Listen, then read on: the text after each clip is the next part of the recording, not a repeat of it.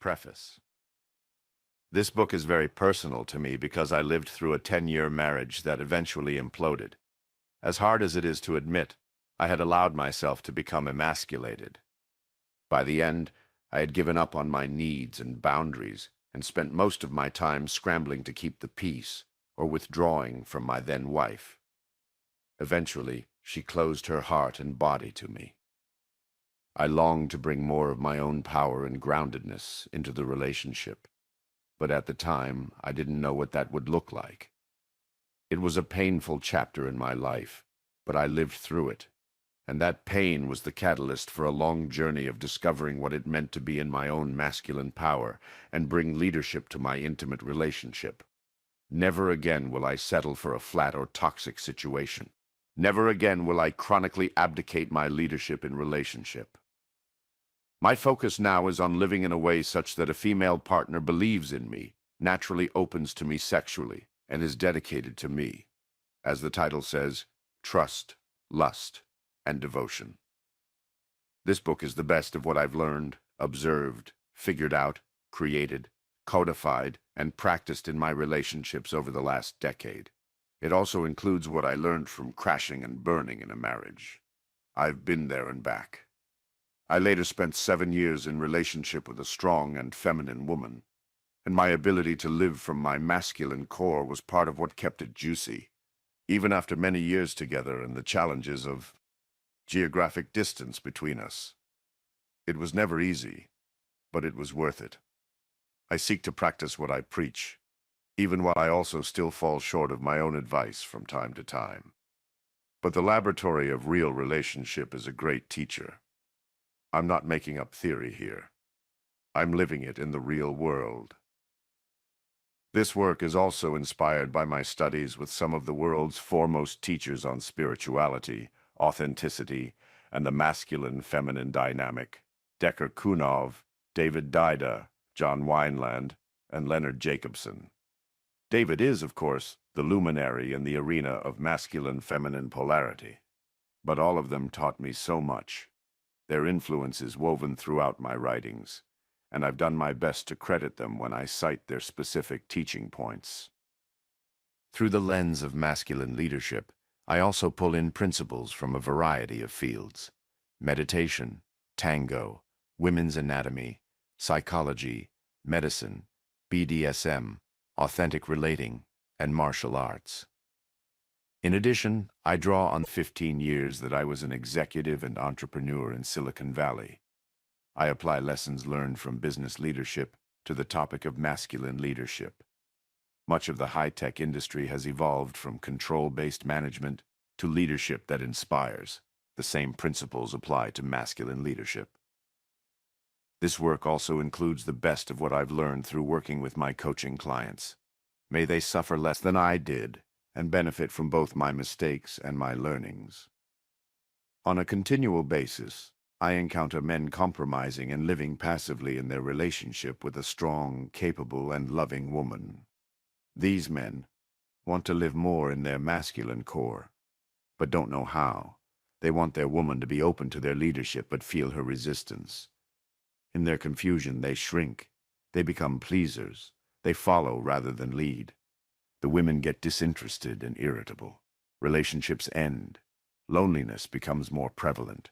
Self-esteem, happiness, and whole families are impacted. This book is my attempt to help. My deep desire is that you will create a better relationship with your woman. You can make this happen. You can learn to lead your woman. You only need to master a set of learnable skills. You will benefit. Your woman will benefit.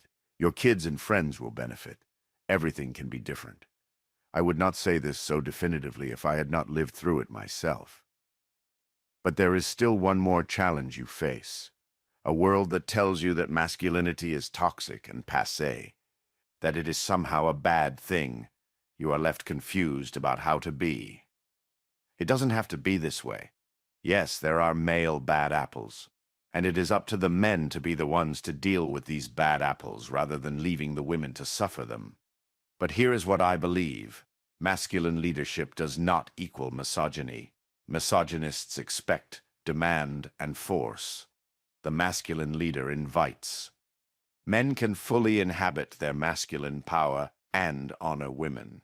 Women can be powerful and lead their lives as they see fit, and offer their feminine energy as a gift to their man. But a fear of being ostracized as a misogynistic asshole holds some men back. This is why we have a generation of nice guys, and women are left wondering where all the real men are.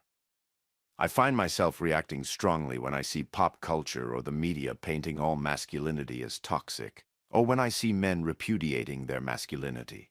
I react strongly when anyone proclaims that masculine energy is something that should not exist. Bad apples are not the norm. The masculine can be healthy and a powerful force for good, and in this work I present my vision of what that looks like. Nonetheless, it is risky to write about masculinity at a time when our society is grappling with the very real history of some men's misogyny and outright sexual abuse. As a man who has a daughter, a female lover, and many dear female friends, I love that we're heading toward more equality and respect for boundaries. Yet I struggle with the ways that gender equality often negates celebration of the differences between masculine and feminine energies. Let's not reject the juicy tension and dance between the two. Let us hope that a world of men and women participating equally in the workforce doesn't lead to the extinction of true femininity or masculinity outside of work. Most women I know, both meek and strong, have expressed to me their desire to be loved and led by their man. This in no way negates their ability to lead their own lives, make their own choices, and provide their own leadership in the relationship. Men and women can still enjoy the sexy dance between the masculine and the feminine. But the old manifestation of the masculine based on control and a compulsive power imbalance clearly doesn't work anymore in a world moving toward gender equality. Nor does the increasing emasculation of men in today's world. So I am writing this book to help define a new masculine, which is based on leadership and clarity as manifested in a specific three-part blueprint that I will present. It involves a way of being that makes others believe that you are a man that can be trusted and followed. And, in my mind, it fully honors the reality of gender equality.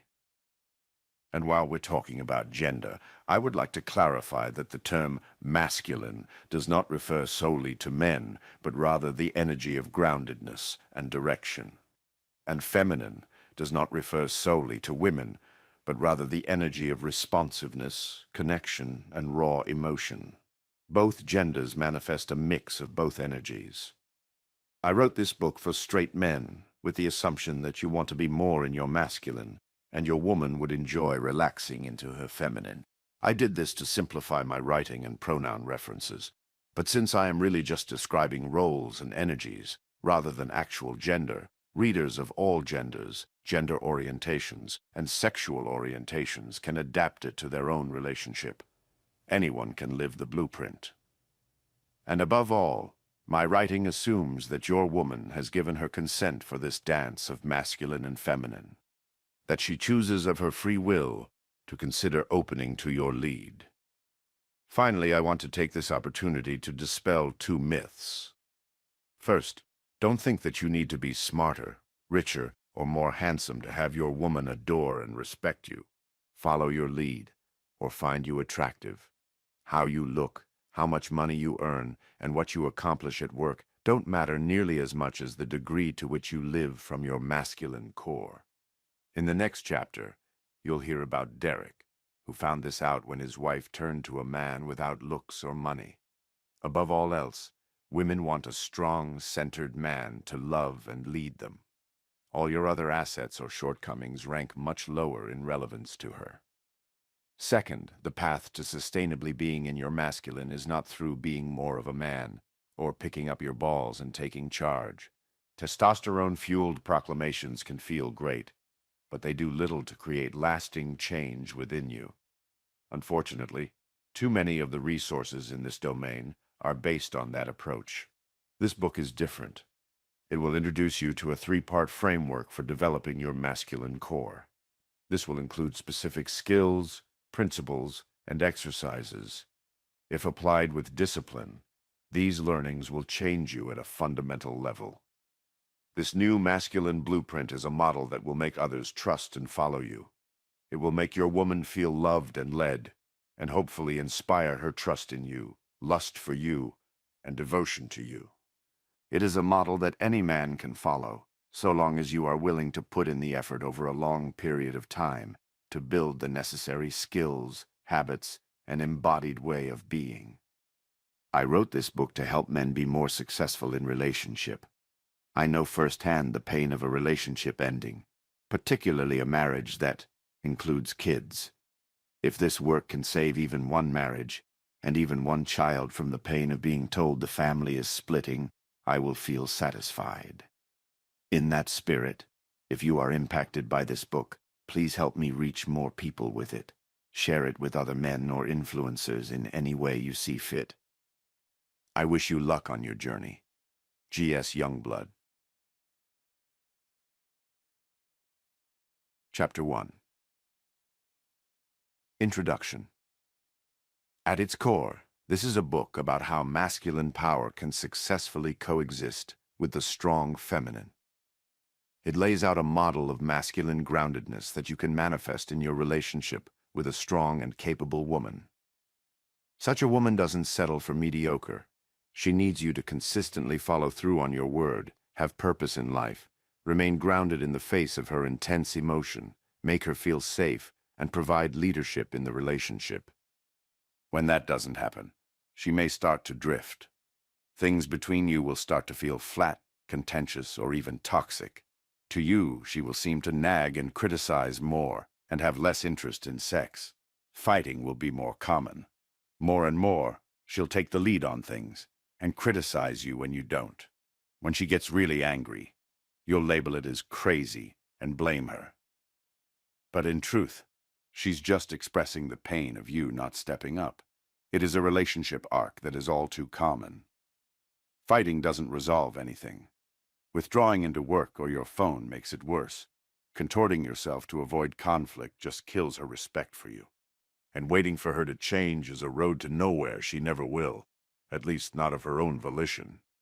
Because these behaviors are more often than not a symptom of you not living from your grounded masculine core. I'll spend the majority of this book explaining why. But when you learn to ground yourself in your natural masculine core, something amazing happens. Her behavior starts to change. The playful, accepting sexual woman you met long ago returns. It happens without her trying or even realizing it. And you'll find that a lot of your relationship issues will magically go away. Things will be different only when you're different. This book shows you how in an actionable three-part framework, respond versus react, provide structure, and create safety. The blueprint is not based on the old model of control, compulsion, and domineering, nor is it based on the more recent nice guy model that produces harmless and tentative men who find that women don't respect them. Rather, the framework is based on clarity and leadership. This is not a manual for alpha dogs, nor a fuzzy spiritual guide. Rather, it is a clear set of principles that help you develop your masculine leadership. And it doesn't take anything away from feminine power. It is a blueprint for inspiring your woman's trust, lust, and devotion. Disaster. Let's start with the story of a client of mine whose marriage had started to unravel. The painful anecdote below is from his first couples therapy session with his wife. It illustrates the worst-case scenario for a man not bringing masculine leadership to his relationship. Derek didn't quite know what to expect in this first appointment, but he wanted desperately to save his marriage. So as he was introducing himself and the reason he was there, he opened up about many things that he'd previously been afraid to admit. Then it was her turn. She dropped the bombshell. She'd been having an affair with one of their friends. Her words struck him like a freight train. He remembered falling from the couch to his knees, face in his hands, a moan emanating. Derek had started to suspect that his wife and this other man had gotten emotionally close, but never would he have guessed it would go this far. He was crushed. He was a handsome, successful man. He cared for and respected his wife. The other guy was confident, but not very handsome or successful. How could she betray their marriage? And with him, Derek later found out that despite these shortcomings, this man had a grounded and masculine way of being. Sure, the last several years had been hard. It seemed to have started when their first child was born. Their bickering started and got progressively louder over the years. The unspoken began to settle into layers of sediment that would later prove impossible to clear. Eventually, everything seemed to set her off, so he began to walk on pins and needles.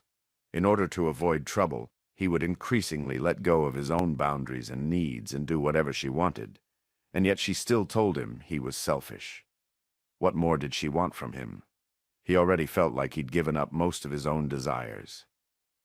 She became more distant. Sex was once every other month at best, until it disappeared entirely. He'd assumed it was just a natural consequence of having 3 young children. He felt like he spent much of his time doing whatever it took to avoid making her mad because she was so prickly most of the time. And yet he never seemed to really make her happy, no matter how hard he tried. And now, catastrophe. Derek was a man who had lost his way.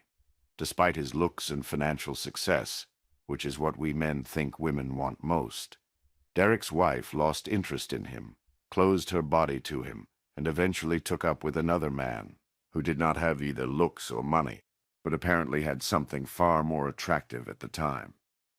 Derek had become emasculated. Over time, he oriented himself more toward trying to keep her happy and avoiding her disapproval, and less toward standing on his own 2 feet.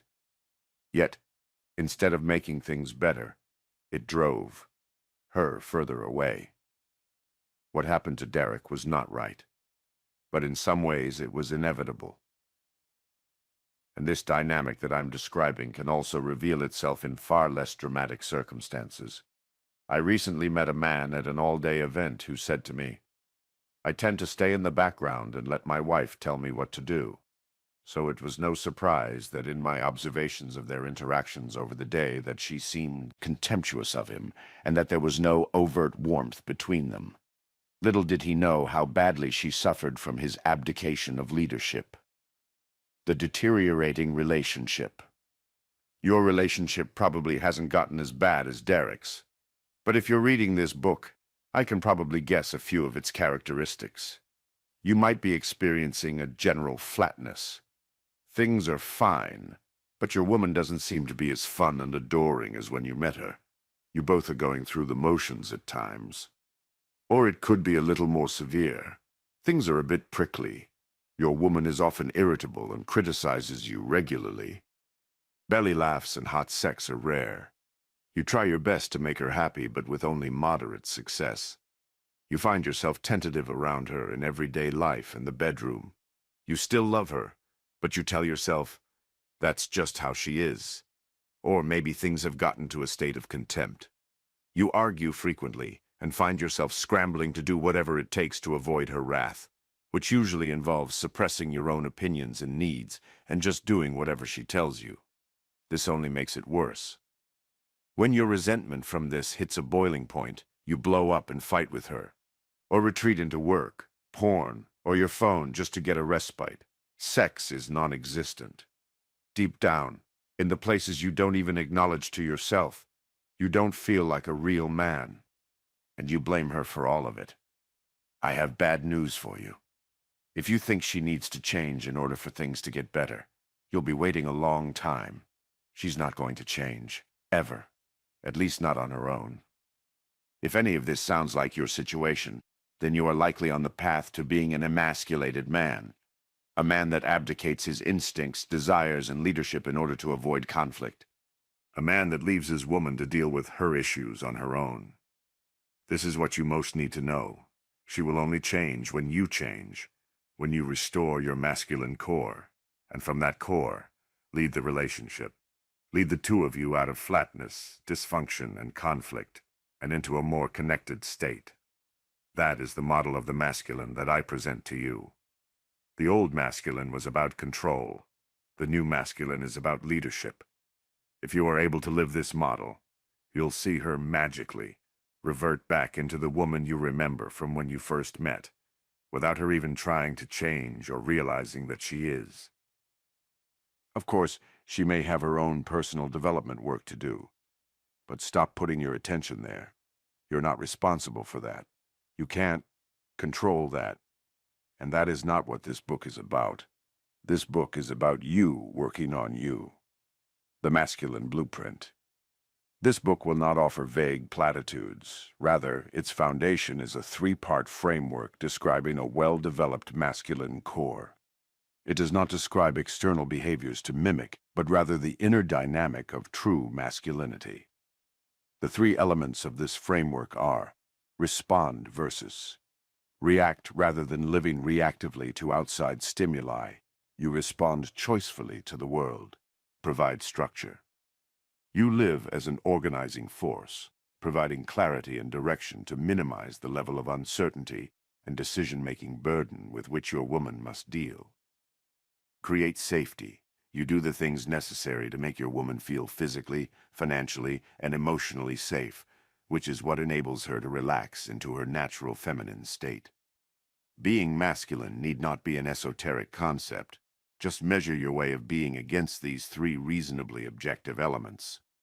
I will introduce the full framework in Chapter 5, and Chapters 8-15 will explore each element in depth. Each will offer a set of learnable skills that will help you develop these three elements within yourself. When you embody these skills, your masculine orientation induces her to relax back into her feminine, a state of more playfulness, adoration, and sexual openness. And that is when the irritability, flatness, criticizing, and sexual closure will start to abate. Because of your way of being, she will start to change. Of course, living these skills daily is not easy, but the payoff is worth it. This book is written for you if you want to feel more in control of your life, more grounded in yourself, more successful in your intimate relationships. If you want more sex, respect, electricity, fun, and closeness with your partner, and less meaningless bickering, you will achieve these things only by leading the two of you out of your current pattern of relating and into the type of relationship that you crave. You've probably experienced men who have developed their masculine core. They exude a certain energy, have a strong presence, and seem to be in control of their lives. It may be hard to pinpoint the specifics, but there is something in the way they move, talk, interact, make eye contact, and respond. People listen when they speak. Their partners adore rather than berate them. Women and men alike are drawn to them and follow their lead. That is what the masculine looks like from the outside. And an inner masculine core is the foundation. And yes, it certainly helps to be tall, smart, good-looking, and rich. But those traits are far less important than you think. A masculine core is based on the capacity of your nervous system to handle intensity and the mastery of a learnable set of skills. This is an incredibly important point that you must believe in order for this book to work for you. Being blessed with looks, brains, and money makes it easier, but they are not necessary. They are just superficial sources of power. A strong masculine core is true power. The fate of your relationship is in your hands. I encourage you to never play the victim, but rather make the moment-by-moment choice to lead. It's easy to blame. It is a lot harder to take responsibility for your situation. It will require a lot of effort on your part to develop the foundation. Beyond just reading this book, you'll need to commit extended time to the practices that I share, as well as work through any of your own issues of emotional wounding. But if you make the commitment, life can become fundamentally different for you. The masculine in the new world. I'm sure all of that sounds great. But how can you live like this in a world that tells you that masculine energy is toxic and therefore should not exist? That gender is obsolete? How dare you have a male identity? How dare you presume that you should lead? Let's take a deep breath and not get caught up in the rancor. Resistance to the masculine is understandable. For nearly all of human history, men have dominated women. That dynamic started to change a century ago, and that change has accelerated rapidly in the early 21st century. But there is a lot of pent-up anger to exercise. There are a lot of behaviors and attitudes to change, and there is no patience for that process to happen slowly. So we need not get caught up in the drama, but rather join with the change. And we need not fight back because we feel we're losing our power. We're not losing anything. We're making space for feminine power. It only diminishes your own power if you believe it is a zero-sum game. And therein lies the strength of the blueprint I am offering you. None of the three elements involve imposing your will on anyone. You are offering your lead as an invitation. Your woman chooses whether she wants to accept it, but I am quite certain that, absent other factors, your groundedness, direction, clarity, and protection will prove an irresistible combination for her. The blueprint shows you how to be a man she might willingly choose to follow. The blueprint is a redefinition of what we consider to be the masculine. It is a way of being that works in a world wary of men's power because it doesn't detract from women's power. It isn't based on being domineering over others, but rather by serving them powerfully through clarity, leadership, protection, and care. What's in this book? Here I will share with you how this book is organized and what it will cover. In chapters 2-7, we explore the dance between the masculine and feminine, using the work of author and teacher David Data as context, but building on top of it. The centerpiece of this section is chapter 5, which lays out my three-part blueprint for a masculine core, around which this book is organized. In chapters 8-10, we will explore the first element of the redefined masculine: respond versus react. We start by looking at threat and anxiety, which are the cause of reactivity and the root of nearly all of your non-masculine behaviors. This is followed by a discussion of how knowing your emotions can make you less reactive. Finally, we'll explore embodiment practices that train your nervous system to handle intensity and anxiety. Chapters 11-13 cover the second element of the blueprint: provide structure. We start by establishing how critical it is for you to be solidly tapped into your own desires and preferences. This serves as the foundation for a chapter on setting direction and providing structure in your relationship and life. Finally, we will do a deep dive on how to lead in the bedroom and guide your woman into her own pleasure. We will finish with chapters 14 and 15, which cover the third element of the blueprint: create safety. The bulk of this section is a chapter on what I consider to be the most important material in the book: how to handle your angry and emotional woman in a way that makes her feel safe and trusting. Then we look at how being in your heart can create an unexpected level of emotional safety for your feminine partner. I'll add that a lot of material was deferred due to space constraints. See the appendix for more resources on a list of deeper topics within each of these three elements. We'll start our journey in Chapter 2 by identifying some of the common signs: her irritability, criticism, sexual closure, etc., that are indicators of an absence of masculine leadership. If these look familiar to you, then you're on the right path with this book. Chapter 2. Broken, flat, contentious, toxic. Too many men's relationships have devolved into one or more of these states, and most usually don't know why. In my experience, the most common cause of these states is an absence of masculine leadership. It is not the only cause, but it is nearly always a partial or primary contributor, and for her, it creates a very challenging situation. You may be in denial that you're stuck in one of these states, but your woman feels it, and while you've got your head in the sand, she's becoming increasingly unhappy and more difficult to be around. This is when the criticism and chaotic, baffling emotions start to become more frequent. It behooves you to start figuring out how your lack of a masculine core is contributing to the situation. Let's start by looking at the warning signs. The early signs. There are some markers in relationship which indicate the dynamic that I've been describing. Ask yourself, does your woman increasingly seem to nag and nitpick, to be chronically irritable, less interested in sex, sarcastic, unappreciative of how hard you work, less fun to be around, to increasingly tell you what to do, a bit boring or flat? At the same time, do you find yourself frequently Scrambling to please her? Holding back your truth to avoid making her mad? Hesitant to initiate sex? Preferring work, internet, or TV to spending time with her? Asking her for permission to spend time with your friends? Deferring decisions to her in the hope that it will make her happy? Jokingly, but passive-aggressively, referring to her as the boss? Longing for more excitement in the relationship? At best, there may be a general flatness that you probably believe to be natural in long-term relationships.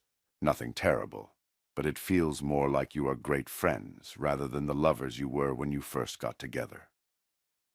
At worst, things have progressed to the level of contempt from one or both of you. Derek's wife reached this point, and his marriage imploded. And just short of that is the relationship where you find yourself willing to do whatever it takes to please your partner, to avoid her nagging, anger, or shutdown. Yet nothing seems to work, or at least not sustainably. What is happening here?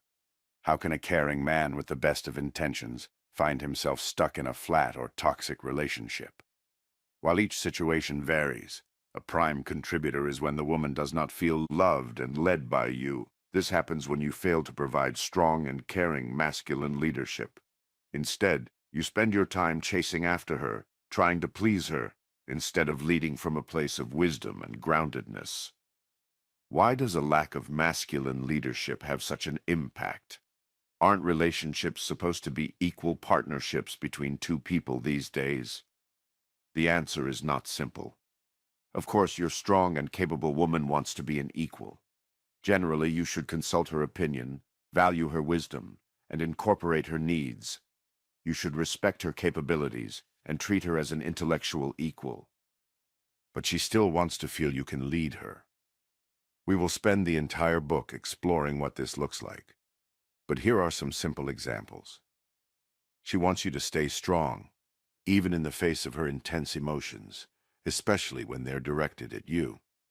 If you are constantly defensive and afraid of these emotions, she's probably not feeling your leadership. She wants you to whisk her away for a night on the town, and all the details to be handled.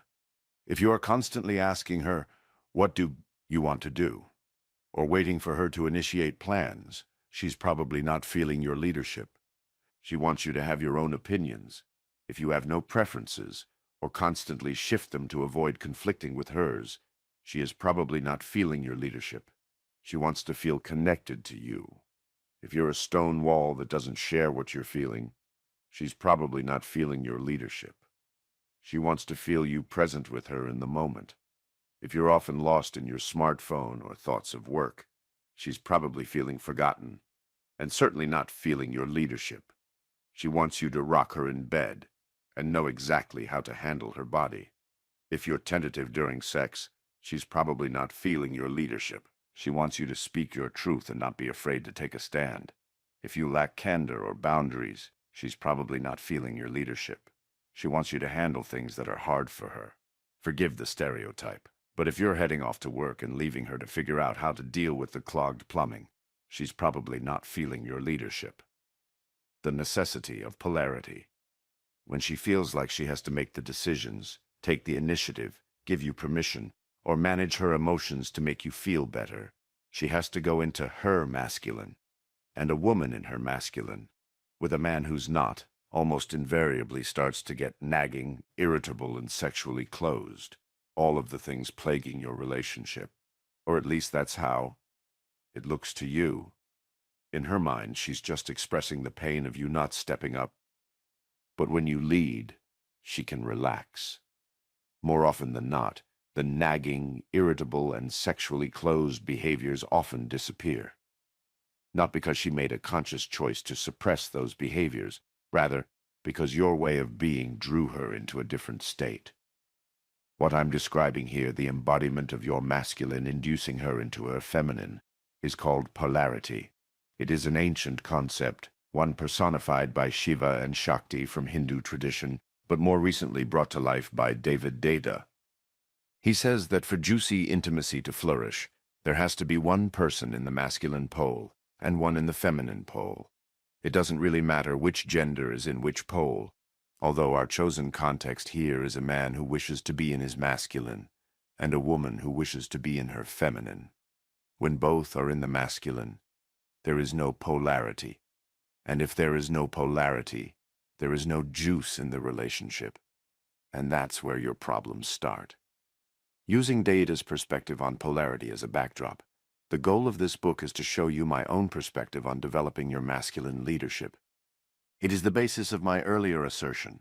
When you change, she'll start to change. You will be tempted to think you need to work on your relationship together, but if the root of your problem is actually a lack of your masculine leadership, then it won't help. At least not yet. I advise you to stop trying to work it out with her and start working on yourself. Until then, I believe it is all wasted energy. But if you put in the time to develop this part of you, I guarantee things will be different when you re-engage with her. That's the thing about being in your masculine. It tends to cause a lot of relationship problems to organically disappear. The more you lead, the more she knows you have things handled and she can relax. The more she feels safe, and the more she trusts you. It is from this place that she opens her heart and body to you. It is from this place where you get her smile and playfulness, where you get her respect, support, and adoration. This is what all men want from their woman, her trust, lust, and devotion.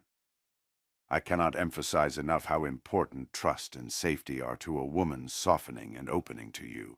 Without them, nothing you do will ever be right.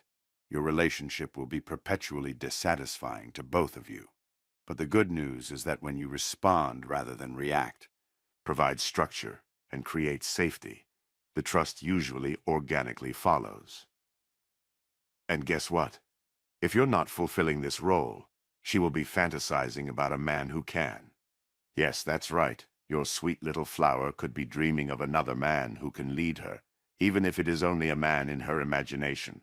And in this unfulfilled longing are born the behaviors we talked about earlier: nagging, irritability, lack of interest in sex, lack of gratitude, etc.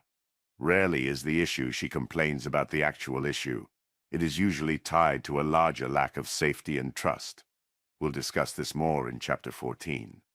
In so many cases, it is rooted in a lack of polarity brought about by your lack of a masculine core. A chronic lack of polarity will be painful for you. It can leave you feeling like you're not man enough to lead, or at least that your woman thinks this. But ironically, the opposite is true. The fact that she's nagging you is evidence that she knows you are man enough deep down. She knows you are better than this, and is simply expressing her deep longing, albeit rather clumsily, for you to step up into your full potential. It is an indicator that she's still in. The day she stops calling you out is the day that she's given up on you. So begin to look more deeply into the nagging to find where an underlying kernel of truth shows you where you can grow. There is one absolutely foundational point you must remember about conflict with your woman.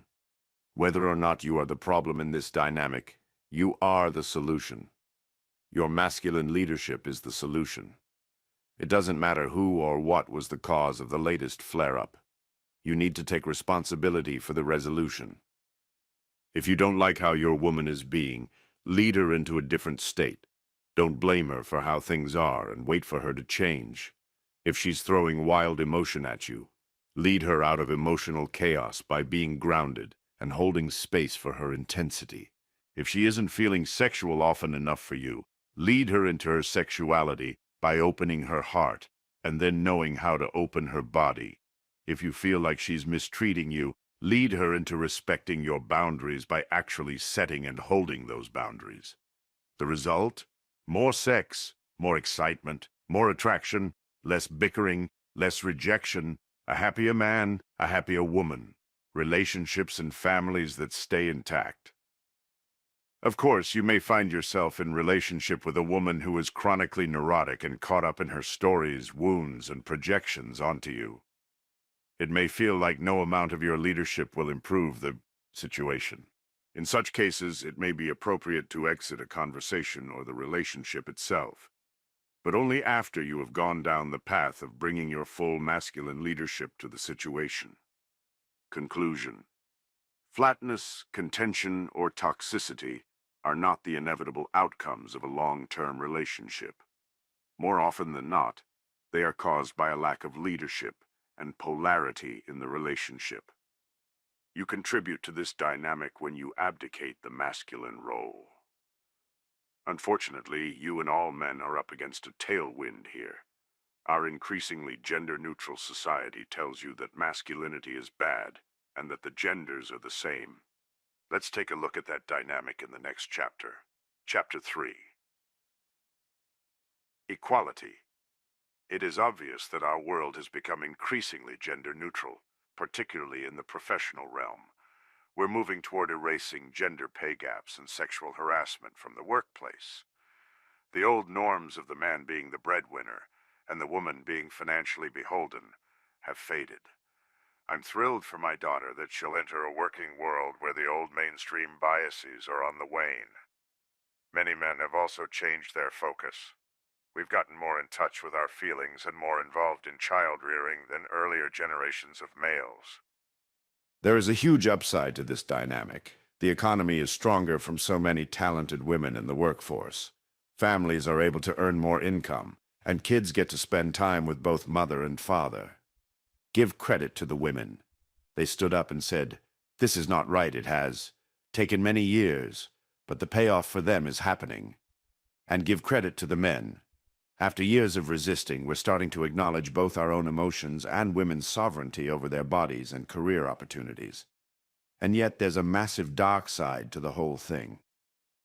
The birth of sameness. Somewhere along the way, the drive for gender equality started to slide into gender sameness. At work, the impact was positive. It created more professional opportunities for women. But in our personal and intimate domains, it began to erode our appreciation of the differences between masculine and feminine energies. I can't pretend to speak for women, but many that I know say they enjoy a man in his masculine power, one who feels grounded and decisive as long as it is coupled with caring. The feminine nervous system relaxes in the presence of such a man, and from that relaxed place may come her smile, her playfulness, her choice to open to his capable lead, her choice to open her body to him. For them, a passive or neutral man won't evoke this response over the long term. But popular and social media bombard men with the message that masculinity is analogous to the misogyny that has created so much pain in the world. Most men are not misogynists, but the behavior of the bad apples reflects on all men, and it creates overt hostility to the mere notion of the masculine. Some say it should not exist, that we are all the same, and any notion of the masculine should be eradicated. Some mistakenly equate all masculine to toxic masculinity.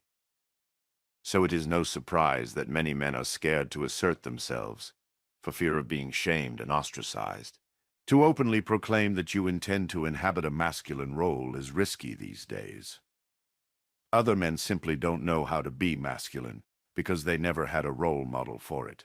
Popular television seems to feature mostly neutralized men, and most fathers don't explicitly teach their sons about masculine leadership. Women have a challenge of their own. They fought for and gained equality, but in their private, intimate lives, many women still crave some degree of masculine leadership from their man. This can feel like a paradox, one that they cannot reconcile with their strong, independent side. Both sides are real, yet they feel mutually exclusive. In an April 2012 Newsweek article, Katie Roiphe wrote, "Feminists have long been perplexed by our continuing investment in this fantasy, the residual desire to be controlled or dominated in the romantic sphere. They are on the record as appalled at how many strong, successful, independent women are caught up in elaborate fantasies of submission. How can women reconcile the two? They want to be powerful and self-sufficient. And yet some occasionally find themselves dying inside for their man to just step up, be a man, and take charge for a bit. The truth is that strong women can take care of themselves. They can make decisions for themselves and/or their family. They can make things happen in this world. But many just don't want to have to do it all the time. My ex-wife said that to me 15 years ago, and only now do I understand what she meant. My tendency in those days was to presume that because she was a capable woman, I could leave her on her own to handle a lot of things. Because I was busy at work, I left the vacation planning to her. I made her call the plumber. She did all of our taxes, and I abdicated the social calendar to her as well. Of course, I was working full-time and she wasn't, so she had the time for all of this. But she felt left alone to deal with these things, and it had a huge negative impact on us. She deeply felt my lack of leadership of the family, one's natural energy. Women in a situation like this, and in the working world, are forced into their own masculine energy. And while they have every right to be in their masculine and get things done in the world as they choose, in many cases it is not their natural state. They can live in that mode for a while, but many occasionally crave to return to and rest in their natural state of feminine energy, even if only temporarily. So if your woman spends too long in her masculine energy, you may start to experience her as irritable, bossy, critical, and uninterested in sex. It is not simply because she needs a rest from her labors. Everybody needs that. Rather, this is about her getting time in her natural feminine state. As a man, you don't have the problem I describe above because your natural state is the masculine, and thus you exist mostly in your natural state all day long at work. You may get tired, but it doesn't feel unnatural. Many women are craving a man that can lead them back into that natural feminine state. They'll tell you it's not very complicated, just do 3 things. First, stay strong in the face of her powerful emotions. Second, step up and take charge once in a while. And third, make her feel safe. In fact, this is what the blueprint is about. It is your path out of the tentativeness that men who are with strong women often experience. It feels good to both of you when she spends time in her feminine, rather than the two of you constantly existing in that gray fog of sameness. That sameness is killing the spark in so many modern couples.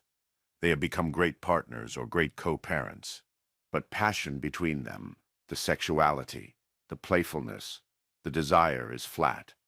The fact is, in our modern sophistication of equality, we can at times be bored with one another. So we men look outside our intimate relationship for something, anything, to light us up: porn, alcohol, staring at our phones, or even infidelity. From flat to toxic. Losing polarity can sometimes devolve into contempt. Way back in my married days, I can remember being on the receiving end of my then-wife's venom. When I would make a mistake, she would amplify it into a character flaw and made damn sure I knew it. I frequently see this out in the world. Recently at a restaurant, I overheard a couple in the lobby waiting for a table. The woman was excoriating the man for having left some item for the baby at home. At first, he tried to impotently defend himself by saying that he'd thought she'd brought it. Yet she still laid into him. "You always leave me to think of everything, idiot." Then he just gave up, sagged his shoulders, and collapsed into silence and withdrawal. Connection, attraction, generosity, openness all gone. She trusted him to handle something, and he didn't deliver. So she has to go into her masculine to make sure things get done. She's certainly not trusting his lead after that. But the truth is that the level of contempt she displayed was the result of a long history of him losing her trust. This type of contempt often arises in chronically depolarized relationships. Her anger wasn't about the forgotten baby item per se. It was about her not experiencing his presence, leadership, or care for her. It was about a pattern of her feeling abandoned and forced to provide all the thinking and leadership around caring for the kids. How could he have broken that pattern in this scenario? He could have provided structure by stopping her before they left the house and doing a final check to make sure they had everything, evidence of him being present enough to be tracking what's important. Or, when she was expressing her anger at him, he could have responded rather than reacted by holding space for her anger and saying something like, "You know what, baby? You're right. I'm sorry I forgot it. I can see how that makes you feel. You have to do this alone." If he had done either of those two things, things might have been much different. Instead, he allowed the mood in the moment to be ruined, as well as another layer to be laid down in the chronic sediment that had been forming between them. You can see examples of this dynamic everywhere.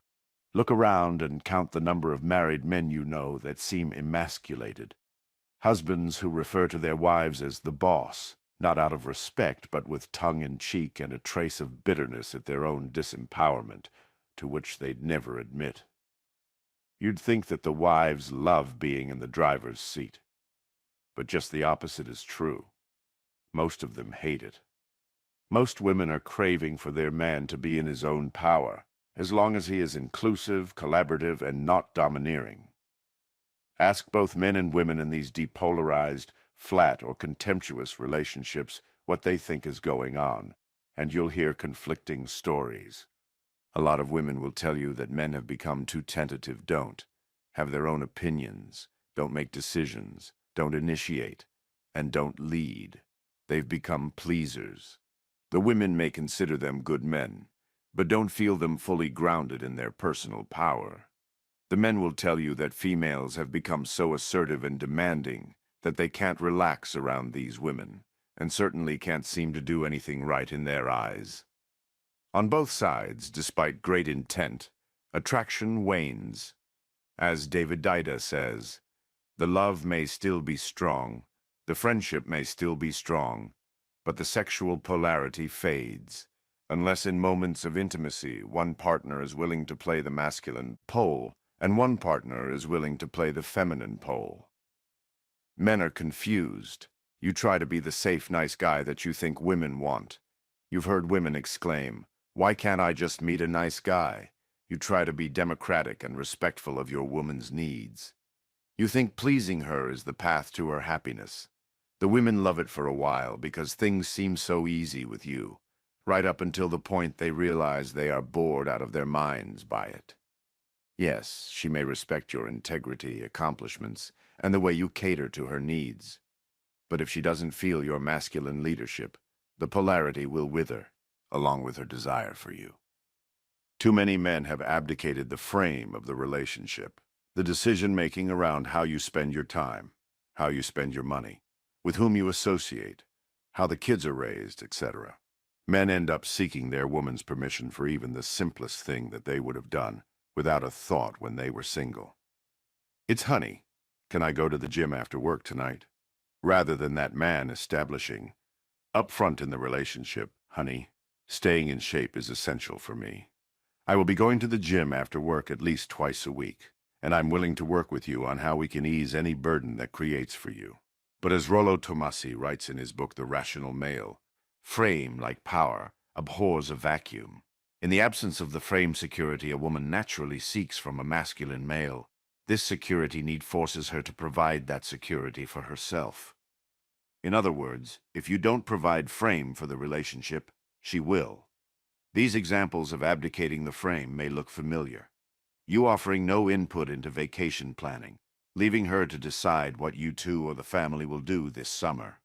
You backing down when she expresses disagreement with your opinion.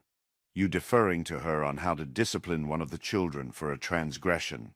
Her handling the entire social calendar, including what you do and with whom you spend time as a couple.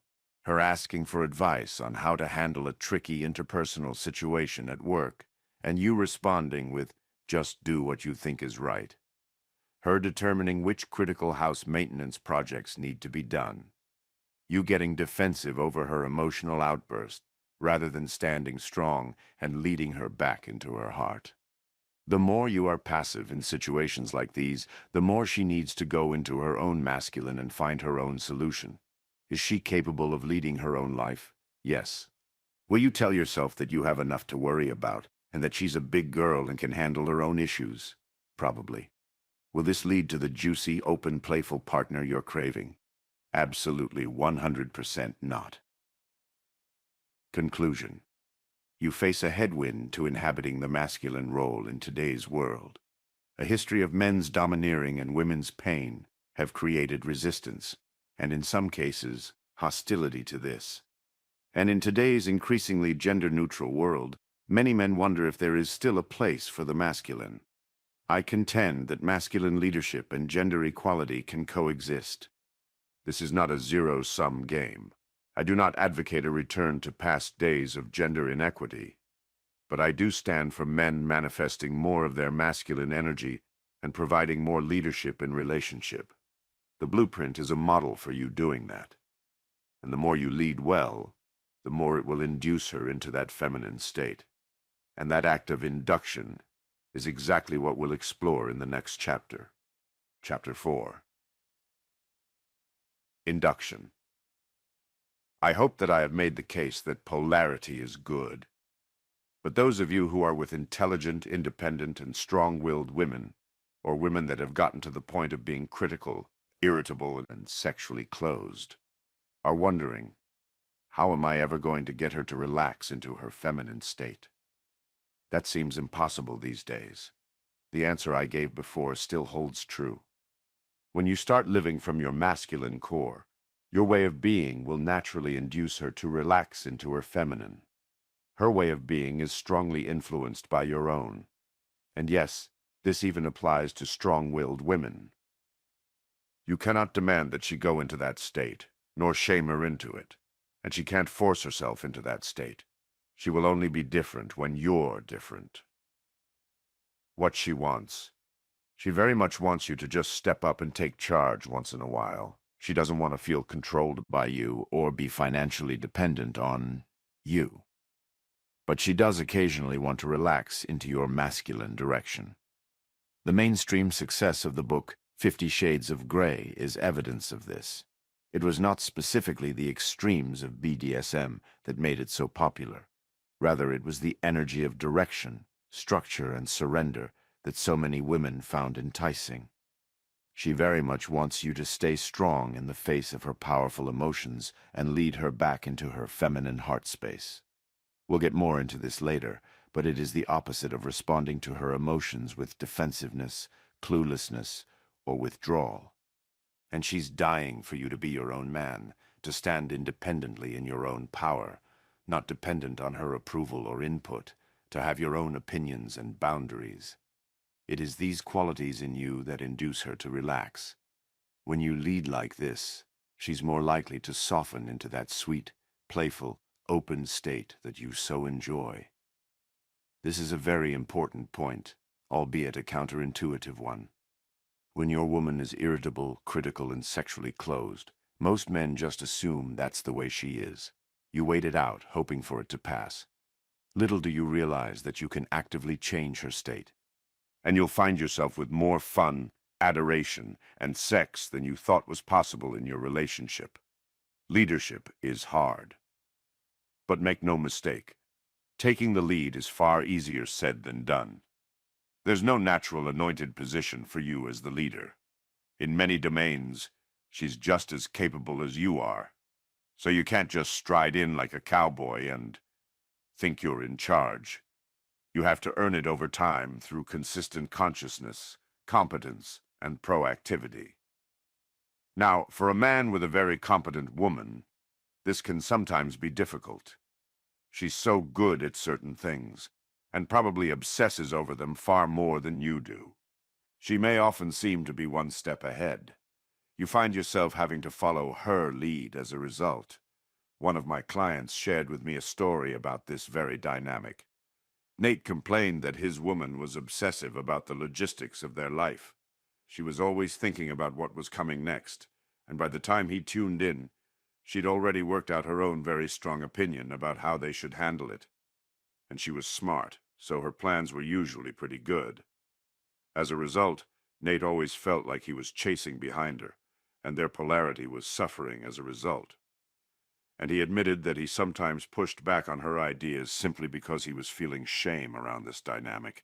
He felt like she was calling all the shots, and that she thought less of him for it.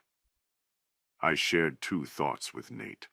The first was that when he resists out of ego, he only proves his weakness to his woman.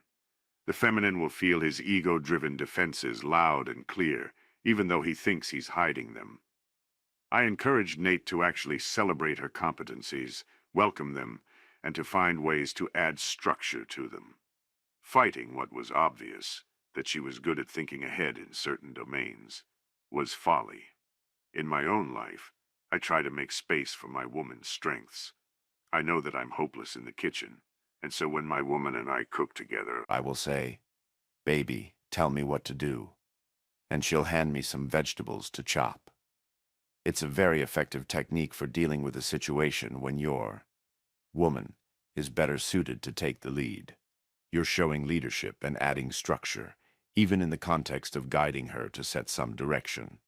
This is in contrast to you trying to take charge yourself, despite having less knowledge in the domain at hand, or sitting back meekly, not doing anything. The second thought I shared with Nate was that the situation could be an indicator that he was not showing up fully present. Yes, maybe his woman's mind works faster than his. But it was possible that his attention would drift a little too much to past and future, rather than being in the present moment of what's happening, even though the plans were being made for the future. The time to think through them was now in the present. While she's naturally thinking through an upcoming situation and mapping out options, his mind would be elsewhere. In other words, maybe this was more about his lack of focus and attention than it was about her obsessiveness. I encouraged him to feel into this and see what was true. It was possible he needed to tighten up on his presence, to get more here, now. Although these situations were painful for Nate, they may have been a gift that illuminated for him where he needed to evolve. And my point in sharing this is that if you're with a strong woman, you'll need to learn to incorporate her strengths into your leadership, not resist or suppress them. She will resist your leadership, but don't expect reciprocity. Your strong woman will resist you leading her. This is almost assured to happen when she's not feeling connected to you. She won't feel safe enough to surrender into your lead. I have a memory of a time I met my woman in Amsterdam, after having not seen her for 6 weeks, and she called me from the taxi on her way to our downtown hotel. I playfully tried a little verbal dominance. "When you get to the hotel, put on that little black dress, and meet me at the wine bar down the street in exactly 1 hour." Now, I've used that line and that energy on her in other situations, and she loved it. But in this case, she was not feeling connected to me since we hadn't seen each other in a long while. So she got upset with me. My attempt at creating a little juice and polarity felt flat because I hadn't been skillful enough to wait for the two of us to re-establish connection first. Your woman may also resist your leadership if she's swimming in her own masculine energy at the moment, such as when she returns home from work. Or she may resist simply because you've chronically abdicated the lead, and she has learned to simply rely on her own masculine direction in the absence of yours. In all 3 cases, your attempts at leading, which will feel new to her, will unfortunately be perceived as domineering, annoying, and unwelcome. If for whatever reason you feel her resistance, don't foolishly try a frontal assault to get her to follow you. Be smarter about it and lead her back into a more relaxed state. If she's in her masculine because of work, get her out of her head and back into her body with a foot rub, cooking her a delicious meal, or taking her outside for a walk. If the two of you aren't feeling connected, get connected with some mutual eye-gazing or breathing or kissing. If she's upset about something, address it head-on with her and clear it. When you do this, you bring her into a state in which she's more likely to accept your leadership. Take the time and definitive steps to consciously transition her out of her current state and into one where polarity is possible. Conclusion. Too many men are passively hoping for their women to be more relaxed, flexible, forgiving, playful, sexual, and adoring. But as they say, hope is not a strategy. Your woman is that way for a reason. Too many years of you, and other men in past relationships, ignoring her pain and her needs.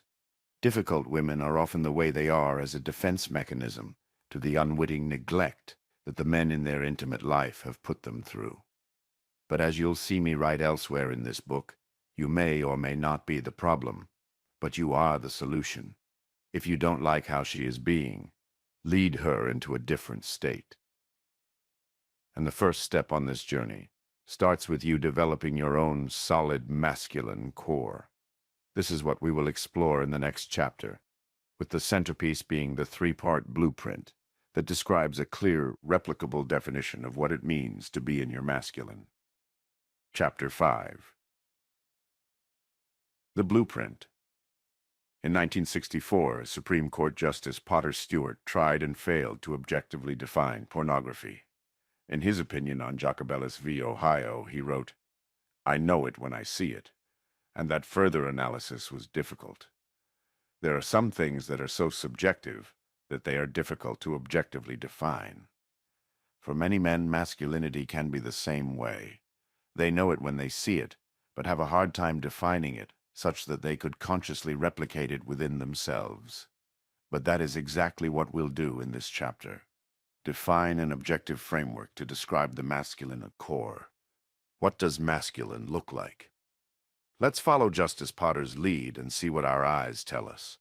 Most of us can actually spot masculine energy very easily. There is a certain deliberateness and assuredness about a man who exudes it.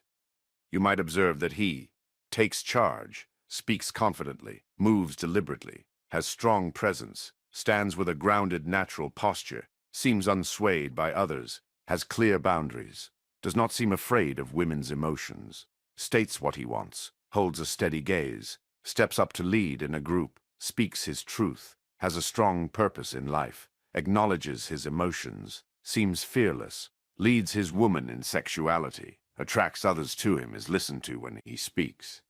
A man who doesn't seem to be grounded in a masculine core might be overly expressive, get defensive when verbally attacked, collapse around feminine energy or strong masculine energy, withdraw when feeling hurt, nervously fidget or tap his hands or feet, gets unconsciously angry when being shamed, talk too much to fill awkward silences, try to initiate sex indirectly rather than directly, compulsively try to please others, get nervous with a beautiful woman, slouch while standing or sitting, withdraw in the face of his woman's anger, move and speak rapidly, offer non sequiturs in conversation, be lazy or lack purpose, deny that he's feeling angry or scared, be afraid to approach others in social situations, fail to express or hold boundaries, be physically out of shape, be unable to make a decision, be afraid to speak his truth, be ignored by others, have poor eye contact. Of course, we all wish the first list described us, but inevitably, we sometimes exhibit behaviors from the second. For instance, of course you understand that you should speak confidently, and probably do when circumstances are easy. But sometimes you don't when the pressure is on. Not always when your woman is shouting at you. Not always when another man is challenging you at work or in the streets. And usually not when you're feeling shame or anxiety. Because it is under these conditions of stress and threat where you tend to regress and reveal the places in which you are underdeveloped. Of course, you could just mimic the behaviors on the first list. But when the pressure is really on, those underdeveloped places in you will show. Others will see right through you, especially the women in your life, because they are so perceptive. You should never try to act masculine. Those around you will see right through it, even when you think they can't. You will come off as a poser. That is, in fact, the shortcoming I see in most of the popular advice out there about masculinity. The authors essentially shouted you to be more confident, as they try to coach you into becoming an alpha male. But they don't tell you how exactly to go about doing it, so all you can do is fake it. You're left confused as to what it takes to be genuinely in your masculine. And in this, the truth of things is revealed. You cannot fake masculinity, nor will you become more masculine by copying behaviors. Instead, it is your inner self that you must develop. It is your inner core that manifests outwardly through masculine behaviors, or not. What you need, rather than exhortations, is a specific objective framework you can use to guide the development of your masculine core. That is what I'll present to you now, the blueprint for a new masculine, one that is clear and replicable. The three elements of the masculine. Up until now, we've been speaking of masculinity in general terms. But you can't learn through generalities. So here I will lay out what I consider to be the three primary elements of a masculine core. 1. Respond versus. React 2. Provide structure 3. Create safety. This framework distills out the essence of what's underneath the behaviors in the first list I shared. Rather than encouraging you to mimic them, I'm offering a specific framework for the inner work that will give rise to them organically. In any given moment, you can ask yourself, am I being reactive or choosing my response? Am I providing structure? Am I making my woman feel physically, financially, or emotionally safe? It becomes your checklist for instant self-diagnosis. Let's now delve into each of the three elements of the blueprint. Element 1. Respond versus react. This first one is the most important. Reactivity is at the root of so many non-masculine behaviors, although not always in obvious ways. Consider for a moment the things you say, the ways you move or gesture, your facial expressions, the ways you react, the choices you make, the views you hold of yourself and others, all when you're in a stressful or triggering situation. Do these actions arise out of your conscious, considered choice? Or are they sometimes an unconscious reaction to external circumstances and your inner wounds? Consider these questions in the context of your intimate relationship. For example, how you respond when your partner is angry and verbally attacking you. Work situations, for example, how you operate in a contentious meeting. And even the most trivial interactions, such as how you walk through a crosswalk. I'll explain that one later. In the face of the stimuli in any of these situations, you either take in the information, make a choice, and consciously respond, or you react unconsciously based on habit or your fight-or-flight instincts. There is a palpable difference between the two, and the people around you can feel it. The strong man considers and chooses. The weak man spends his life frantically reacting to the world and those around him. To illustrate, let's look at a few of the situations from the list of non-masculine behaviors that I shared earlier. A reactive man, a man who responds, gets defensive when verbally attacked. He frantically tries to correct the facts in the other person's mind because he cannot tolerate being judged as bad or wrong. He interrupts the other person and desperately tries to make his case so the other person won't be angry anymore. Does not need to explain or defend. He holds space for the other's intense emotion and waits for them to finish before speaking. He acknowledges their feelings, may or may not choose to calmly correct a few facts, and apologizes if needed. Withholds or changes his opinion in order to not conflict with others.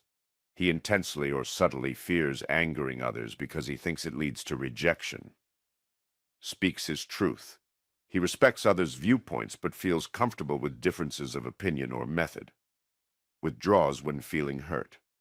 He can't tolerate the hurt, nor use his curiosity to explore the other person's point of view, so he isolates himself in order to make the intense feelings stop. Allows himself to feel the hurt, but instead of withdrawing, he holds his ground and looks inward to examine what the hurt reveals about himself. He stays engaged and might even acknowledge that he feels hurt, gets unconsciously angry when being shamed. He hasn't come to grips with his own shame, so shaming by others touches a nerve. He unconsciously attacks back in order to make the pain stop and get the attention off of him. Establishes a boundary with the other person that shaming is not acceptable, but otherwise stays open and in connection and invites the other person to share their needs or pain without shaming them. Acts like a nice guy. He smiles too much, tries to please everyone around him, defers to others. He calibrates his behavior to avoid upsetting anyone, and he hides the anger he feels as a result. Does not orient himself around pleasing others. He lives his truth, knowing that others won't always like it. He is not narcissistic, but rather is at peace with who he is and what he does. Slouches while standing or sitting. Poor posture is often rooted in fear. It is a self-protection mechanism against that fear. Subconsciously, it is a way to be more invisible in order to avoid trouble. Has a natural upright posture. It is a reflection of his fearlessness and willingness to stand vulnerably in the world. He carries himself well because he is proud to be seen as who he is. Tries to initiate sex indirectly by tentatively caressing his partner to assess if she is open to it. He is afraid to own his sexual desire out of fear of rejection. Is in touch with his sexual desire and not afraid to openly express it to his partner. If she declines, he does not experience it as rejection. Gets nervous with a beautiful woman or person of superior social status because he is unconsciously needing their approval or validation. Does not need validation. He exists as who he is. There is no suspense or nervousness, because his well-being is independent of the approval of others. Denies that he's feeling angry or scared. He thinks these are signs of weakness, so he tries to hide them. Owns his emotional state and doesn't shape his disclosures in reaction to outside approval. Moves and speaks rapidly. These mannerisms are usually fueled by social anxiety, which comes from an intense need for others' approval. Moves and speaks with ease and control at a measured pace. He's in touch with his physicality rather than lost in his head. In every single case, the reactive man's behavior is an unconscious reaction to outside input. He's attempting to do one of several things. Bleed off the energy of anxiety. Avoid being thought of as wrong or bad in some way. Avoid rejection. Avoid angering others. Avoid his own feelings of fear or shame. Avoid conflict. None of the reactive man's behaviors are actually chosen. None are rooted in his own desires and preferences. Rather, he orbits around everyone else's needs and opinions. Viktor Frankl captured this poignantly when he wrote, "Between stimulus and response there is a space. In that space is our power to choose our response. In our response lies our growth and our freedom." The reactive man does not allow himself this space to choose. He doesn't intend to be this way. But a lifetime of unhealthy conditioning trauma, poor family modeling, emotional neglect, etc., has put his nervous system on high alert. In contrast, the masculine man's nervous system is settled, even in the face of challenging stimuli. He consciously chooses his reactions, words, and movements. He takes outside input but is not thrown off course by it. He knows what he wants and pursues it, although hopefully without going to the extreme of excessive stubbornness, narcissism, or ego. He definitely does not go through life trying to please everyone else, though he may choose to serve others as he sees fit based upon his own values. Intimate relationship is the most fertile ground for reactivity to be triggered. Work and unfamiliar social situations also rank high, but there's nothing quite like your woman being mad at you. And this is when the reactive man will find himself withdrawing, to get away from the pain of being with her anger, getting defensive to try to correct facts so she will stop being mad, or contorting himself in sycophantic apology, thus giving up his own needs, views, motivations in order to avoid conflict. He is reacting to her mood instead of operating out of choice. A man grounded in his masculine core would not be doing this. Rather, he might hear her out and get curious about her angst. Or if she's being toxic, he may set a boundary. Or he might use humor to shake her out of an emotional tailspin. Whatever he does, he would be choosing it consciously. Reactivity also shows up in many small ways that don't seem obvious at first, but other people can feel it. Without knowing exactly why, they may form an opinion that you are not a man in his power based on how you operate. I will give you an example. I recently watched a man walk through a crosswalk. When a car approached and slowed to a crawl about 15 feet from that crosswalk, the man lifted his shoulders, hunched over a little, sped up his pace, and quickly shuffled across the street. Without words, his body language was saying, "Oh, sorry, I'll get out of your way. Sorry." Even though he was properly using the crosswalk and he had the right of way, he seemed to have an inner orientation that he shouldn't have been in the car's way, that the driver wanted him out of the way, and he was compulsively heeding that driver's unspoken need. There was no need for the pedestrian to act this way, but he did. He was operating purely out of a reaction to the input from the world, and he was silently screaming to the world, "I am not a man in my power." A man grounded in his masculine would have acted very differently. He would have kept going across the street, looked at the car, raised his hand with a polite gesture of thanks for slowing down, and proceeded on his way. His body language would have communicated that he had the right of way and knew it. The reactive man in this example showed his true powerless nature without even realizing it. Without anyone having power over him in this situation, he put himself in the supplicant position, and he communicated it clearly through his actions.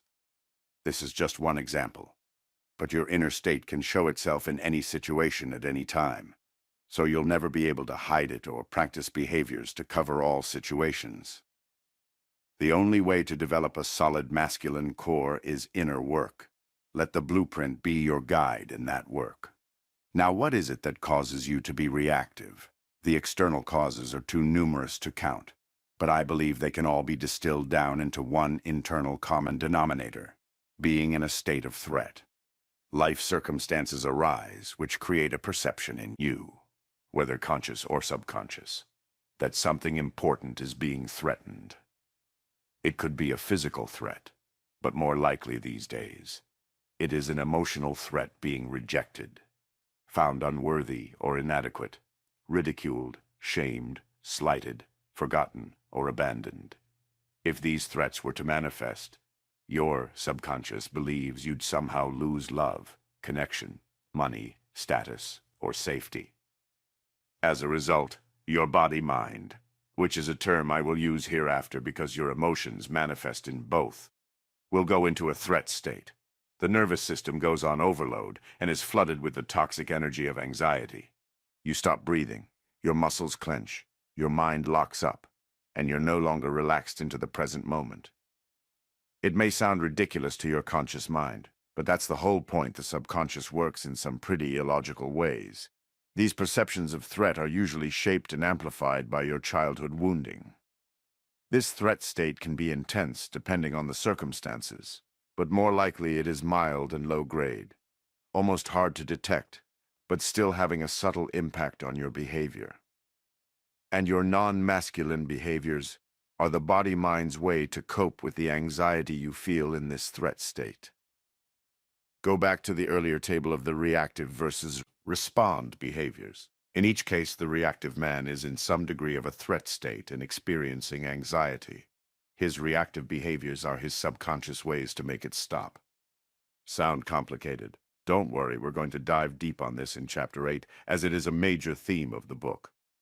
In contrast to this, the man grounded in his masculine core has a nervous system that is less susceptible, so the same stimuli don't affect him quite so intensely, and he is able to respond out of choice, rather than unconsciously reacting to the world around him. Training your nervous system to handle intensity and anxiety is the path to becoming less reactive. I'll share various ways to do this later in Chapters 8-10. Element 2. Provide structure. The second element of your masculine core is the ability to provide structure for others. This means you do the work to reduce uncertainty, simplify and drive decisions, and create boundaries and processes for how things will get done. When you do the research on possible vacation destinations, then propose 3 choices to your woman for discussion. You've reduced and simplified a decision for her. When you assertively guide the two of you to sit down and plan out the next few days so both of you know what's happening, that's providing structure. When you set a boundary during an argument that shaming won't be tolerated, that's providing structure. When you set a limit that your woman gets to bring only 1 suitcase on the trip because of the size of the rental car, and then help her make packing choices to fit, that's providing structure. In each case, you're narrowing the wide-open scope of things, and then providing firm but fair pressure toward forward movement. Your masculine offering is to simplify the world's complexity for her, to reduce the confusion and stress that are inherent in life, to synthesize information and drive decisions, to orient everyone toward a goal and move things forward.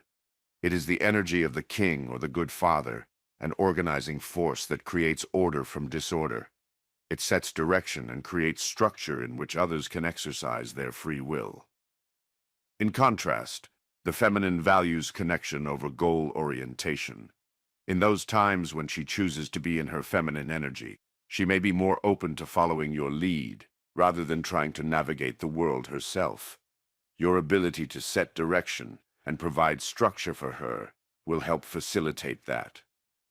In other words, when you're handling things, she can relax and blossom into her full openness and radiance, which is exactly the state in which you want her. This respite can be a deeply satisfying experience for a woman, particularly one who must exist in her own masculine energy all day long at work. Serving her in this way makes you uniquely attractive to her. If you want to embody this quality, you simply need to ask yourself in any given moment, how can I organize and clarify things for my woman? The order that you create becomes the fulcrum around which she can orient. Let me give you an example of this dynamic. My woman and I were throwing a small party one night, but the truth was that I wasn't very excited about it. I had a lot of work to do and privately was wishing we hadn't planned it. So I went a little passive on the morning of the party about what needed to get done that afternoon to prepare. I really just wanted to get on my computer and get to work, not talk about the party just yet. And not surprisingly, my woman started to get a little agitated and unpleasant to be around, which of course just reinforced my impulse to lose myself in my computer. I took a shower, and during that break from working, I, thankfully, realized that my lack of commitment to the party was causing me to provide no direction to our effort. And this was having a significant impact on her. Knowing her well, and also confirming afterward, from her perspective, it felt like she was being abandoned to think through all of the party prep on her own. With this insight, I emerged from the shower committed to the party. I went to the kitchen to find her and told her 2 things I would proactively get done that morning for the party, and I suggested a division of labor for the rest of the tasks. Her demeanor changed immediately. She softened, smiled, and said she felt closer to me. She said it wasn't just me pitching in that made her happier, but rather that I set some structure to our planning and started to lead us in the preparation. It is true that she knew I was very busy, and she could have easily handled the prep on her own. But she would have been cranky the whole time.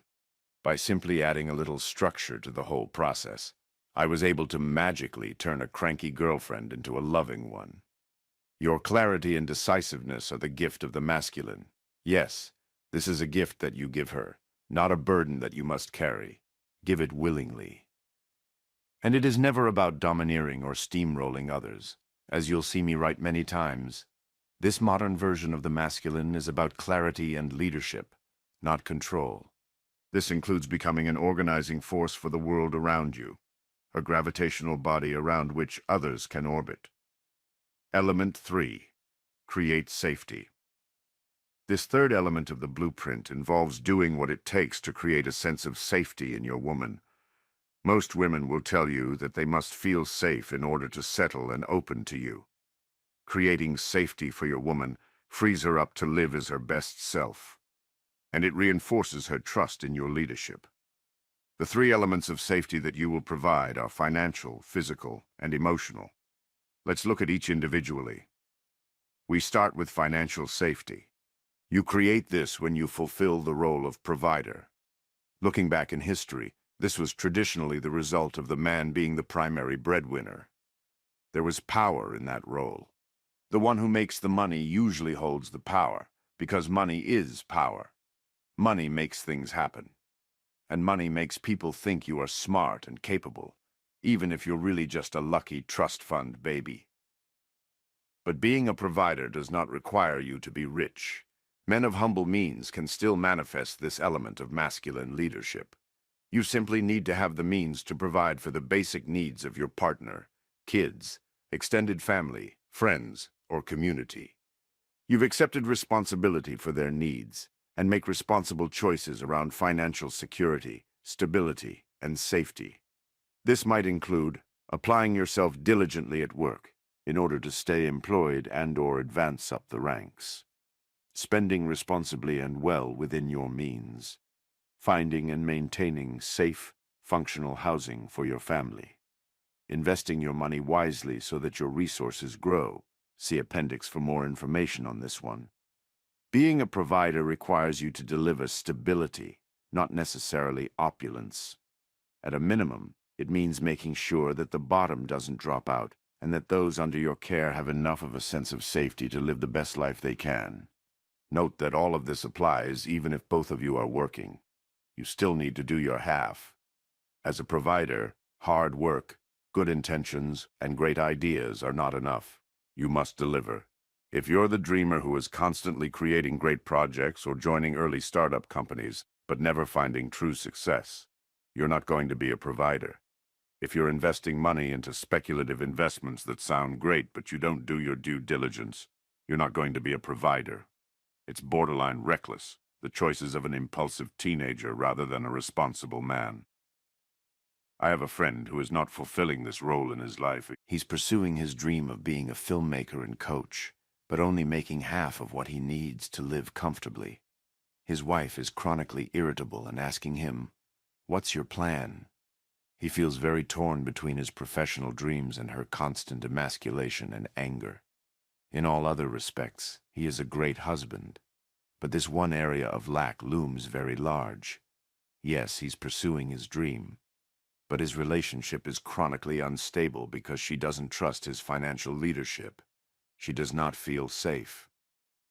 I am not telling you to be stable, boring, and risk-averse, but rather to make choices that allow you to deliver results and consistently provide, no matter what.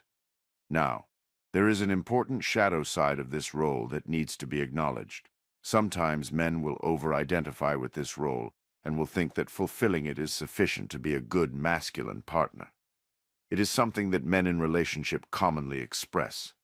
I work so hard for her and the family so they'll have a good life.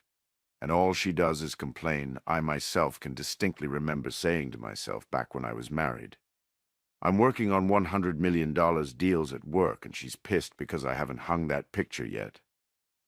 I felt deeply underappreciated, and she couldn't care less. It was very confusing. The reality is that deep down, your woman appreciates what you do. But she feels the shadow side too, that your work distracts you enough that she sometimes feels a bit abandoned by you when you forget to attend to things that are important to her. It could be a chore in the house, picking up the milk, or you noticing her emotional state. In masculine logic, your work is way more important than these little things. From the feminine perspective, whether or not you handle these little things is a litmus test for how well you are taking care of her, which directly correlates to how emotionally safe she feels. So play the role of provider carefully. Take it seriously so you can always take care of those important to you. But don't over-identify with it such that you think you have carte blanche to ignore the other responsibilities of masculine leadership or her needs, no matter how small they may seem. Next, we examine the role of protector, which entails making your woman and family and friends feel physically safe. Note that I chose to defer a deep dive on this topic to a future writing due to space, so I will not address it in this book other than the short comments below. See the appendix for more information. Your responsibilities start with protecting her from human, animal, or natural violence.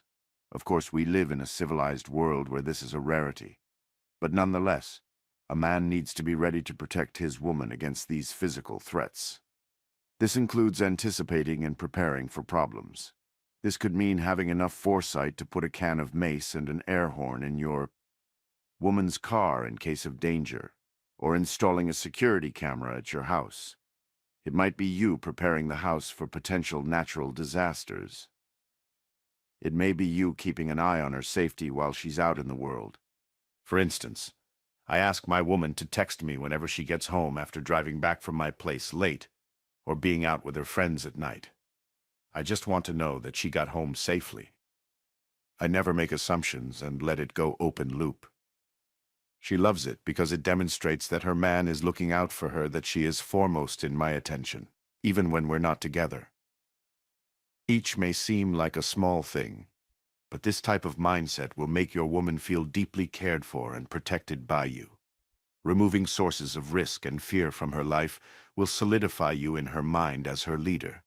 She will feel safer and thus trust you more and be more attracted to you.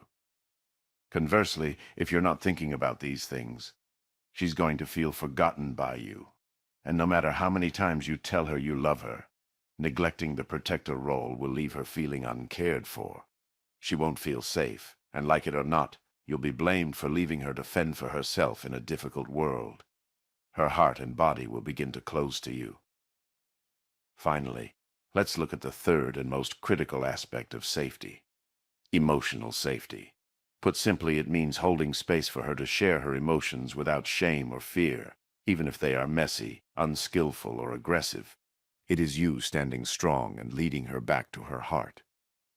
You know that a woman's emotions can be intense, particularly when they get directed at you.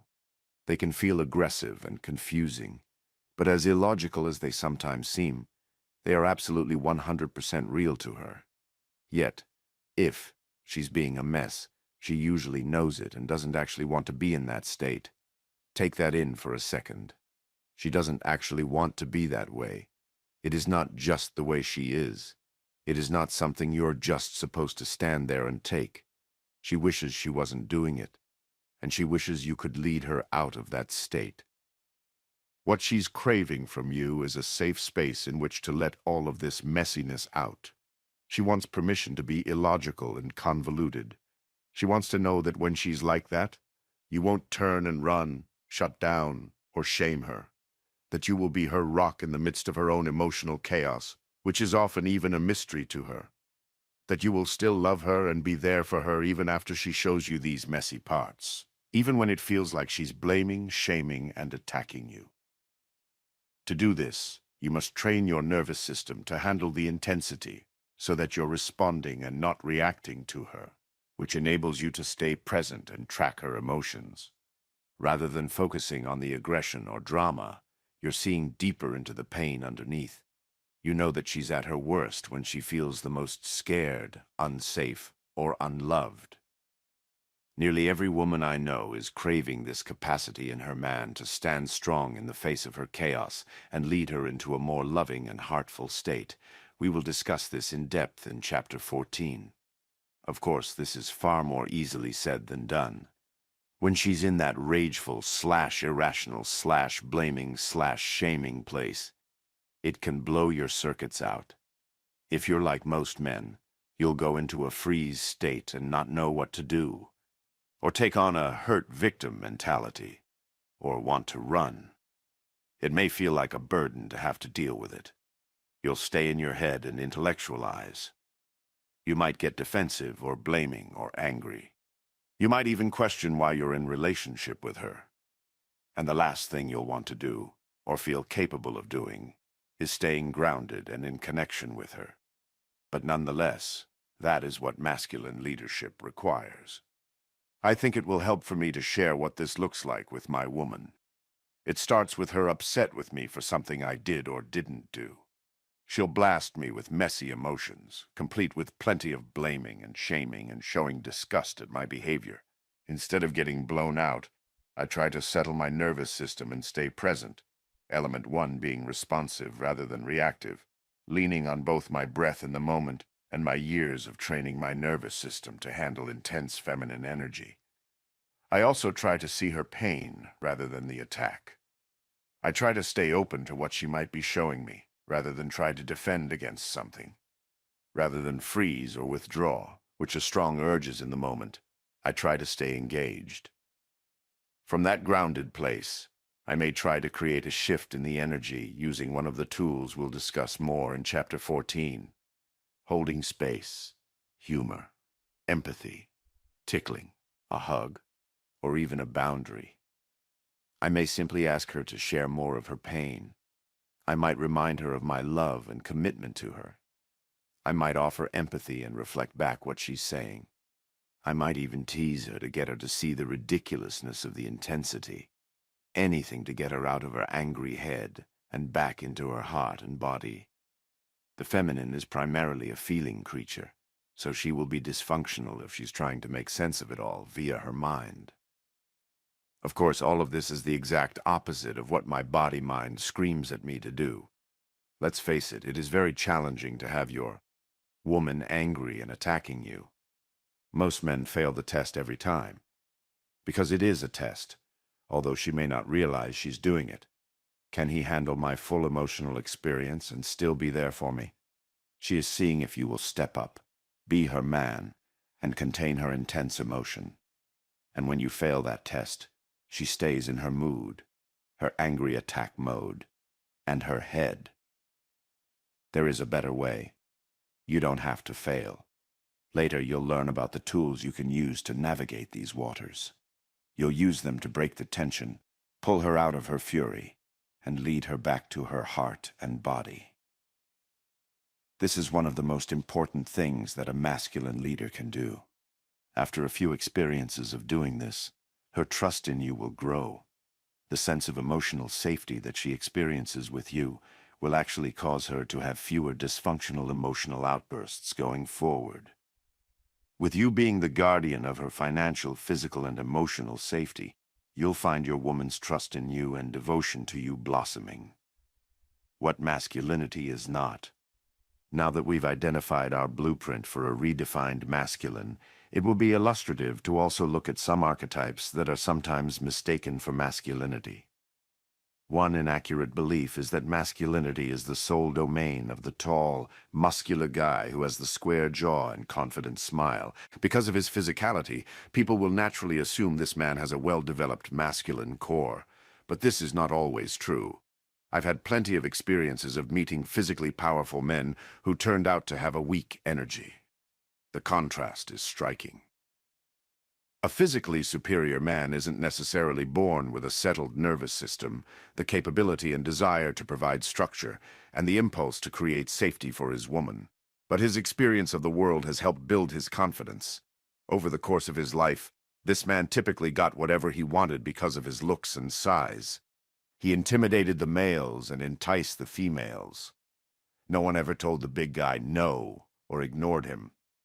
He doesn't even know what that would feel like, so his mind doesn't go to a place where he's fearful of these things happening. From this, his confidence and clarity were born. He rarely meets resistance, so he always assumes he'll get what he wants. So while his looks and size are a huge boost for him, it is the resultant mindset that developed within him over time that is the core of his masculine energy. But it is also true that any man can develop this mindset, even if he doesn't possess exceptional size and looks. I know this to be true.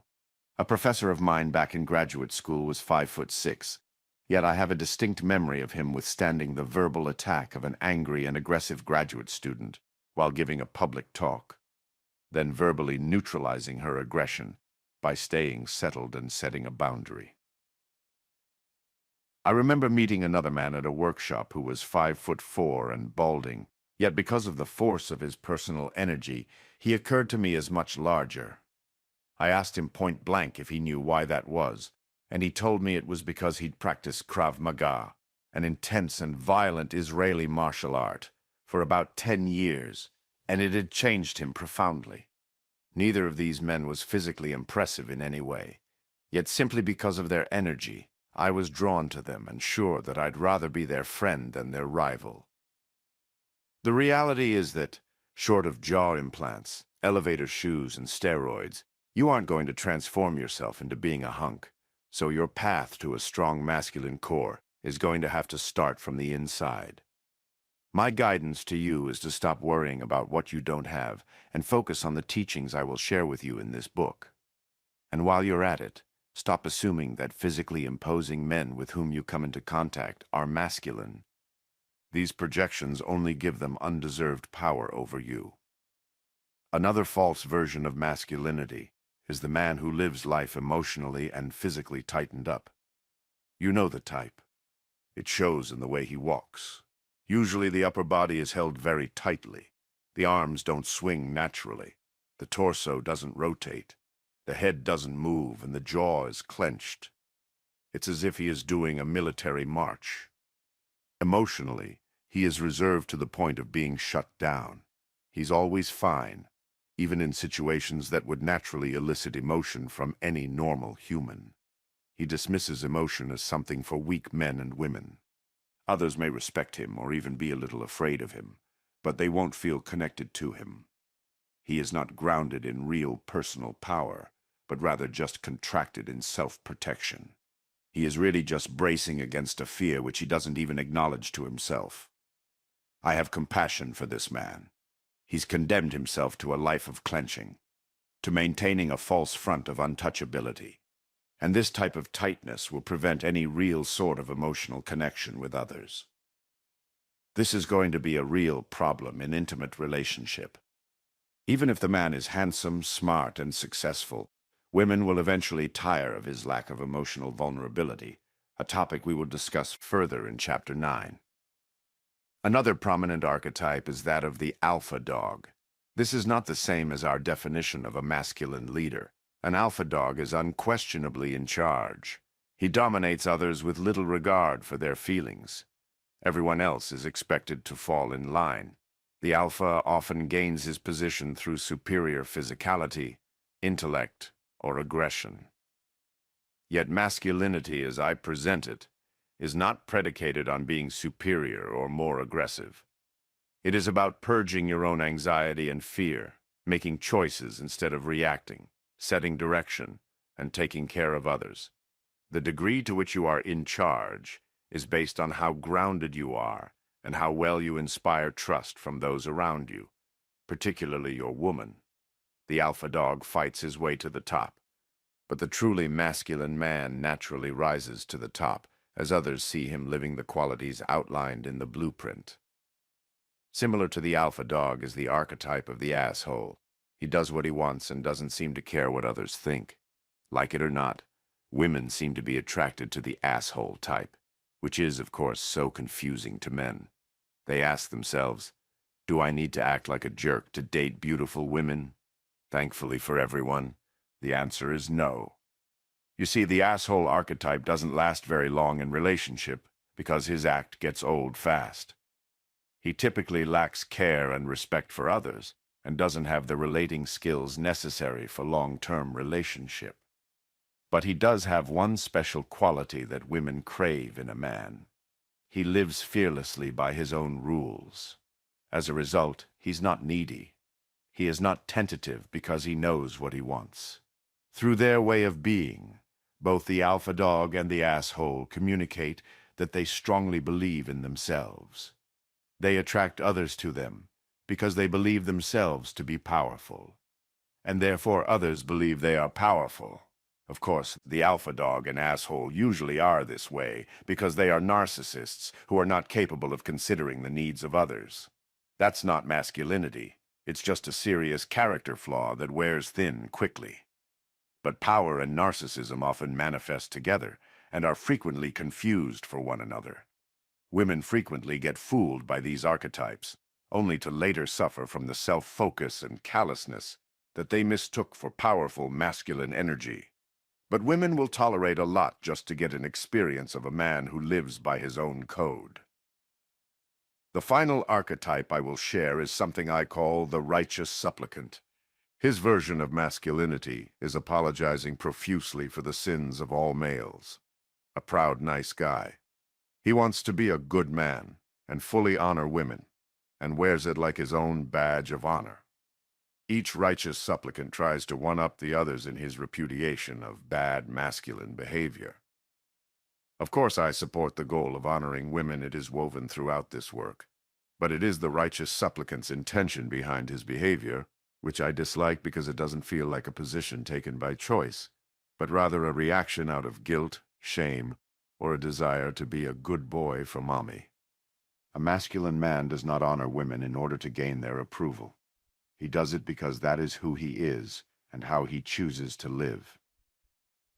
I recently saw a video by a clothing company on the topic of masculinity. The title of the video referred to the need to evolve the definition of what masculine means, which is a notion I fully support. This whole book is about redefining what it means to be in your masculine. But when the commercial proceeded to show various men repudiating masculine qualities such as powerful, and then try to redefine the masculine as whatever I decide to be, being honest or just being human, that is where they lost me. The masculine is powerful, and I don't believe it's just about being honest or any other generic phrase, nor is it about just being human, because that suggests we're all exactly the same. The masculine that I believe in is about exhibiting the core qualities I've described in the blueprint, no matter how exactly they manifest, or in which gender. I deeply believe that the masculine can be a force for good in the world, one that I will not repudiate, and I hope you won't either. Each of these archetypes tends to focus on one of the elements of masculinity at the expense of the other two. The man who lives tightly over-focuses on respond versus react. He's so clenched and shut down that he reacts to nothing, including others' emotional needs. The alpha asshole over-focuses on provide structure because he wants to dominate everyone. This is toxic masculinity. And the righteous supplicant over-focuses on create safety. He tries so hard to be completely non-threatening, the classic nice guy, but forgets to provide the leadership that many women are craving. The true masculine man lives all three of these elements. In doing that, he models a life of being both in his power and in his heart. I have one final thought on this topic to share. If you talk too much about your intention to lead more, you may experience a lot of resistance from the world because of implied connotations and projections of misogyny.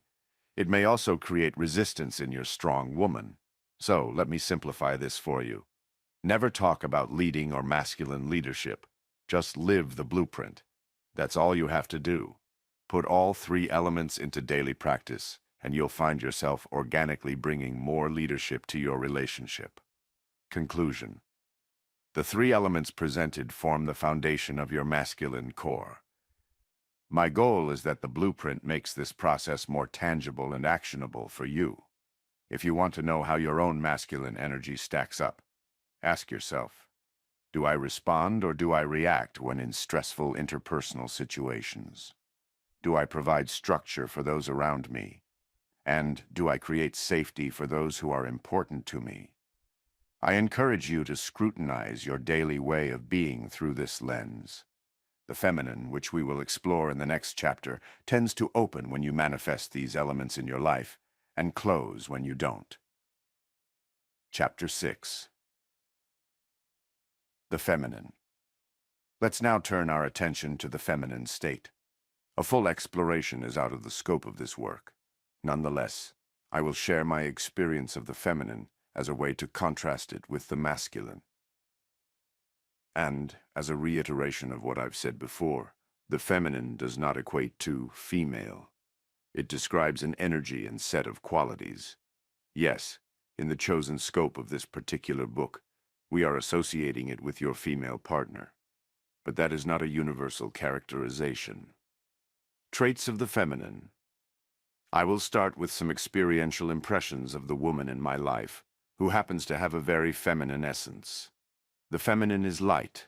I picture my woman's radiant smile and laugh, and the way they lift my spirits. It is beauty, which is in the eye of the beholder, and can be inner or outer. And I envision her slender form, which both entrances and arouses me.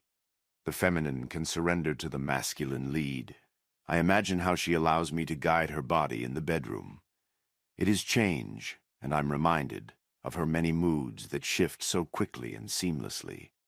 The feminine is movement. I envision the intoxicating way her body moves on the dance floor. It is heart-based. I'm grateful for all of the ways she shows me hers and reminds me to find mine. The feminine is a fierce defender of our connection. She shows me the raw pain she feels when my avoidance, fear, or lack of presence interferes with it. The feminine is nurturing. I remember all the ways she skillfully heals and replenishes me. And the feminine is expressive. I recall the way her face comes alive and voice gets animated when she tells a story or shares her feelings. These energies of hers feed and uplift me in so many ways. David Dita often says that the masculine is all about work, struggle, and achievement. The feminine gives it something to live for, puts the color in what would otherwise be a gray life of striving. I agree with that. Admittedly, I have shared a more poetic description of the feminine. So here are some of the more practical attributes I've observed with women in their feminine energy. A woman in this state might care about beauty over utility, and thus might opt to wear a pretty dress rather than pants or sweats. Exhibit a softness and ease, in contrast to the get-it-done furrowed brow look that she might carry around at work. Be able to provide a nurturing energy by knowing ways to ease my stress, worry, or fatigue from my worldly pursuits. Have an inner glow that radiates out through her smile and laugh. Be in touch with her body and capable of moving it in seductive ways. Be open to following your lead, rather than endlessly challenging you, trust you, assuming you've earned it, rather than criticize you. Deeply desire a heart connection with you that goes beyond physical attraction, pragmatic partnering, and having fun together. Fiercely tend to the flow of love between you two, including calling you out to be your best self when your behavior interferes. None of these are ways that a woman should be. Rather, they are simply my own observations of what feminine energy can look like. To a man who chooses to identify as masculine, a woman in her feminine is a lot more enjoyable. She piques your interest and inspires you to take care of her and be a better man in general. The interesting part is that you have the power to put her into this state. You being grounded in your masculine core will enable her to relax and open. The feminine comes out when she feels loved and led by you. I'm far more attracted to a woman who has a feminine side. I don't want her in that state all of the time, but I'd like it to be a core part of her. And speaking bluntly, I'm not as attracted to a woman who's always in her masculine energy. I can respect and like her. I can enjoy her physical beauty. I can appreciate her intelligence and capability, but sustained attraction probably won't be there. Not all women have access to their feminine side. Some are wholly committed to providing their own lead for themselves, all of the time. Some are too wounded or shut down to relax and open. Some simply have no idea what being feminine means, and some are indignant about it, believing that being feminine, as I describe it, means being weak and archaic. These are all choices that she can make. You can't demand that it be different, but you can invite her into her feminine through your way of being. Aren't we equal partners? Now, some of you may be wondering why you want her to follow your lead. You may tell yourself that you like a capable woman, and that you are okay with the two of you always being equal partners. Again, this is a choice you can make. But be aware of where that road leads. Both of you waiting for the other to lead. Rather than ever being bold, you simply wait for her to express her preferences and then adopt that as the direction. Meanwhile, down at the biological level, she's wanting you to show some leadership once in a while, and thus you deny her the gift of your masculine direction by never providing structure, leaving her to make all her own decisions, and leaving her to solve all of her emotional problems. And you wonder why she's a bit edgy rather than soft with you. It's because she's continually stuck in her masculine energy. Sure, when times are good, it's fine, and you have a partner in life. But when things get tough, you have a rival. With both of you in your masculine, you'll start butting heads. She may start questioning your decisions, not just once, but consistently, relentlessly. Unless you are absolutely more competent than her in every way, always one step ahead, she'll find something to resist when she's in her masculine. Does this sound too pessimistic? Don't count on it. When you add the stresses of 2 jobs, the familiarity challenge of long-term relationship, or the addition of kids, this is quite common. And if your woman is second-guessing you and constantly telling you what to do, it is not going to feel good to you as a man. It can be tiring. At that point, you have 3 choices. One is to surrender to her lead and become emasculated. The second is to fight back, and that generally leads to a horrible relationship or a parting of ways. And your third option is to become the masculine leader she craves. No, that doesn't mean just being in charge. It means offering your lead while incorporating all of her own input, capability, and wisdom, all in service of inviting her back into her feminine energy and those delectable feminine behaviors that you love. Remember, it is not your divine right to be the leader you need to earn it. And of course, it is a woman's sole choice on how much she wants to be in her feminine. All you can do is step into your power, offer your lead, and earn her trust. The rest will happen organically. A woman's power and her feminine are not mutually exclusive. She need not give up the former to exude the latter. As a man, I can tell you it is an absolute treat to be with a woman who chooses to be both fully in her power and her feminine. Unfortunately, it is a rarity, just as it is rare for a woman to meet a good man who is also grounded in his masculine. Surprisingly, in my own life, I've found it is often the older women who are beginning to hunger for a strong male presence in their lives so they can relax into their feminine. They spent their 20s and 30s pursuing career and empowerment, only to find in their 40s and beyond a craving for the occasional experience of polarity as well. That is not intended to be an accurate representation of women as a whole. It's just a reflection of what I've observed in women I know. Do you want her in her feminine 100% of the time? No, that is not the goal here. The energy is delightful in doses, but real life intrudes, and she'll need to be capable of taking care of her worldly responsibilities. But in those times that the two of you choose to create polarity, you will find the full feminine to be very intoxicating. Powerful feminine intimidating, but beware, a radiant feminine woman will intimidate you. Like moths to light, men are irresistibly drawn to her, but frightened of her at the same time. The more in her feminine she is, the more she'll show you her wild, raw heart.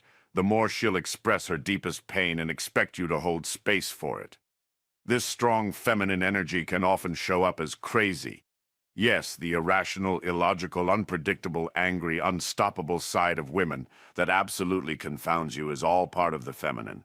Frankly, you don't get the radiance without the crazy. In that state, she'll verbally attack you and push all the right buttons to upset you. She can be irrational, so you struggle to find a way to even respond. She twists the truth just enough to make you seem like the bad guy, and makes conclusions about your behavior that may almost fit the facts, but don't match your intentions at all. She brings up things from years ago, and she jumps around between multiple issues and intertwines them, so you don't even know where to begin in responding. Her anger brings up your fears of rejection. Your sweet little kitten turns into a raging monster in a nanosecond. Sound familiar? We've all been there. It's painful but par for the course with any woman who has even a little bit of spirit to her. So, in your pursuit of a relationship with a truly feminine woman, I say be careful what you wish for. You'd better bring your A-game. Conclusion. The core feminine is nurturing care and wild radiance, in contrast to your masculine stillness. At times she'll feel alien to you. Loving one minute, attacking the next. Change is constant in the feminine, balanced exquisitely by your groundedness. With this understanding of both masculine and feminine, let's now look at the dance between the two. This is polarity, and is what we'll discuss in the next chapter. Chapter 7. Polarity. Polarity is the dance between the masculine and the feminine. It is the magic that happens when the two poles meet. In this chapter, we will look more closely at this dynamic and how it explains why your masculine leadership is so critical to a successful relationship. Ancient beginnings. The concept of polarity has existed for thousands of years. Ancient Hindu tradition speaks of Shiva and Shakti, symbols of two very different energies. Shakti is the feminine embodiment of energy, while Shiva represents the masculine and is said to symbolize pure consciousness. In this Hindu tradition, consciousness refers to the unchanging and unswayable masculine observer. This is exactly what we've been talking about, the masculine being unmoved by the challenges of life, whether they be his woman's anger, business competition, or a challenge from another man.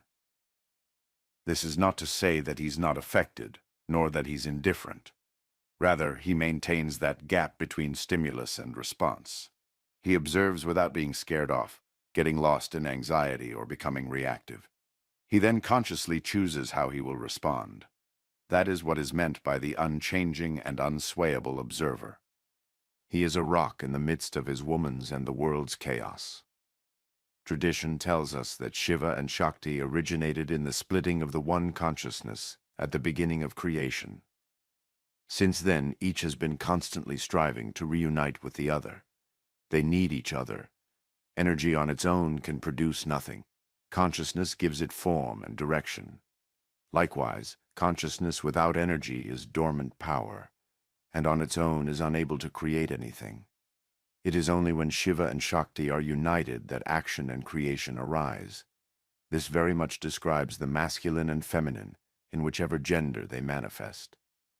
Many spiritual traditions talk about consciousness, and a common element between all of them is the notion of having two selves.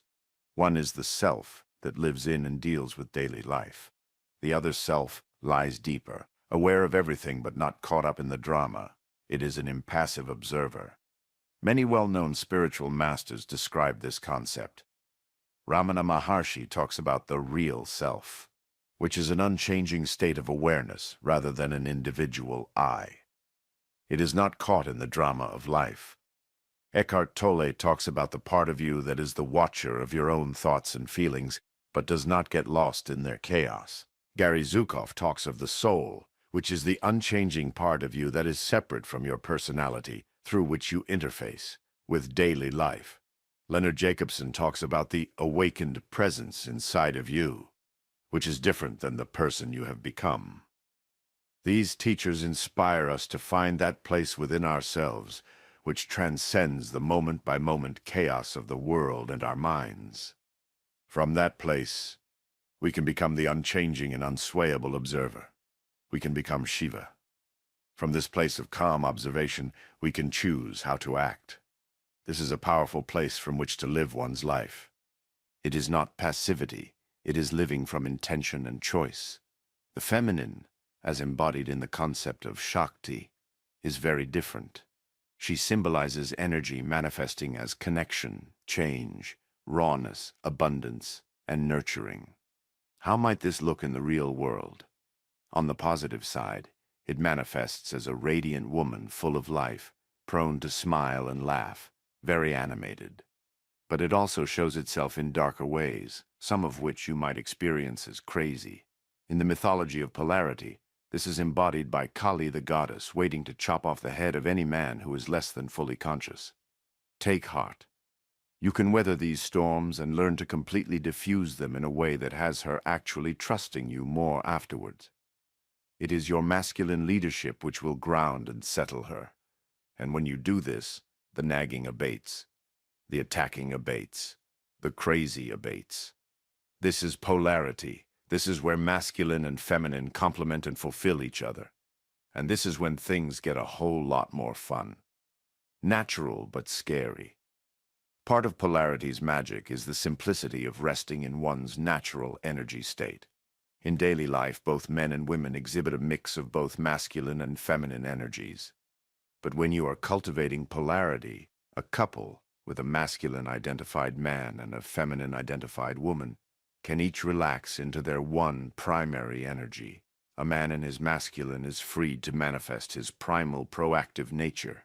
A woman in her feminine can surrender and not have to make choices. Resting in your one primary energy without having to balance a mix of the two within you can be deeply nourishing. But polarity can scare some people. Let's be clear, it has an implied power differential at its core. In the domain of gender relations, we have a dark history here. In her book Mating in Captivity, author Esther Perel says, "The poetics of sex, however, are often politically incorrect, thriving on power plays, role reversals, unfair advantages, imperious demands, seductive manipulations, and subtle cruelties. American men and women, shaped by the feminist movement and its egalitarian ideals, often find themselves challenged by these contradictions. We fear that playing with power imbalances in the sexual arena, even in a consensual relationship between mature adults, risks overthrowing the respect that is essential to human relationships. Much of Perel's book is about this primary contradiction in our intimacy, that love seeks safety, closeness, and security, while erotic desire seeks mystery, edginess, and unpredictability. We strive for the former, and then years later wonder why we bore each other. In cultivating our polarity, we feed our erotic desire. The masculine gets to revel in his power a little more. The feminine rides the unpredictable currents of surrender. In playing with polarity, we're choosing to give up the belief that we're all the same all the time. Certainly, American culture may be more resistant to this than other cultures. Perel goes on to say, egalitarianism, directness, and pragmatism are entrenched in the American culture and inevitably influence the way we think about and experience love and sex. Latin Americans and Europeans' attitude towards love, on the other hand, tend to reflect other cultural values and are more likely to embody the dynamic of seduction, the focus on sensuality, and the idea of complementarity, that is, being different but equal, rather than absolute sameness. Other cultures have managed to keep polarity the norm in their intimacy. This is not to say this is a better way, because those same countries also tend to lag behind America in women's rights. If only we could evolve into the best of both worlds. That is what the blueprint hopes to foster, a way of being with your woman that respects her while incorporating seduction and polarity. Despite many women expressing this desire to surrender into their feminine more, it is still tricky territory. The risk is that admitting to this desire would somehow give tacit approval for male dominance in all the other arenas of life. But Perel offers hope as she writes, prisoners rarely have the desire to pretend they are prisoners. Only the free can choose to make believe. To my thinking, being able to play with roles goes some way toward indicating that you're no longer controlled by them. It is the increasing levels of equality we have achieved that makes it safer for polarity to re-emerge. Unlike the compulsory nature of things throughout history, this will be a very different arrangement. It will be by choice. The masculine-identified person offers their lead. The feminine-identified person chooses whether to accept it. So if you find your woman irritable, nagging you, criticizing you, or not open to sex, don't blame her or run away. Create polarity. Ground yourself in your masculine and induce her into her feminine. Stop waiting for her to change. The key to things being different starts with you alone. This is masculine leadership. And what does this look like in real life?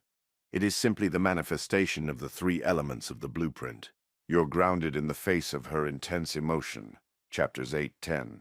You're providing direction and structure for her in life and in the bedroom, chapters 11-13. And you're helping her feel safe, chapter 14-15. When you do these things, she relaxes. No longer do you need to be confounded by your woman's occasional irritable, nagging, cold, or irrational behavior. No longer should you blame her, thinking that it is her behavior that she needs to fix. You now know that you can lead her out of that behavior via your masculine leadership. She will be drawn to the man that can do that for her. The feminine's role. Now, one final thought about the feminine's role in this dance. Men often ask me, you're coaching me to be the solution. But what about her? What does she need to be doing? This is a legitimate question. Should the masculine partner be expected to do all of the work here? Here is what I tell my clients. You may or may not be the problem, but you are the solution. Keep your focus on what you can do to induce your woman into her feminine. Blaming her and waiting for her to change or fix something are all simply distractions from what you need to do. A teacher of mine, John Wineland, taught me something that helped me make sense of this dynamic. He helped me see that the feminine's role is not to figure out how to be less emotional and more rational. It is not to do her own deep inner work to fix her issues, although you hope she is self-motivated to do this. It is not to think the way that we think. It is not to keep her word. That's just you projecting your masculine way of seeing the world onto her. Rather, the primary feminine responsibility is to reflect back to you where you are not caring for her, where you are not in your heart, where you are out of integrity, and where you are not conscious or present. John's phrase for this role is that of oracle. She is your oracle who shows you these blind spots. But unfortunately, her expression can be messy.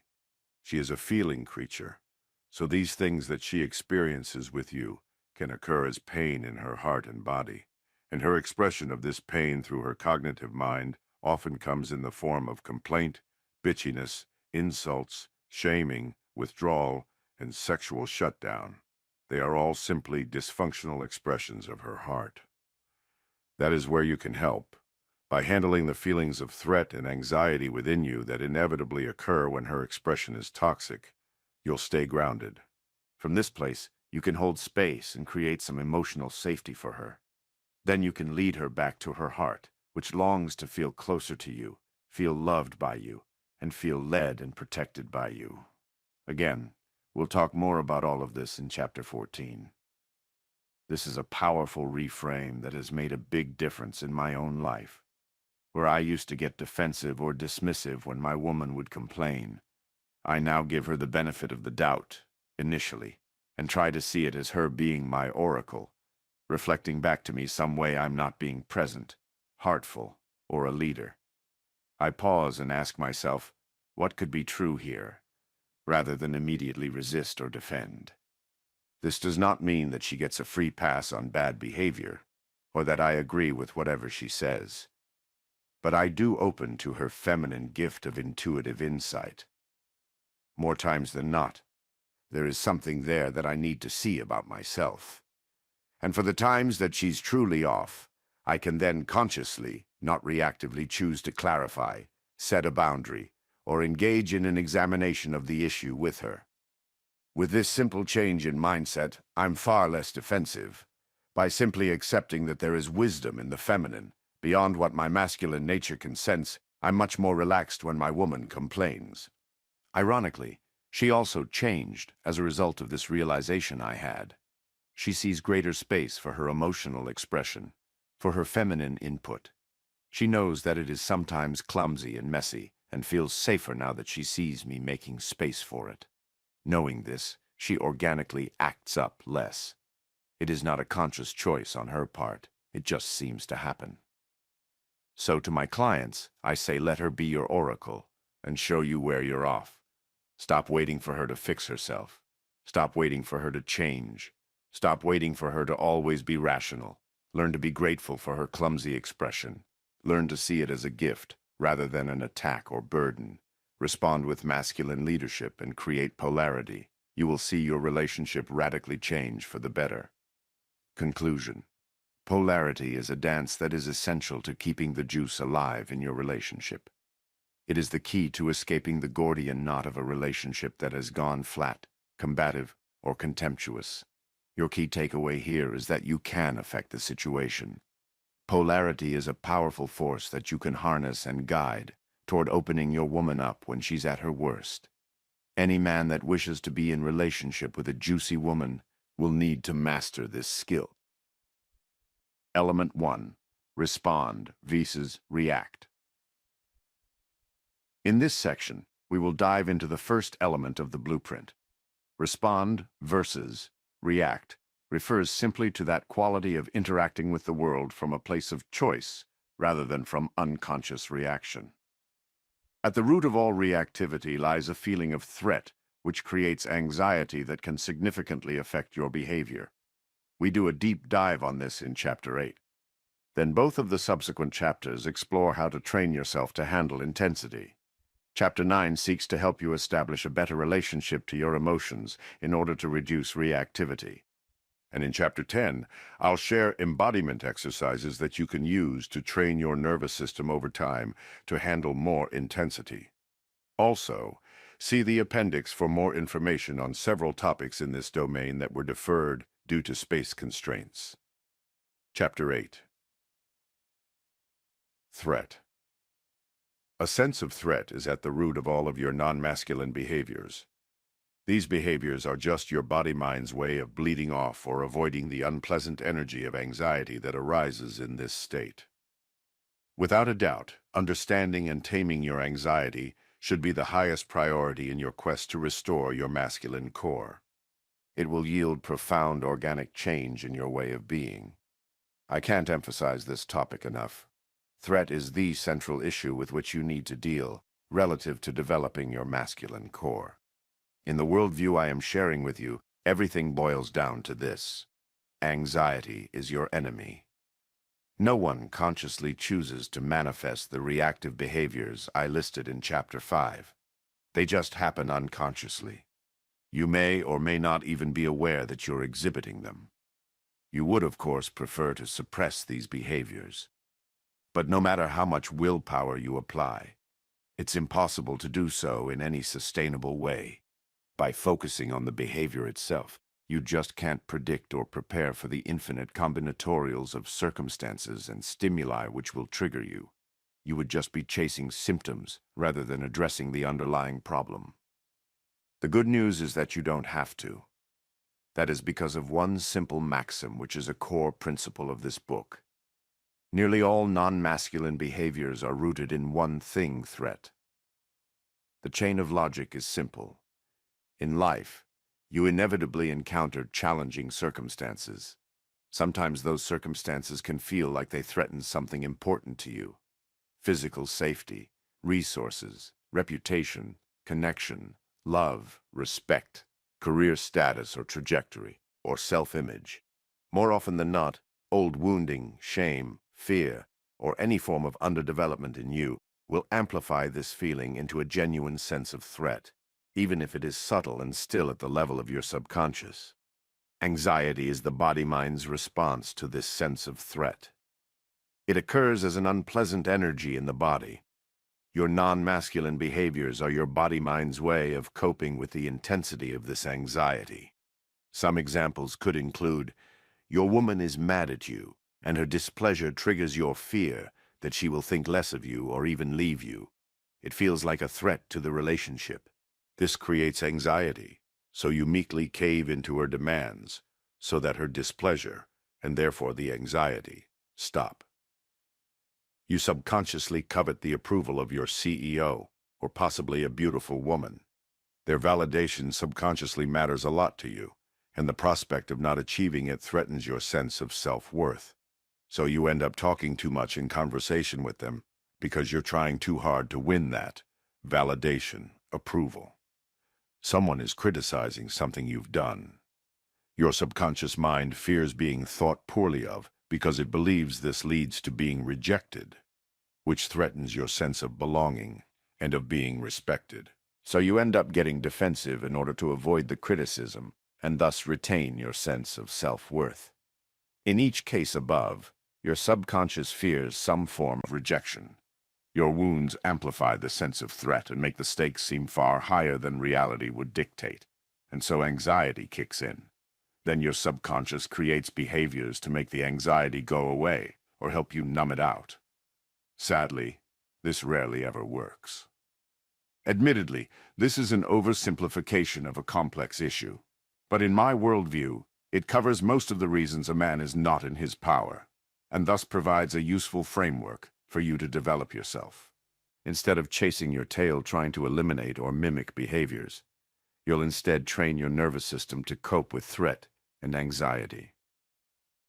I feel clear about this theme because I experienced it firsthand.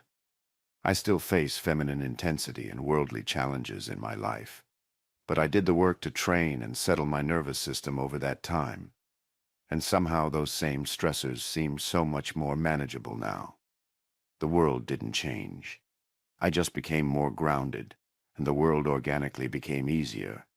I operate more out of choice and less out of a compulsion to end the intensity. It means I'm able to live more from intention than reaction, but it is not an easy journey for anyone because the roots of this vexing dynamic are buried very deeply in your psyche and are usually based on early childhood wounding. Early wounding. This wounding starts early in life. Children are very emotionally vulnerable in their first 12 years of life. Many will encounter certain events which may seem normal but can actually be rather traumatic. Being hungry for an extended period, crying too long in a crib, a parent not keeping commitments, an angry/disinterested/disappointed parent, etc. Some will experience overtly traumatic emotional or physical abuse. I think of all of these types of experiences as disconnection events, and they imprint fear onto children's susceptible nervous systems. They end up feeling hyper-vulnerable, abandoned, alone, invalidated, not protected, not taken care of, or disconnected from the parent. These are not cognitive thoughts, but rather just primal feelings. This was effectively illustrated in something called the still face experiment. Dr. Edward Tronick filmed a mother playing with her baby, with liberal cooing and smiling. Then, as scripted by the experiment, the mother stops responding to the baby and just stares at her for 2 minutes, stony-faced. The baby unsuccessfully tries to get the mother to engage. As this continues, the baby grows more and more distraught, eventually beginning to scream and cry.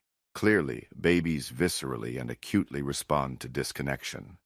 Going further, because children are naturally so egocentric, they come to irrationally see these disconnection events as their fault. When these bad things happen, it must be a result of the child doing something wrong and displeasing the parent. Putting the two together, many children develop two beliefs. The first is that others' displeasure with or lack of attention on them is their fault. The second is that others' displeasure with or disinterest in them will inevitably lead to feeling rejected, lonely, or abandoned, states in which they experienced an intolerable fear. Tragically, this mindset predisposes the child to readily believe it is he who must change, in order to avoid others' displeasure and its consequences. For many people, this fear irrationally persists into adulthood, often in the form of a strong reluctance to disappoint others.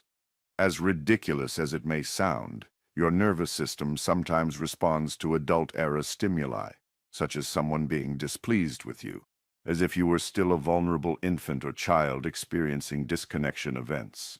It amplifies your sense of threat, thus increasing your defensiveness, feelings of hurt, impulse to withdraw, or impulse to smooth everything over. Despite your best intentions, you respond from a wounded place rather than from a grounded place. Apply this lens to the examples I gave earlier in this chapter. In each case, there is a strong reticence to disappoint or displease others. Men resist. Men typically resist this notion. Don't start talking to me about my childhood. Skepticism is pretty common. Men want to be pragmatic and assume everything happens because of here and now circumstances. I used to be that way as well. It took me about a year of post-divorce therapy for my therapist to finally discover my own childhood trauma. When she did, it was an aha moment because it explained so much about some of my dysfunctional adult behaviors. 3 days after I was born, my mother was diagnosed with serious melanoma. She had major surgery days later, and her doctor gave her a 15% chance to live. She was bedridden in recovery, unable to even lift her arms for 6 weeks. As heroic as my father was to care for her and my brother and me, it would have been impossible for baby me to get the level of care and attention I needed. I spent many hours in a crib or bouncy seat, demanding but not receiving enough attention. Baby me reached out for others, and they were not always there. My parents were dealing both with my mother's acute physical limitations, as well as the strong potential that she would not survive. It was not their fault, nor a result of neglect. It was simply the cards we were dealt at the time. My therapist helped me see the effect on my own psyche, how baby me subconsciously felt abandoned and therefore experienced panic at times, and how adult me has felt panic at breaks in connection with important relationships. It was my infantile fear of being abandoned arising in my adult life. I came to see how this explained some of my more vexing behaviors that played a role in the breakdown of my marriage. I now understand that those behaviors had their origins in the first few months of my life, and I now see the negative impact on my own masculine power.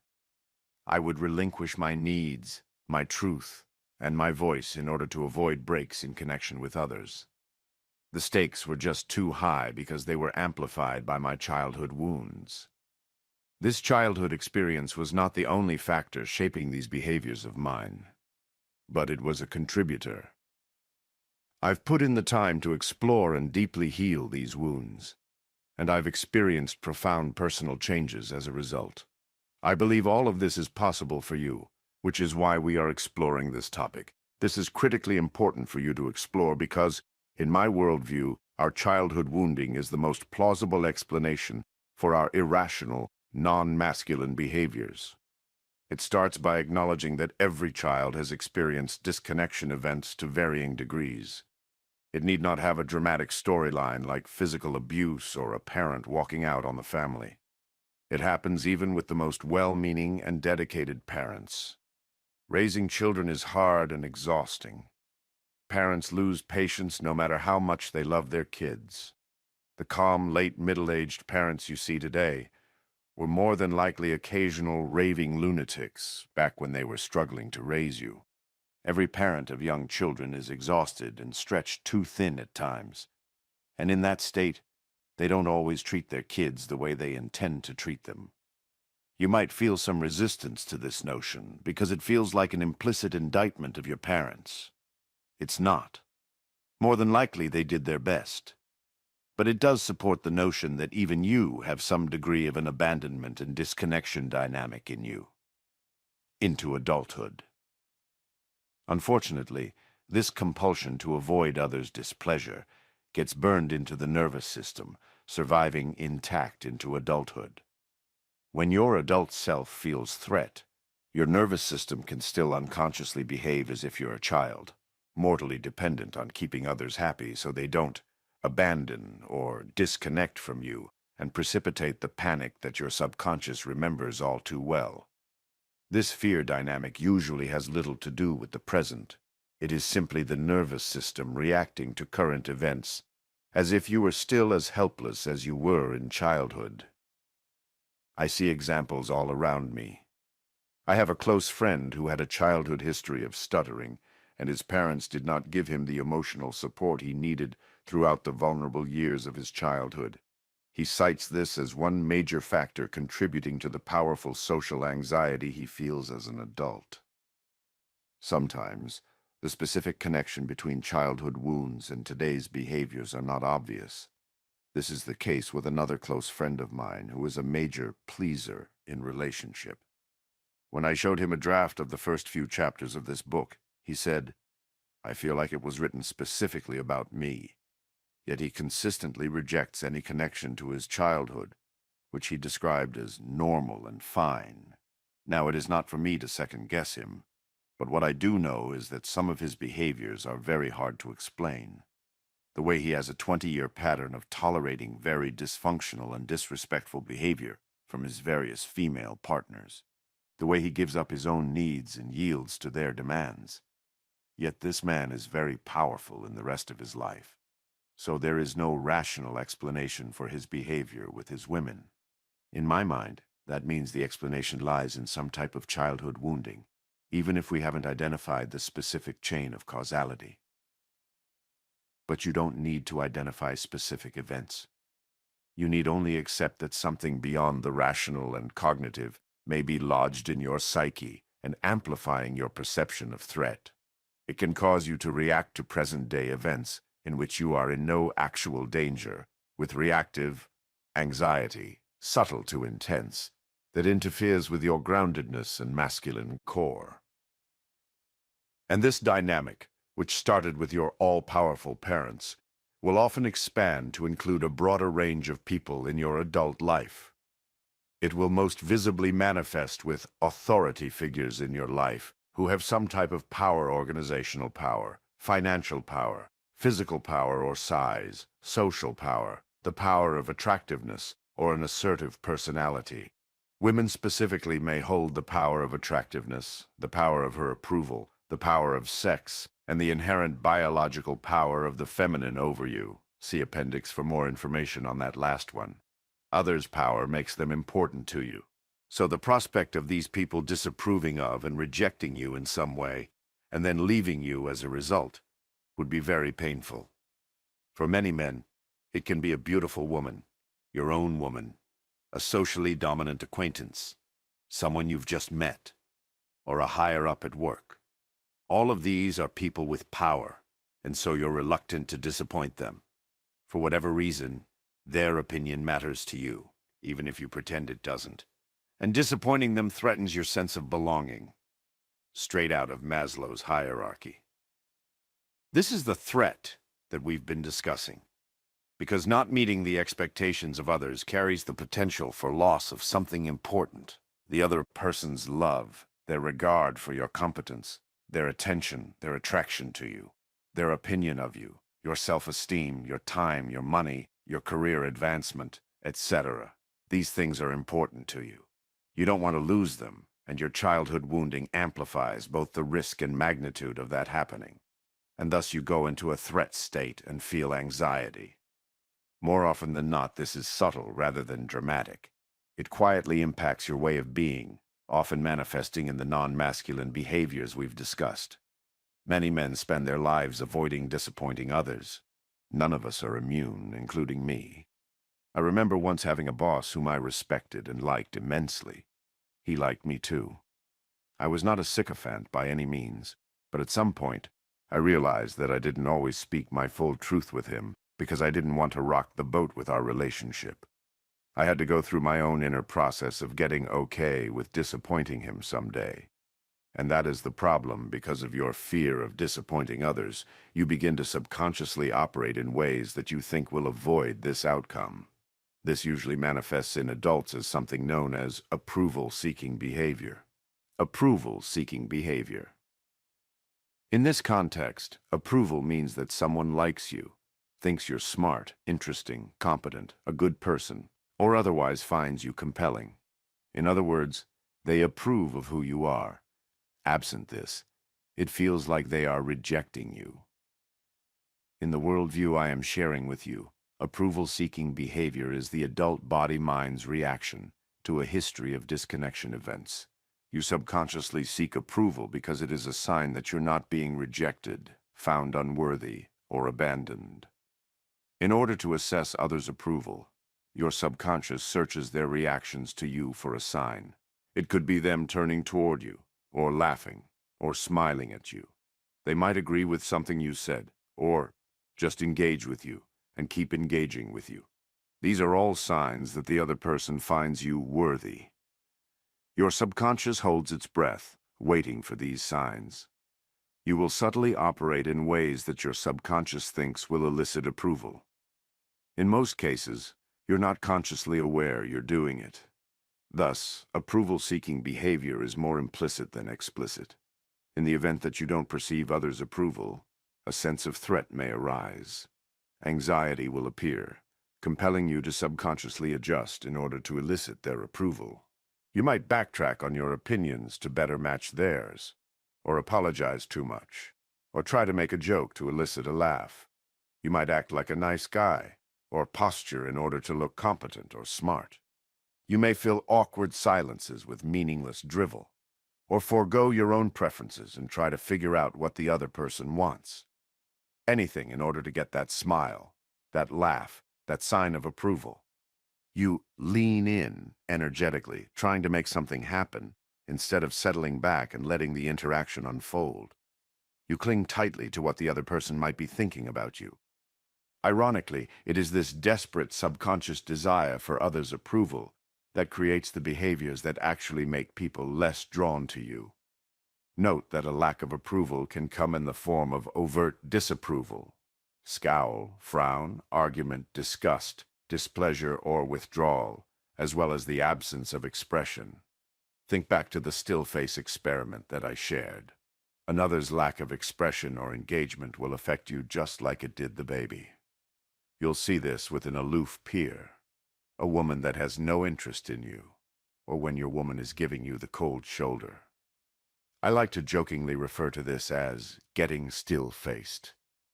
You'll try to engage them, but get nothing back. Getting still-faced can be incredibly anxiety-producing for any man. Looking for the sign. With all of that said, It is time to share the remedy for approval-seeking behavior. It is very simple. Next time you are interacting with someone important, make an effort to notice yourself energetically leaning in, looking for that sign of approval. Then ask yourself, deep down, what sign of approval am I wanting from this person in this moment? If you slow down enough, you'll see it. With a beautiful woman, you'll notice yourself wanting to see her smile at you, a proxy for her potential attraction. With your woman, you're longing for her to soften and touch you, a sign that she is not angry with you. At work, you're wanting your boss, or her boss, to voice approval of your performance or accomplishments. In that moment, you'll be scanning their face and their words for any sign, like we discussed before, a smile, agreement, engagement, positivity, reassurance, etc. Notice yourself looking for these signs of validation. I guarantee that noticing yourself doing it in the moment will have an immediate effect of reducing your need for these signs. Notice this in all situations, even mundane ones, such as with the checkout clerk at the grocery store. Try to catch yourself subconsciously being a little too friendly in order to get a positive reaction from this clerk whose opinion is otherwise irrelevant in your life. When you notice yourself doing this, just pause for a second. This is an intense moment that will challenge your nervous system. Breathe, stay steady, and hold on to your groundedness. Don't fall for the temptation of your habitual pattern of doing or saying something to elicit approval signs. Acknowledge your need for the sign and let go of that need. Chuckle at yourself and release the desire for any sense of approval that it would provide. In the moment of the interaction, come to peace with the fact that it may not happen, and decouple it from your sense of well-being. Let your well-being be more dictated by whether or not you're living moment to moment true to your own needs, preferences, and values, rather than others' assessment of you. This is much, much easier said than done, but it is your path to freedom. You have to learn to self-validate rather than seeking it from others. And don't think you can hide this behavior. Anything you do while needing validation is going to feel off to others. The same action will feel very different to people based on whether or not this underlying neediness exists, but when you let go of the need, others will immediately experience you as more grounded. Let me reinforce this. There is a huge difference in how it feels interacting with someone who needs validation versus someone who needs nothing from the other person. The latter feels so much more grounded, and people notice. Of course, some of you may not see the relevance or importance of this, but I can say with certainty that this single piece of my development had a huge effect on building my own masculine core, this one little thing. I'm not instructing you to simply need less validation from others. That is too general. Rather, I'm saying to simply notice yourself seeking a sign of approval in this conversation with this person. Threat distorts reality. Now, let's take a step back from approval-seeking behavior and look at threat and anxiety overall. Threat is a powerful phenomenon that can radically shift your entire physiology and perceptions. When you become triggered because of a fear of disapproval or abandonment, anxiety kicks in and usually causes muscle clenching, constricted breathing, diminished awareness, and compromised cognitive activity. You're not as smart, creative, or witty as you normally are. Emotional and cognitive capabilities are diminished as you go on autopilot to respond to the threat your body-mind perceives. You don't process what others are saying quite as clearly. Everything seems a little more dangerous. You are no longer quite as present in this moment. Imagine a time when you got a little tongue-tied meeting a beautiful woman. That is exactly what I'm talking about. And when you said something awkward, it got worse. Sound familiar? You were experiencing a sense of threat. Let me be clear that I'm not talking about overt panic attacks here. Rather, the anxiety usually operates in the background, subtly influencing your behavior. It is akin to someone who is lying you may not be able to tell with your eyes and ears, but a lie detector can pick up their inner turmoil. This anxiety is the same. You may seem normal, able to operate and carry on a conversation, but you're not operating out of full choice, nor fully in the present moment. Anxiety is like radio static played on full blast. But instead of blocking out sound, its purpose is to block out the emotions you don't want to feel, primarily fear, but secondarily shame, anger, or sadness. The body-mind blocks out what it doesn't want to experience. Yet rarely do these emotions signal any actual threat to you. You need only do what I think of as a reality test. Look up at the sun in the blue sky. Look around at the birds and trees and flowers. Or think of the great things in your life. You'll realize instantly that you are fine. You are safe. Nothing can really hurt you. And yet the threat and anxiety push you into approval-seeking behavior, trying a little too hard in a conversation in order to make someone like you, holding back your true opinions to avoid displeasing others, etc. As long as you are dealing with someone who is important to you, who has some form of power in this world, the potential for it exists.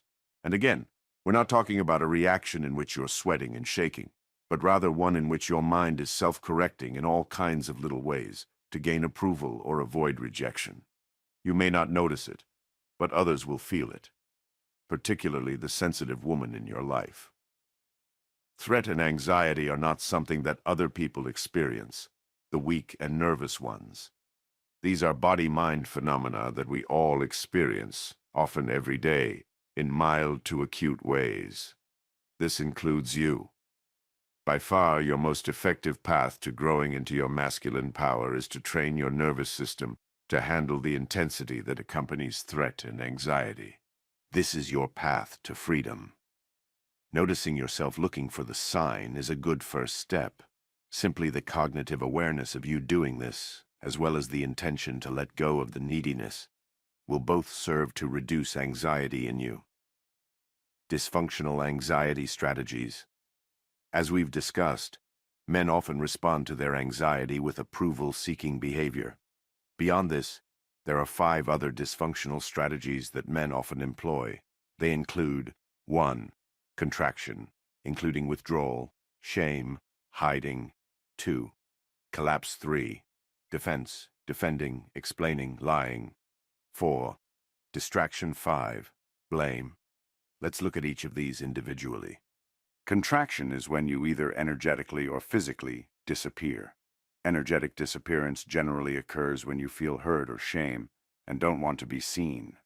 It is characterized by introversion or non-engagement, lack of eye contact, lack of verbalization, and an absence of assertiveness. Energetically, you become very small, as if you are a little boy hiding. Let's say you have a colossal fight with your woman, one that feels intractable. In a state of contraction, you might storm out of the conversation and then give her the cold shoulder afterward. Instead of staying in the fire and engaged, you are withdrawing and using the silent treatment to get her to change her behavior. But this is not you holding space, staying grounded, or creating structure and safety for her. Collapse refers to you acting sad and helpless in response to another's displeasure, appealing to their pity. It could sound like, "I can't ever get anything right with you." It is you playing the victim. Or you simply give in to the other's opinions or demands, essentially letting them control you. Fine. Whatever you want. This is your body-mind just entirely giving up and playing the role of victim rather than being in touch with your needs and standing your ground in asking for them. You are reacting rather than responding. Defense is when you get defensive in the face of your woman criticizing or blaming you for something. You are trying to explain your innocent motivations, or otherwise convince her that she shouldn't feel the way she is feeling. If only you could correct the facts in her mind, she'd magically stop being mad at you. Her disapproval would change to approval. Too bad it never works that way. We'll discuss this in depth in Chapter 14. Distraction is what you do, consciously or unconsciously, to avoid or bleed off the excess energy of anxiety. Losing yourself in alcohol, work, or porn are common methods. In the moment, it could be you talking too much or too fast, moving your body nervously, tapping your foot, or anxiously checking your phone. All of these things distract you and help you avoid having to feel your own anxiety, anger, shame, or disappointment. Blame is your attempt to avoid being wrong or bad by pointing out the culpability of the other person. It is a form of defensiveness that involves counterattacking the other. If you can make them wrong, that means you must be right, and thus their disapproval would turn to approval. Or you can simply feel that you have the high moral ground and thus can ignore their point of view. You are taking the energy of the anxiety that you feel and redirecting it back at the other person in order to avoid having to deal with it. Each of these 5 categories of behavior serves to help you avoid feeling your anxiety, to turn perceived disapproval into approval, or to avoid or deflect negative attention. But none of them support others' perception of your masculine power, nor create more connection and trust with those around you. Now let's look back at a few of the non-masculine behaviors from the list in Chapter 5 and see if we can map these strategies onto them. Get defensive when verbally attacked. Method: defense. Being verbally attacked means you've angered someone and risked their disapproval. It is certainly an anxiety-creating occurrence. In an effort to stop the feeling of anxiety, you go into defense and seek to correct the facts in the other person's mind through explaining or blaming.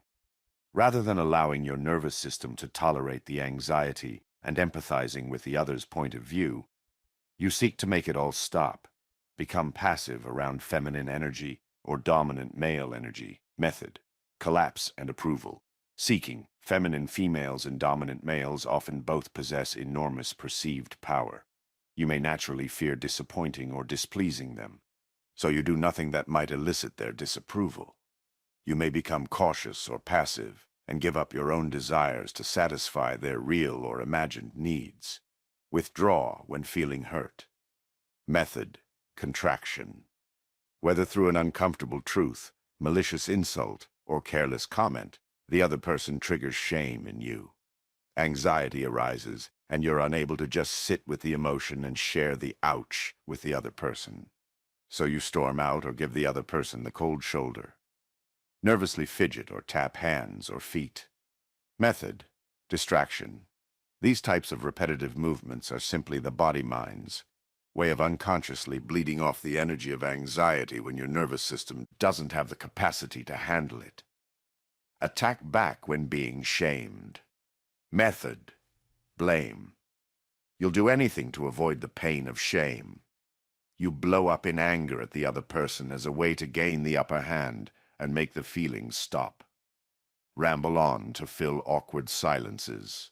Method: distraction and seeking approval. This happens with uncomfortable silences in conversation.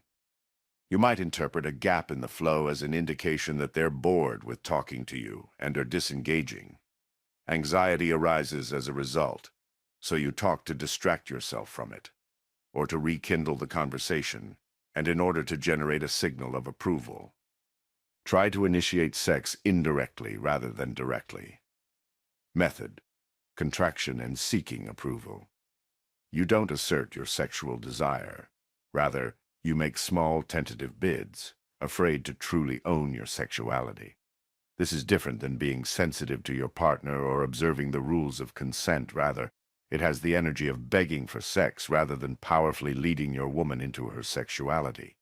Act like a nice guy, or try to please others. Method: collapse and seeking approval.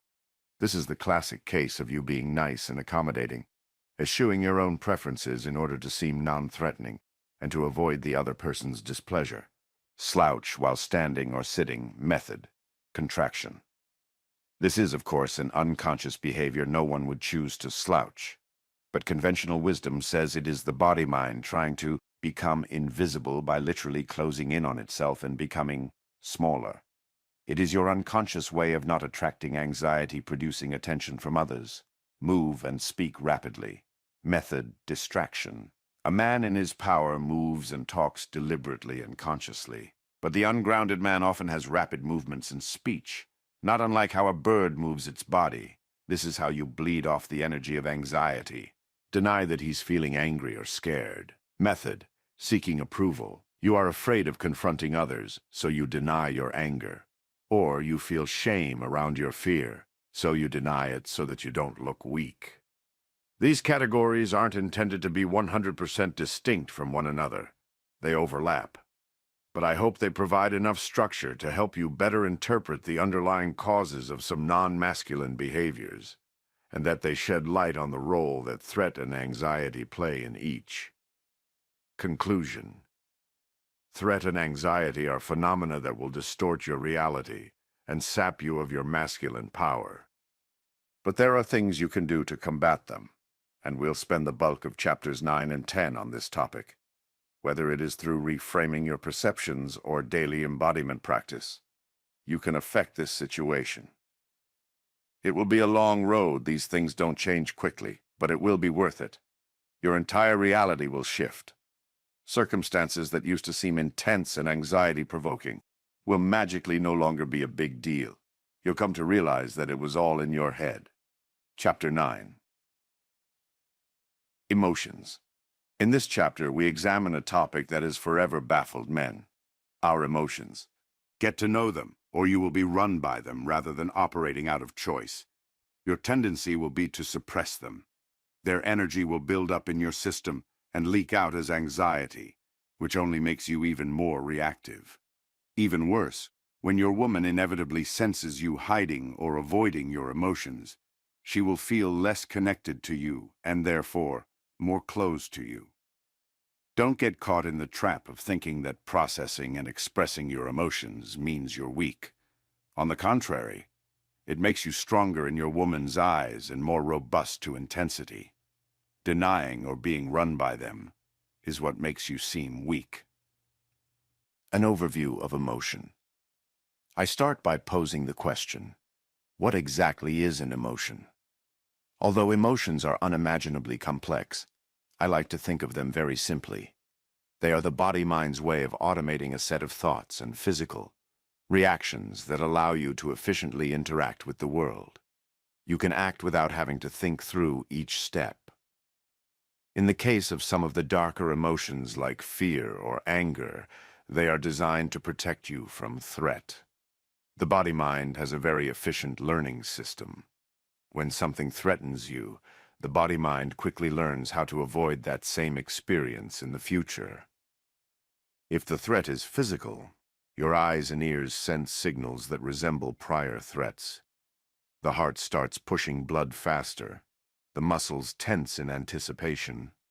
The eyes become wider to take in more visual input, and the brain blocks out extraneous information and focuses your attention on your immediate environment. All of these activities and reactions are packaged up in the emotion called fear. You don't have to think about any of this. It just happens without the brain having to process it all in real time. The mechanism is not perfect. Your mind becomes hypervigilant for signals of threat. If the original experience was traumatic enough, the vigilance dial is now probably turned up to the point of overreacting to input and seeing threats that aren't necessarily there. But the body-mind is very serious about protecting you, so it uses a better safe than sorry approach. The hypervigilance works great to keep you alive in the face of physical threats, but for emotional situations, it can cause some dysfunction. It can cause you to be overly reactive to certain emotions that arise, even when there is no real threat to you.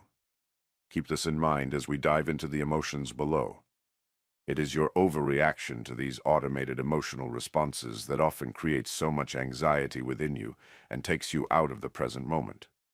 If you understand your emotions and are not ruled by them, you will naturally be less reactive and more grounded. Below, we will take a look at 4 primary emotions: fear, shame, sadness, and anger. I won't cover the lighter emotions of joy and love here. Note that I am not presuming to give the definitive definition of each emotion. There is an entire field of psychology to deal with that. Rather, I am offering my own lens on them, one that is intended to make them more actionable in the context of this book's theme of living from your masculine core. Fear. We start with fear because I believe it lies underneath all of the other negative emotions. In my experience, shame, anger, and sadness all tie back to some type of fear. We all know fear well, the terror, the desire to hide, the anxiety that arises in the body, the overwhelming desire to avoid a certain outcome. It's a complicated mix of stimuli, old wounds, and real or imagined danger. So let's try to break it down a bit in order to make it more actionable. For purposes of discussion, I like to frame all of the automatic physical reactions: wide eyes, sweating, clenching, hyper-focused mind, etc., under the umbrella of anxiety. Let's separate them from the fear itself in this examination. Now, let's try to define the fear itself. My actionable definition of fear is this: the mind's resistance to an outcome that it doesn't want to happen. Why does it resist?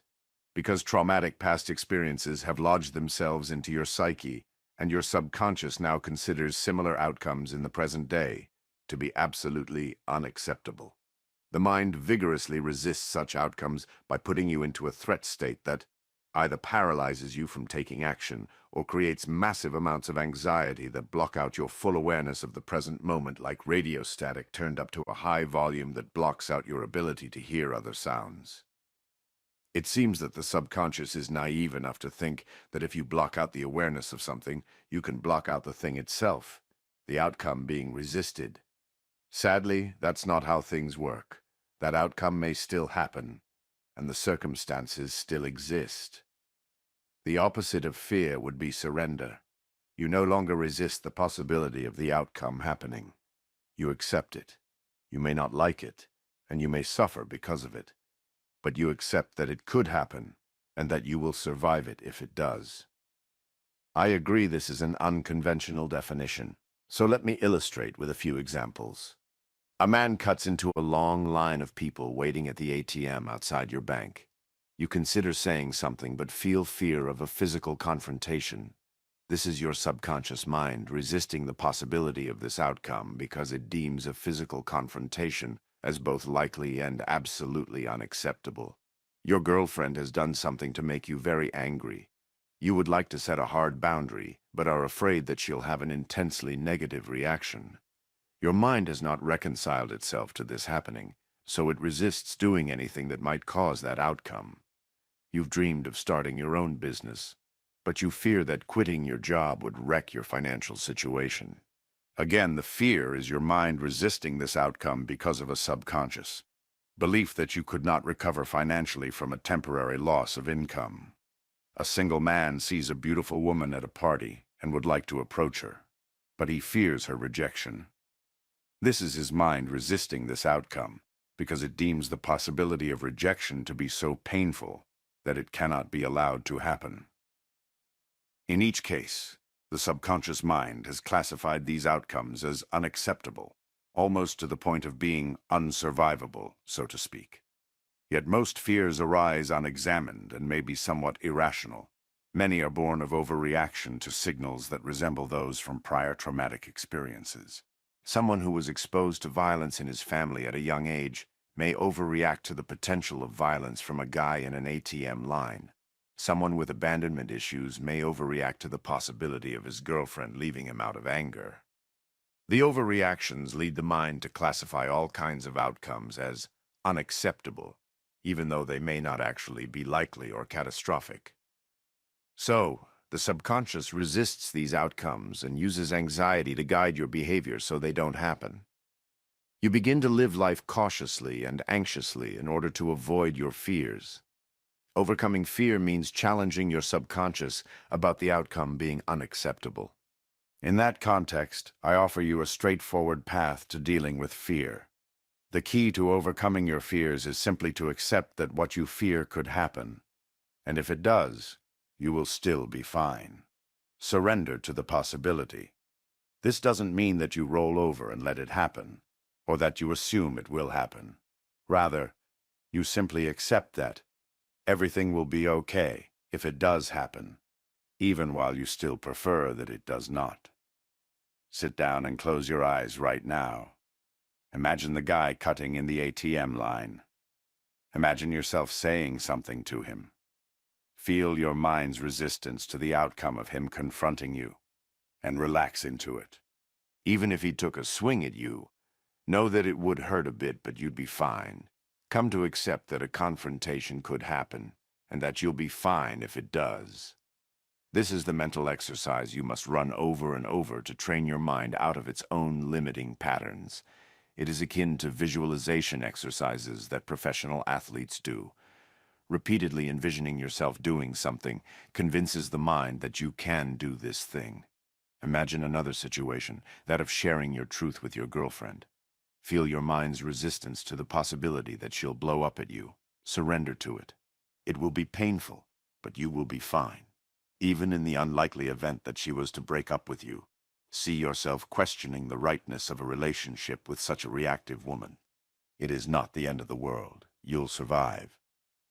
Picture yourself quitting your job to start the business of your dreams. Envision the worst-case scenario, that it fails within 6 months. Ask yourself, is there any reason I just can't go get another job? You may have lost tens of thousands of dollars, but the remainder of your savings may be enough for your retirement. Again, it is not the end of the world. If you're single, imagine approaching that beautiful woman and having her response be, "I don't talk to losers." Remind yourself that rejection by this beautiful creature doesn't define you in any way, that it is more about her state of mind than your desirability. Her response means nothing, and nothing has changed. So relax your mind's resistance to this outcome. In each case, you're coming to grips with the fact that the worst-case consequences of each action are perfectly survivable, despite your subconscious beliefs. And in that knowledge, you can allow your body-mind to accept the potential for them to happen. You don't have to like the outcome. You just have to develop the core belief that you'll be fine if it does happen. In that acceptance, you will see the fear start to fade. And this is the crux of why I define fear in this way. Once you surrender to these dire outcomes, the fear abates. Of course, this is much easier said than done. You will not achieve this capability just by reading this book. You are going to have to train your nervous system through practice over many years. One of the ways I recommend doing this is to use provocation meditation. See Chapter 10. Sit, close your eyes, and seek to identify a few of your current fears. Then keep asking yourself, what if that happens? Over and over, so that you can envision the entire chain of events. Then sit with that outcome, and use the techniques I've shared to make friends with that potential reality. Feel the fear in you arise as anxiety in the body. Feel the clenching of your jaw and other muscles. Relax into it. Feel your constricted breathing. Relax into it. Find your inner smile while still envisioning the outcome. Then open your eyes and do a reality test. Notice the sun still shining and the birds still singing, even while you envision the outcome happening. Use all of this to come to a knowing that you will be okay, even if this event occurs. You may still seek to avoid it, but only up to the point where it does not prevent you from living your life fully or being the man you want to be. Sadness. I see sadness as resistance to loss. It is the non-acceptance of something that is now gone from or exiting your life. Examples could include: a close friend or family member dies. Your woman breaks up with you. A close friend moves to another state. Someone close to you betrays you. You begin to notice the loss of your health and capability. You move away and are no longer part of a community you once enjoyed. Your physical environment is being negatively affected by pollution or other human development. You lose a job. Sadness arises because of the gap between current reality and a past reality that you can't quite let go of. The more important the loss, the more tightly will you grasp onto a past reality, and the greater the magnitude and duration of your pain. Of course, your conscious mind probably knows the loss is real and irreversible, but the subconscious does not want to let go. This is natural, and it is very healthy to allow sadness the time it needs to arise and flow through you. You don't need to rush the unfolding. It will take as long as it takes, but you can support yourself by finding the places in you that are resisting reality. Relax into and accept what is actually happening. Absent a natural progression toward acceptance of the new reality, sadness turns into depression. This is a state in which everything seems bleak and hopeless. Your energy for career, intimate and social endeavors can be sapped. I myself had a taste of depression after the end of my marriage. It was very challenging for me to accept circumstances as they were, and what had been lost, my family unit, companionship, and trust in someone I never thought would falter. The duration and intensity of my sadness were prolonged by not fully accepting my new reality. If you find yourself in a depressed state, don't hesitate to get professional help. But while you do this, I encourage you to put your attention on this notion of acceptance. Using your pain like a trail of breadcrumbs, trace your thoughts and emotions back to the truths you are not accepting. The job is gone. Your female partner is gone. A relative is gone. Your trust in a person is gone. And these realities are not likely to change. You suffer not because of reality itself, but because you resist reality. A client of mine went through a painful period where his resistance to his own reality caused him months of self-imposed isolation. Chad's girlfriend of 4 years had broken up with him. He was devastated because he had thought that they were very compatible. 6 months afterward, he still expressed sadness to me about it. By itself, this seemed natural. But he hadn't been on a second date in all that time, and he admitted that his energy was a bit low, and it probably showed on these dates. More importantly, I still sensed a why element to his inner narrative.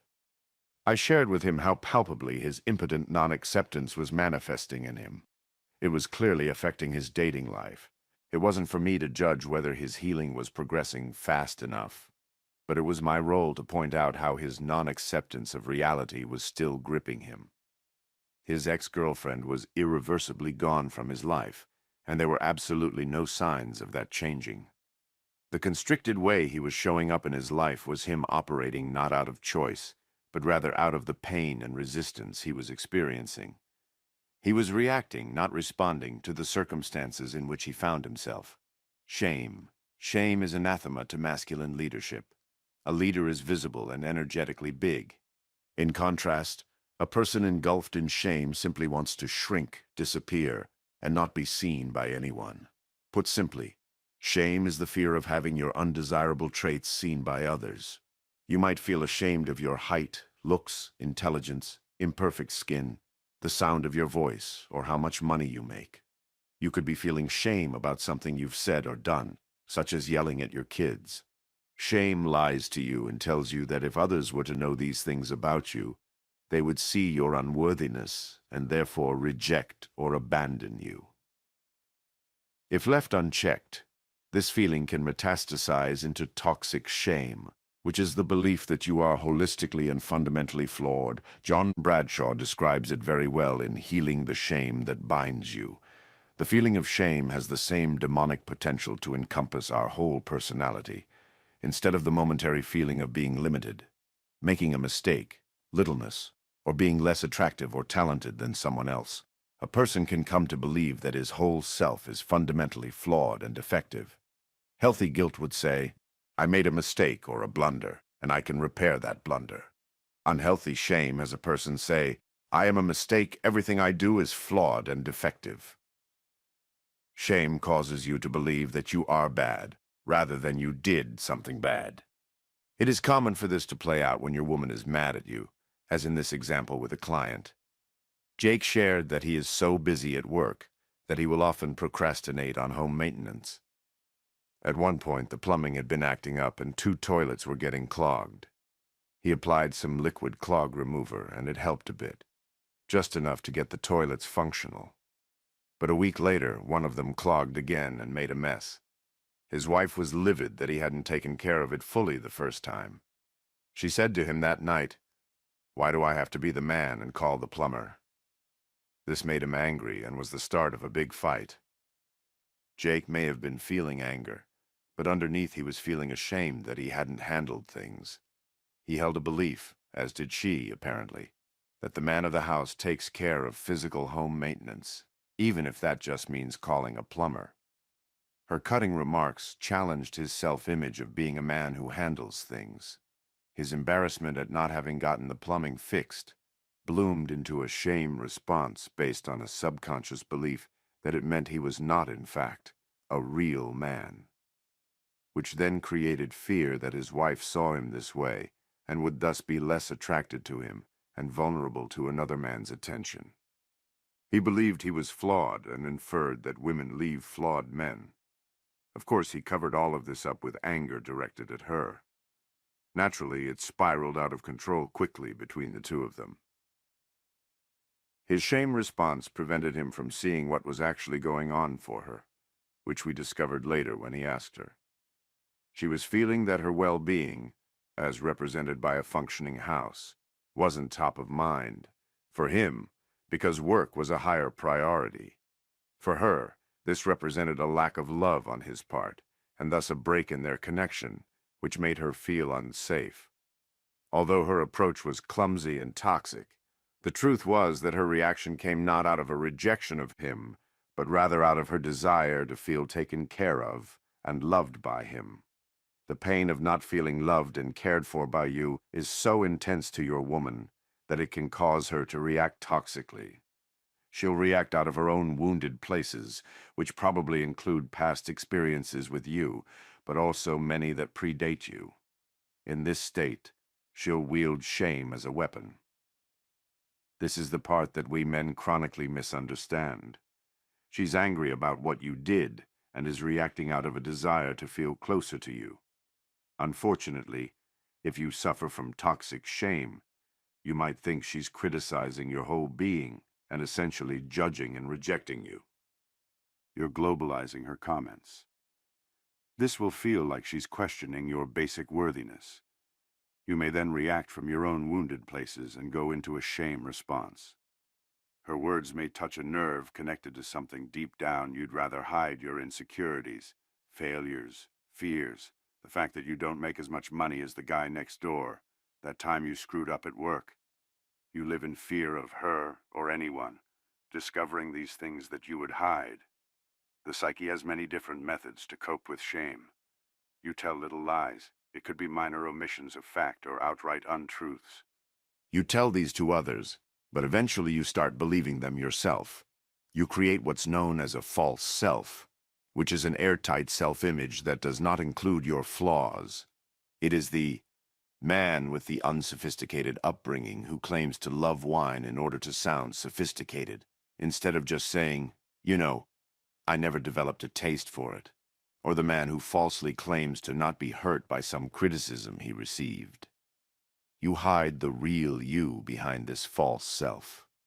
Unfortunately, this precludes the possibility of true honesty and authenticity in your relationships, and you'll always know you're living a lie. You may simply disappear, meaning that you stay quiet or withdraw, avoiding interactions that might expose the you that you try to hide. Your subconscious lives by the motto, better to remain silent and be thought a fool than to speak and remove all doubt.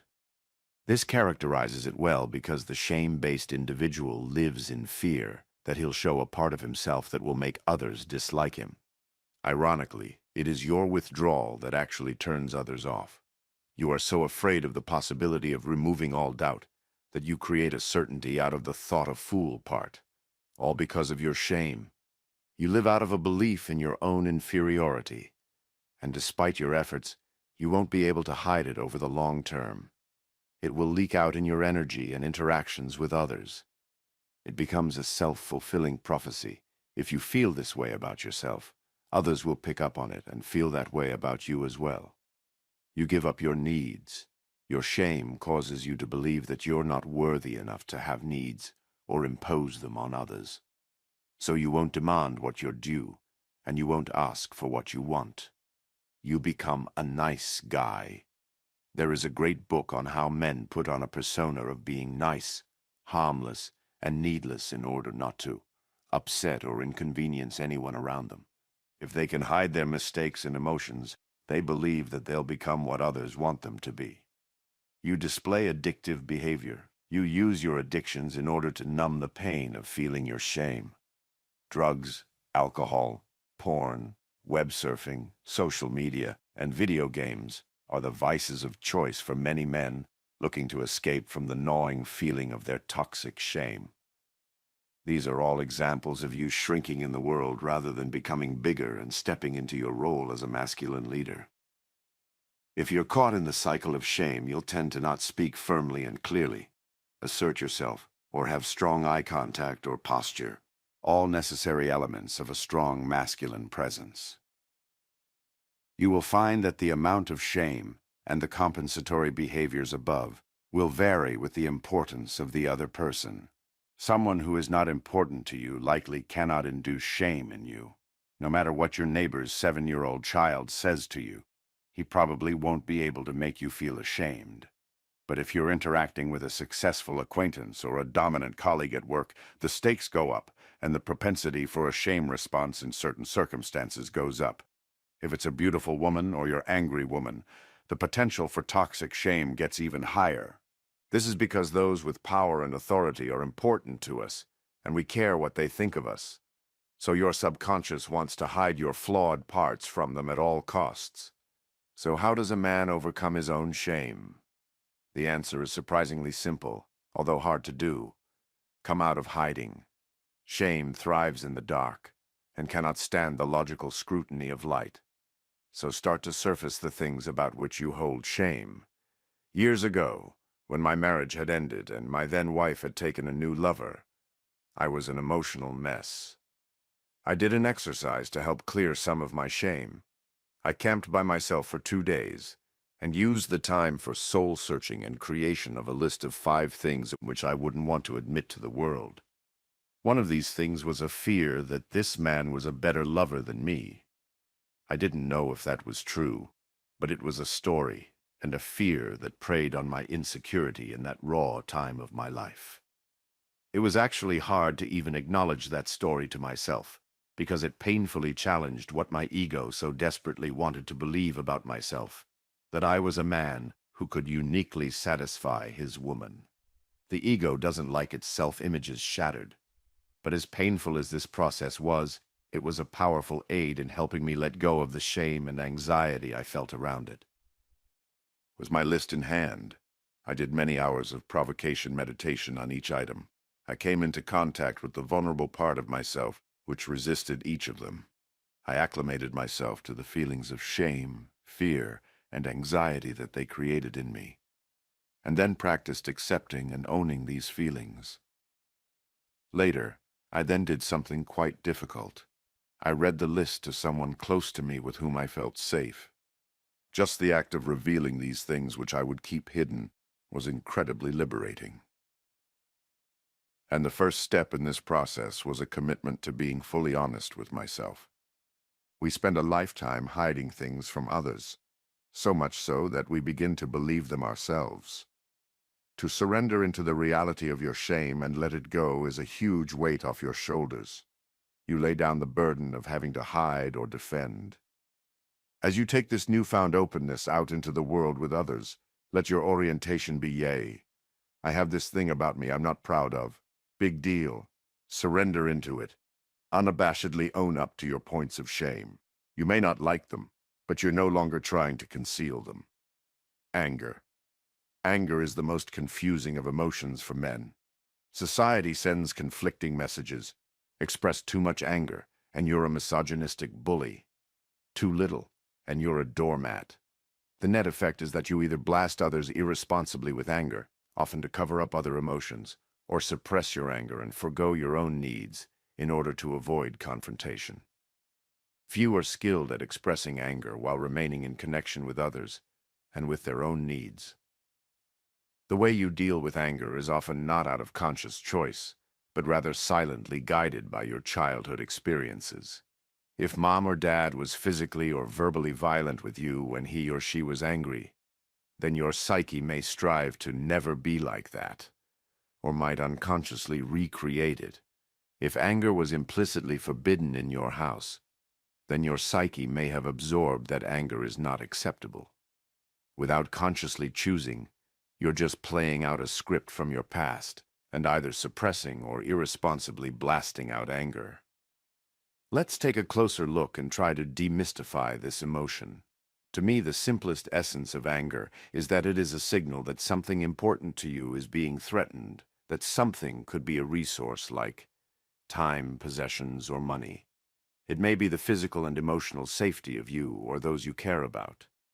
Or it could be part of your self-identity being threatened, which happens when someone else's actions or words contradict the image you have of yourself.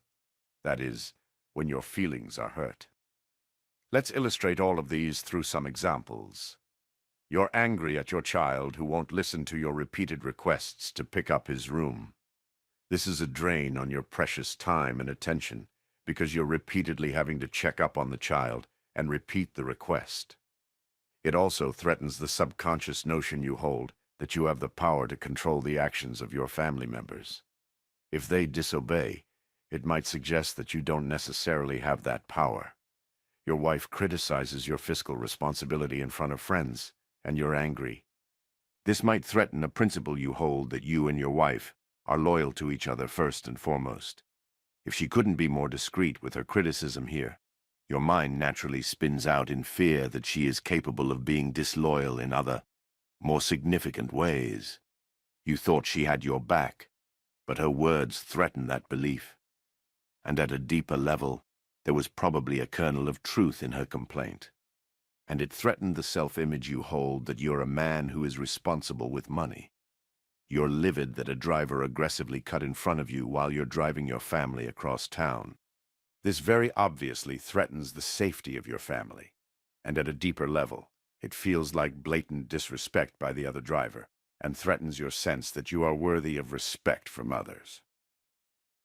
When you encounter these threats to what's important to you, something is activated inside you. It feels like a rumble and a fire within. The healthy man sees it as a signal to wake up, pay attention, and try to see what important thing is being threatened or what boundary has been crossed. Anger is a tremendous ally for you if you understand why it's arising. It tells you what is meaningful. Embrace it. Its intensity can instantly grab your attention, and the energy it creates in your body can quickly propel you into decisive action to protect what's important. Viewed through this lens, you can see that anger is one of the most important emotions for a man to know and harness. But anger can take a more toxic form, where it comes up reactively in response to feelings of shame, fear, and hurt. In these cases, anger is an unconscious protection mechanism that numbs out these feelings inside you and draws attention to others and their transgressions. You are angry at them, and the solution to the entire situation is that they need to change or fix something. As long as you are focused on them, you don't have to feel your own shame, anxiety, fear, or hurt, because it is their fault.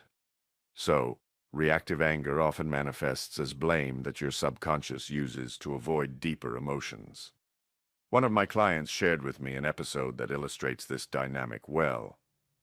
Blake's wife, Jessica, was upset that the laundry room was so tiny that it was difficult to do the laundry.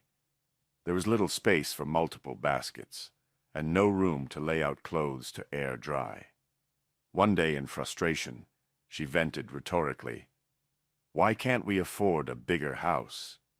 Blake took this as a criticism of him, a reference to the fact that he didn't make enough money to support them buying a larger home. It was something around which he'd had some long-standing shame, which was converted to anger directed at her. "What is your problem? Why do you have to be such a bitch all of the time? You're never satisfied." Even though she had not given any overt indication she thought he didn't make enough money, he went into full reaction mode as if she had. His subconscious was running the show and used anger and blame to protect him from having to acknowledge and feel his own shame. Now, even worse than reactive anger is repressed anger. Most guys have a hard time expressing their anger, so they go into denial about it. They claim not to be angry at all, but then withdraw or become passive-aggressive. Neither is the mark of a powerful man leading others to more openness. My client Jordan shared this story with me. Jordan shared with me that his wife had recently had an emotional affair with another man and had admitted it in their couple's therapy session that week. One morning at the house by himself, in a fit of pain, fear, and rage, he lashed out and punched the wall, leaving a gaping hole. Later that night, his wife returned and saw the hole. During their now nightly fights, she yelled, "Why can't you just tell me you're angry instead of destroying the house?" His response was, "I'm not angry, I just lost control for a second." I just stared at him for a good 10 seconds, trying to absorb the irony of his story. In all of my experience, this was the penultimate example of someone suppressing anger. I cannot think of a more appropriate scenario for a man to be angry and to be justified in saying so. Jordan's wife had crossed a clear boundary. Her actions threatened the existence of the relationship, and that relationship was very important to Jordan. Yet he was unable to acknowledge his own anger. This is one of the great mysteries for men, how it is so hard for them to just say, "I'm angry." But to me, it is clear that this tendency usually stems from one's childhood. If anger was abundant in your life growing up, it may have been scary enough to your childhood self that you shut down the ability to ever be angry. If anger was not allowed in your childhood home, then possibly you cut off that part of you. So when anger is scary or unacceptable, you convert it into more acceptable feelings. John Bradshaw sheds light on this in his book, Healing the Shame That Binds You. Anger is often blocked from conscious awareness and converted into more tolerable or family-authorized feelings, such as hurt or guilt. The person feeling the anger no longer feels it. He feels the acceptable feeling. Your family norms may have made it unsafe to feel or express anger, so you suppressed it or converted it into something more acceptable. In effect, this childhood dynamic saps your adult self of confidence around the validity of your anger and the boundary that has been crossed. You begin to question whether you are justified in being angry and expressing it, particularly if the other person is an authority figure or otherwise very important to you. It is this dynamic that often has men holding back their anger. Unskillful handling of your anger will disrupt connection with others. When it builds up and explodes as aggression, it will make your woman feel unsafe. On the flip side, if you suppress it, she won't be able to feel you. But it does not need to be this way. You can step up to take charge of your anger and actually convert it into something that draws you and your woman closer. First, rather than suppress, welcome the anger in with gratitude that it is giving you a powerful reminder of what's important to you. Jordan could have done this. That hole in the wall was a clear sign of how important his wife was to him, of how scared her emotional infidelity made him, and of how strongly he felt that infidelity is not acceptable. Anger would have made him instantly crystal clear on his love, fear, and boundaries. Anger is clarifying. A man with clarity is powerful. So when you feel angry, welcome it and ask yourself what it is making clear for you. Notice the anger in the moment and trace it back to the source. Anger almost always covers up an underlying fear and a need. The fear relates to something important that is being threatened. Anger is the subconscious mind's protection against that fear. The underlying need is what you want from your woman or the world in order to feel safe. Allow your attention to move past the anger itself toward the fear and need underneath. Once you do this, wholeheartedly accept what you find, and then share the anger, the fear, and the need with your partner. Sharing the anger conveys the intensity and seriousness. Sharing the fear reveals the truth of what's happening for you. Sharing the need gives her an opportunity to better meet you as a partner. You'll be shocked by how this kind of vulnerable sharing will open your woman up and make her responsive to your needs in a way that blaming her would not. Your second step is to allow the energy of anger to spur you into action.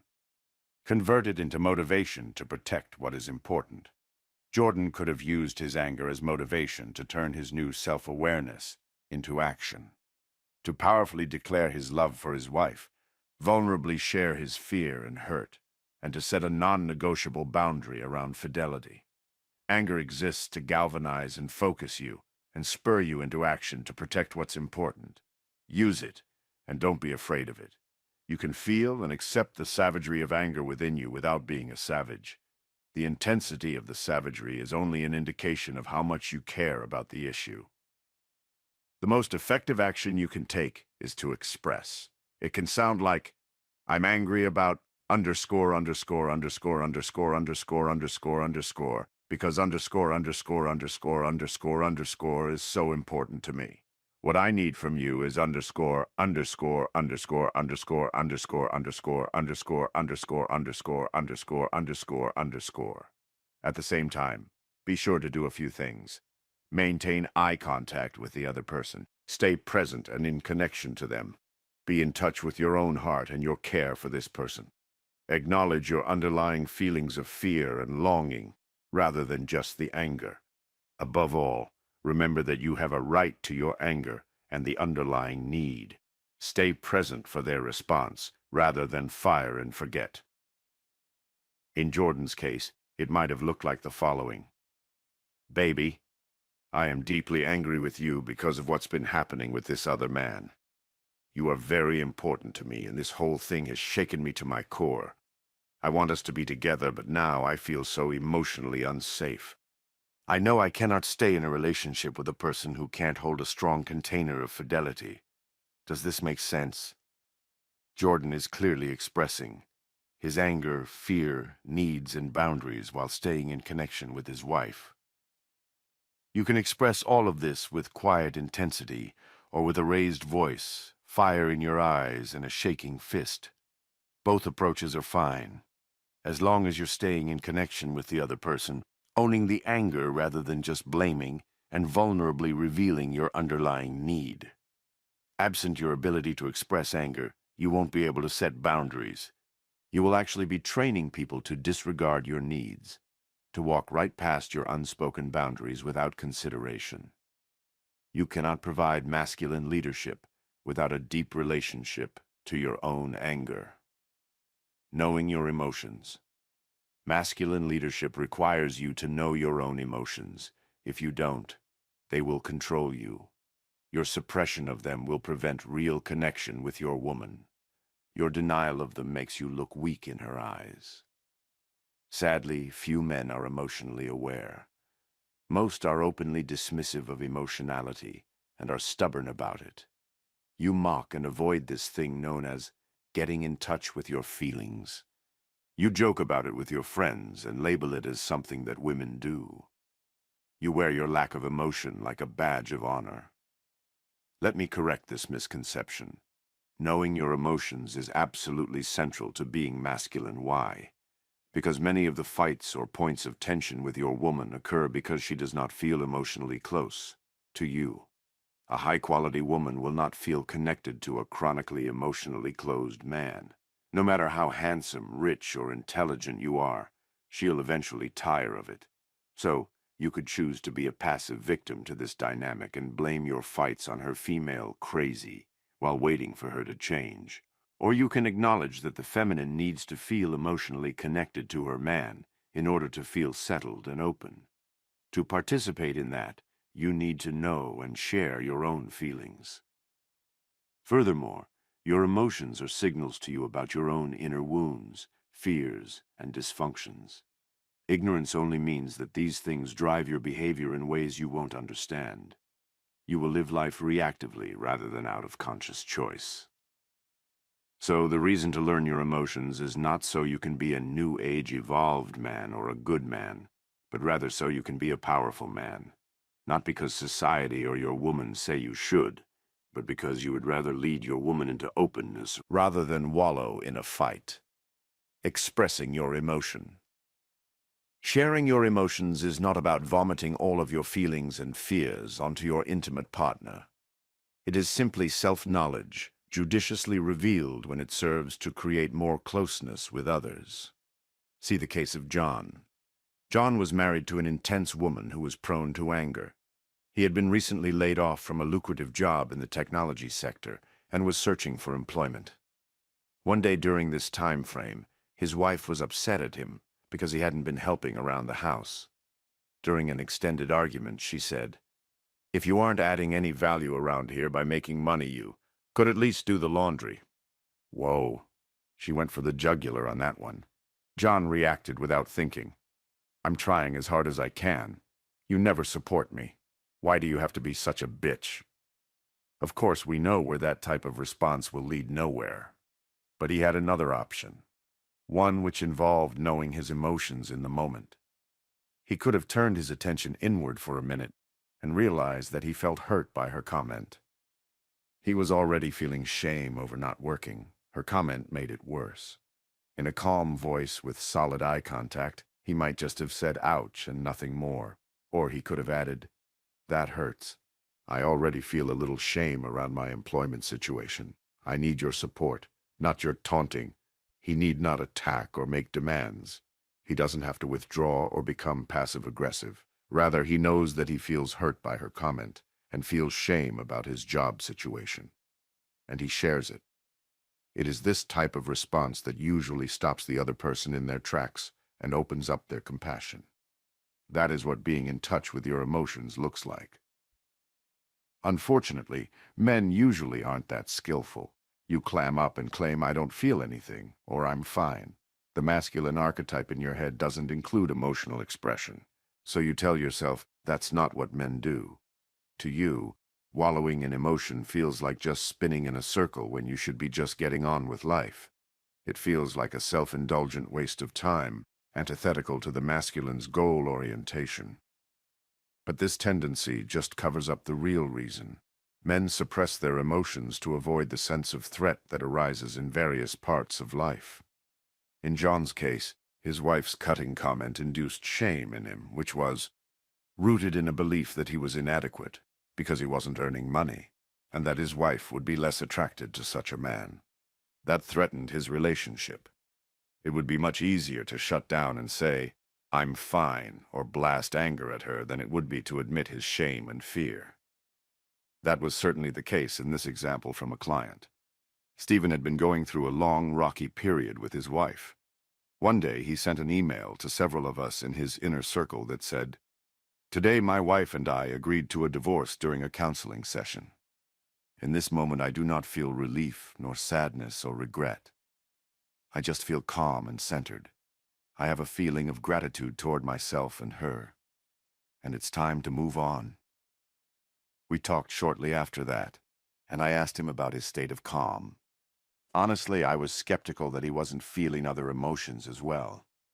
The minute he started denying that he did, I knew he was suppressing something because he felt tight to me. By our third conversation that week, he ended up breaking down in our session, overcome as he opened to the pain and fear he felt about becoming single again. He didn't know what that looked like and whether he'd be alone for the rest of his life. He also expressed deep regret about the impact on his children. I immediately felt closer to him because he finally owned what I'd sensed in him. I encouraged him to say out loud that he felt scared of being alone. Simply acknowledging that fear, without even doing anything to change it, took away much of its power over him. He felt much more relaxed to me and shared that he felt less scared now, and it opened him up to start the process of addressing his fear through inner work. Through that work, he was more ready to re-enter the dating world in his full power. This breakthrough and release of some of his fear would never have happened in his I'm fine mode. Ignorance or denial of your emotions will keep you trapped in them, and it will not open your woman. Quite frankly, I feel sorry for most women having to put up with us men. Either we say we feel nothing, or we get mad and blame them.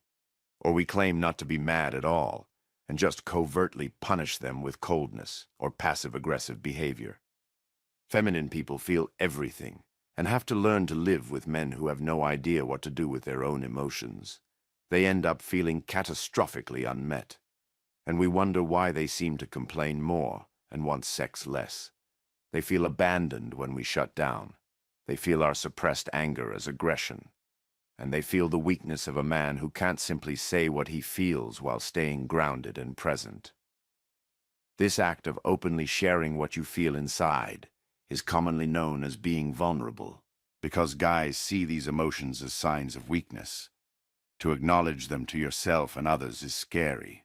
You spent your entire life building up your defenses so you didn't have to feel these emotions. So revealing them feels like you are pulling down those defenses, and thus you are literally vulnerable.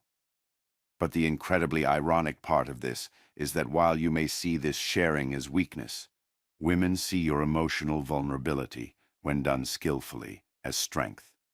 In their eyes, only a strong man can reveal these types of feelings. It is the weak man that tries to posture and always appear rock solid and together. And remember, women feel everything, so you aren't going to fool them. You'll just be proving your unworthiness. I speak from experience here. I've hesitated to share many feelings over the years with my woman, worried that she'd think less of me. Somehow, each time I do share them, she feels closer to me and opens to me. My male brain still finds it odd, but I've learned to override that instinct now. In fact, when you are authentic and vulnerable, everyone feels closer to you. There is something about a guy that either seems like he has no problems or negative emotions that makes it difficult for people to connect with him. When you show a few cracks in the armor by being real, suddenly people find themselves more drawn to you because you feel more human.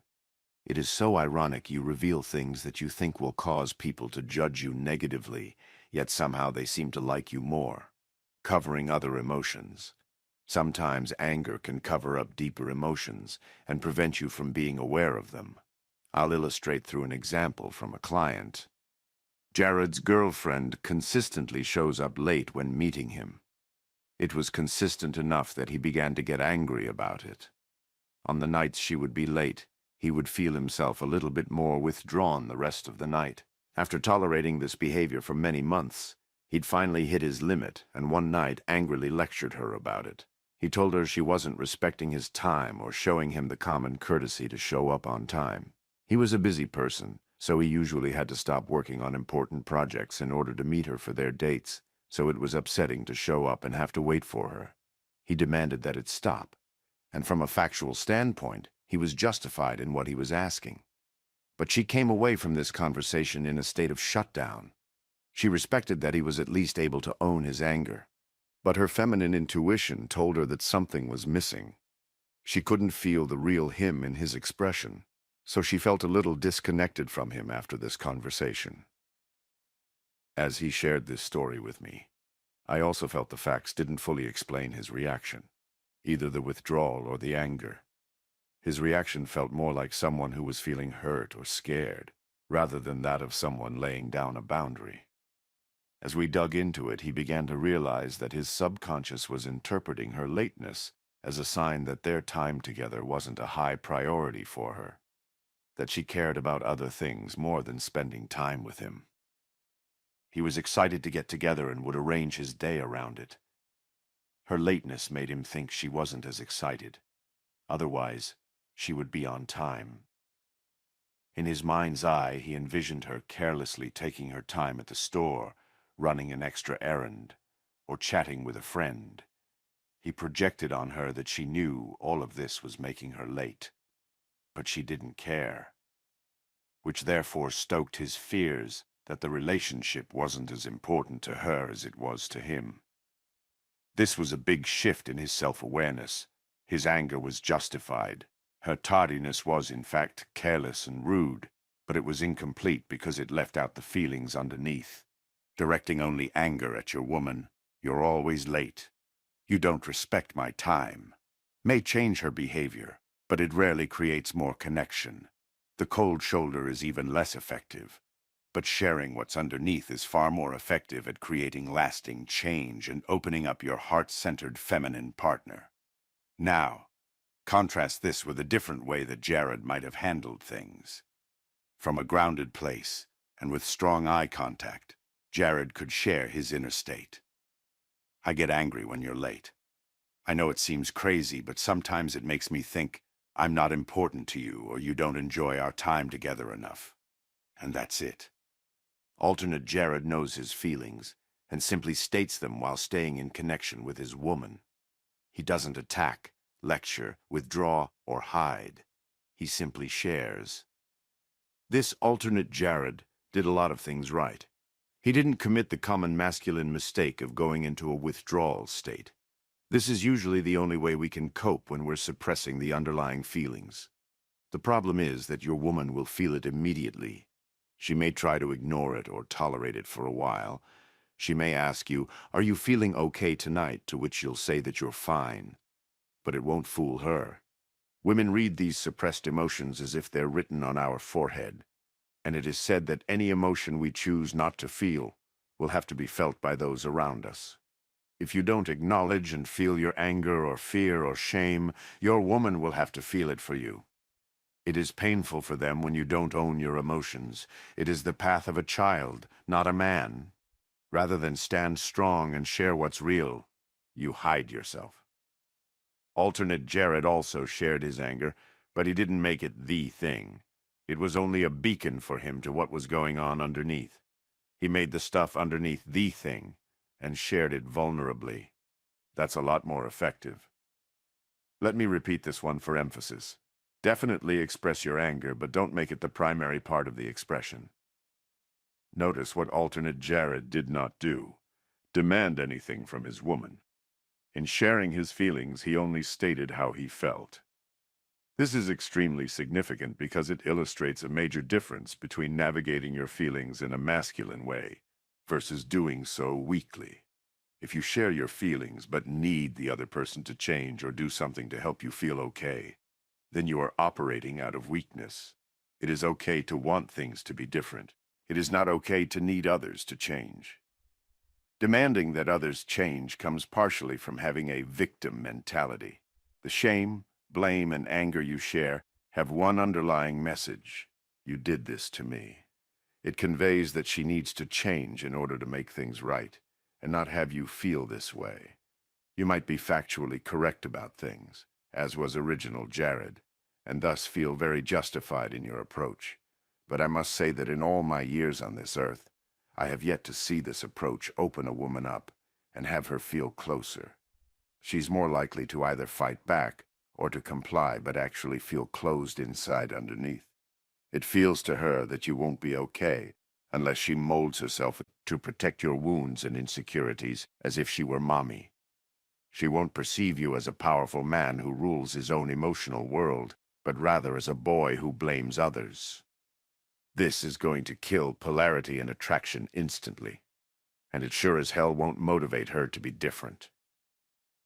It's not that you don't want to share your anger. By all means, share it and own it. But when that is all that you share, which means you're blaming, it is not complete. To avoid this, you can use an approach similar to the one we discussed earlier relative to sharing your anger. Instead of needing and demanding, you share and own. The technique I'll share here is more generalized to cover any emotional response. You use the sentence stem of when you underscore, underscore, underscore, underscore, underscore, underscore, underscore. It makes me feel underscore, underscore, underscore, underscore, underscore, underscore. When the other person does a certain thing, it creates feelings in you. For alternate Jared, it was, when you're late. I feel anxious because I think it is because our time is not important to you. There are two primary elements in this approach. 1. The first part is an observation of something they said or did. It is irrefutable because it is merely a statement of fact, with no analysis, judgment, or labels attached to it. 2. The second part is simply a description of a feeling within you. This is also irrefutable because it is simply a fact that you do feel that way. As long as you are being truthful, no one can argue that you shouldn't feel that way. Note that there is no demand. It is simply an expression of what's true, and in the process, you are owning your feelings rather than dumping them on your partner. You are speaking inarguably because you are only saying what's true for you, which should be inarguable, rather than trying to characterize their motivations or what they should be doing, both of which can definitely be debated. Let me reiterate for emphasis. Of course, you want other people to do things differently at times. I am not suggesting that you deny that desire. Just don't need it. I am not playing a word game here. Energetically, the two are very different. Needing someone else to be different comes off as desperate and weak. This point is a major principle of masculine leadership. The masculine man knows and shares his emotions without needing anyone else to do anything or change in order to make the pain of those emotions stop.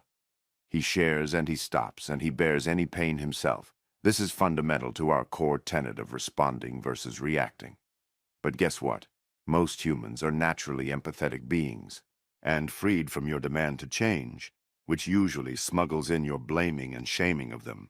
These humans often choose to modify their behavior in order to not create the negative feelings you are expressing, without you even having to ask or demand. It is counterintuitive, but true nonetheless. Now, having said all of this, you can still add a request onto the end of your expression, as we did with expressing anger. But I encourage you to just try it without that at first. See what you can evoke in your partner. Share judiciously. Now, it is important that you do not swing too far and start oversharing your emotional state with others.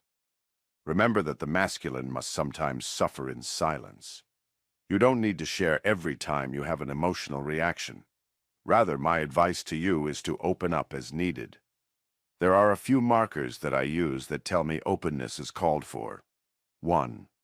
If I'm angry at someone else, blaming them and feeling like a victim, it usually means I'm focusing on them at the exclusion of examining my own wounds, reactions, and insecurities. 2. If I'm shutting down or going passive-aggressive, this accomplishes nothing except to isolate me from other people and my own feelings. 3. If my woman directly asks me what I'm feeling, she usually asks when she feels me holding something back or simply wants to feel closer to me in general.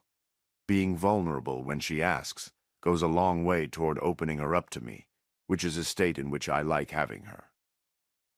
Outside of situations like these, I encourage you to keep your own counsel on your emotions.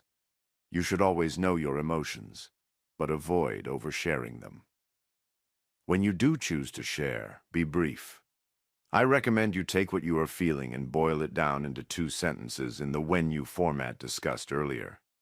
When you complain about the size of the laundry room, I think you're criticizing me for not making enough money, and that hurts.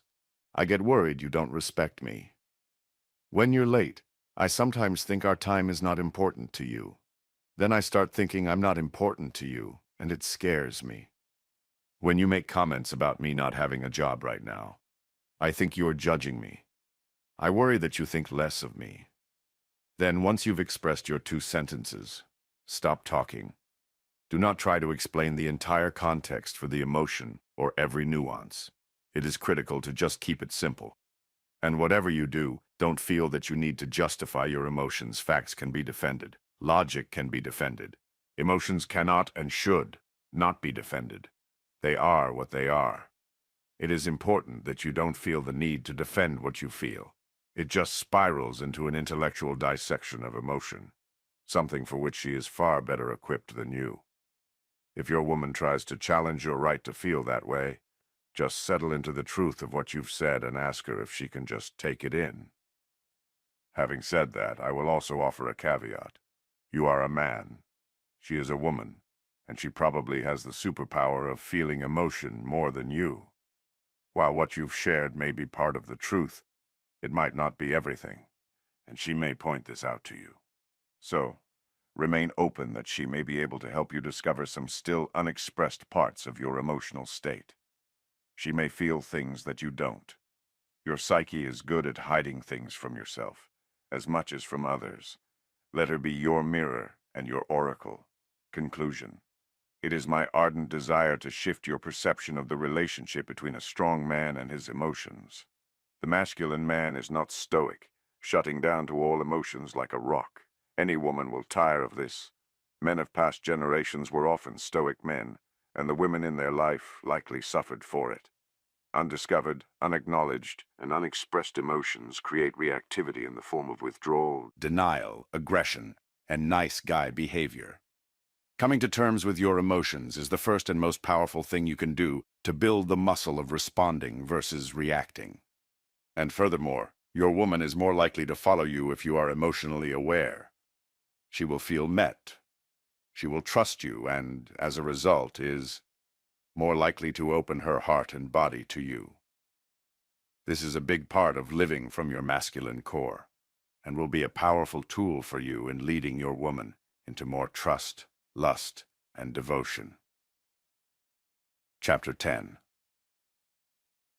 Embodiment. So far, we've discussed how to reduce anxiety and reactivity by understanding the role that threat plays, as well as becoming more skillful with your emotions. In this chapter, I'll share with you a variety of somatic practices that use meditation, breath, and movement to bring you into your body. Each is intended to increase your nervous system's capacity for intensity and anxiety. You've probably heard encouragement that you need to get out of your head and into your body more, which is what is meant by the phrase embodiment. This is a true statement, and it's an important one. Let's examine what it means. One chapter on this topic is not nearly enough, as it may be the single most important track in your development. See the appendix for more information. Lost in your head. Modern life involves a constant flow of information into your brain.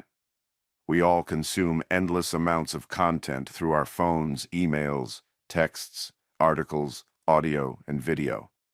It puts you into your thinking mind and traps you there. Over time, this consumption strengthens that thinking mind, just as exercise would strengthen a muscle. It grows so strong that your thoughts start to become your entire reality. Your awareness of your feeling body fades over time, and because your instincts, emotions, and primal nature all exist at the body level, you progressively lose access to these elements when you're trapped in your thinking mind. You can't hear your instincts. You can't feel and process your emotions, and you can't tap into your primal power. All you can do is think and analyze. The torrent of thoughts become your entire reality. Absent a strong connection to your instincts, emotions, and primal nature, the signals of the mind loom largest. They take the form of stories you tell yourself about the world and project onto it.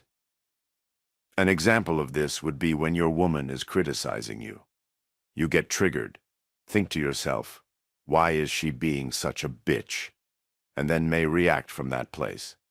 But her being a bitch is just a story that your mind generates to explain away your confusion about why she's suddenly being so critical, and to protect yourself from the anxiety you feel as a result of her criticism. When you're lost in that story, you can't feel your love for her. You're not fully present in the now.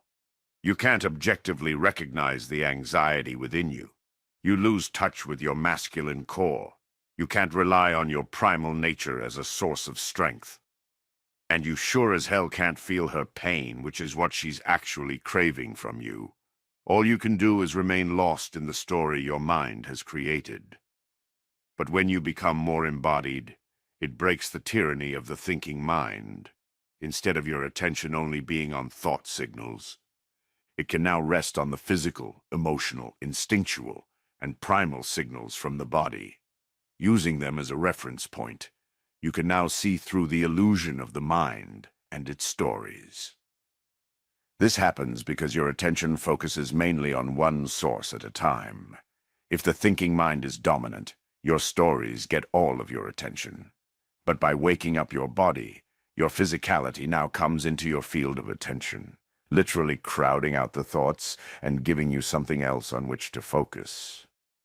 This naturally brings you more into the present moment for one simple reason.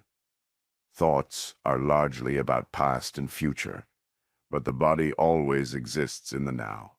When you listen to the physical, emotional, instinctual, and primal signals based in the body more than the rampant thoughts in your mind, you live more in the actual reality that is happening in this moment, not some reality manufactured out of stories of the past and worries about the future. And when you're more embodied, you will also have more capacity for bodily sensation. In other words, you can handle more anxiety, which exists as an intense, unpleasant energy in the body. Just like you can build up muscles, you can develop this capacity through a consistent embodiment practice. This is the most effective way to train your nervous system to handle more intensity. Embodiment saves relationships. The effects of an embodiment practice will be powerful in your relationship. Imagine your woman angry with you and complaining intensely. It feels unfair and also touches on a nerve around which you feel some subconscious shame. If you are thinking dominant, you'll likely get triggered and lost in a story of the unfairness of her attack, as well as the subconscious mental exercise of suppressing or avoiding the feeling of shame. In that state, you won't be present. But the more embodied you are, the better equipped you are to handle this intensity. You'll breathe deep and feel your body, which will naturally dampen the emotional triggers and cognitive stories. You'll be more present and realize that you're in no danger. From this place, you'll stay grounded and more available to hold space for her pain. Embodiment provides a calm sanctuary from the chaos of your mind and the anxiety it produces. When your wounds and insecurities scream at you that you're not good enough, that you need a certain person's approval and validation, or that someone is going to leave you if you don't meet a specific need of theirs. In this moment, this is when embodiment can make all the difference. Your connection with your physical body will be like a trail of breadcrumbs, leading you out of the illusion of your mind. As you rest in the body, your attention will move from fixating on the mind and the anxiety to focusing on bodily sensations. The volume on the anxiety and the stories will be turned down. Thoughts trigger emotions, and emotions trigger thoughts. It becomes a vicious cycle. Embodiment breaks that cycle, allowing you to just exist in the now. Embodied men are naturally more grounded. Embodied men don't believe the stories in their mind or in others' minds quite as much. Embodied men are more resilient to anxiety and intensity. Embodied men just feel more solid to everyone around them. The women can feel it the most. They just know the difference between a man who regularly engages in embodiment practices and one who doesn't. The man who doesn't, who is stuck in his mind, never feels fully present, nor does he feel primal. For most women, it is much harder to be attracted to such a man. You'll find that your woman's nervous system settles when you are in an embodied state.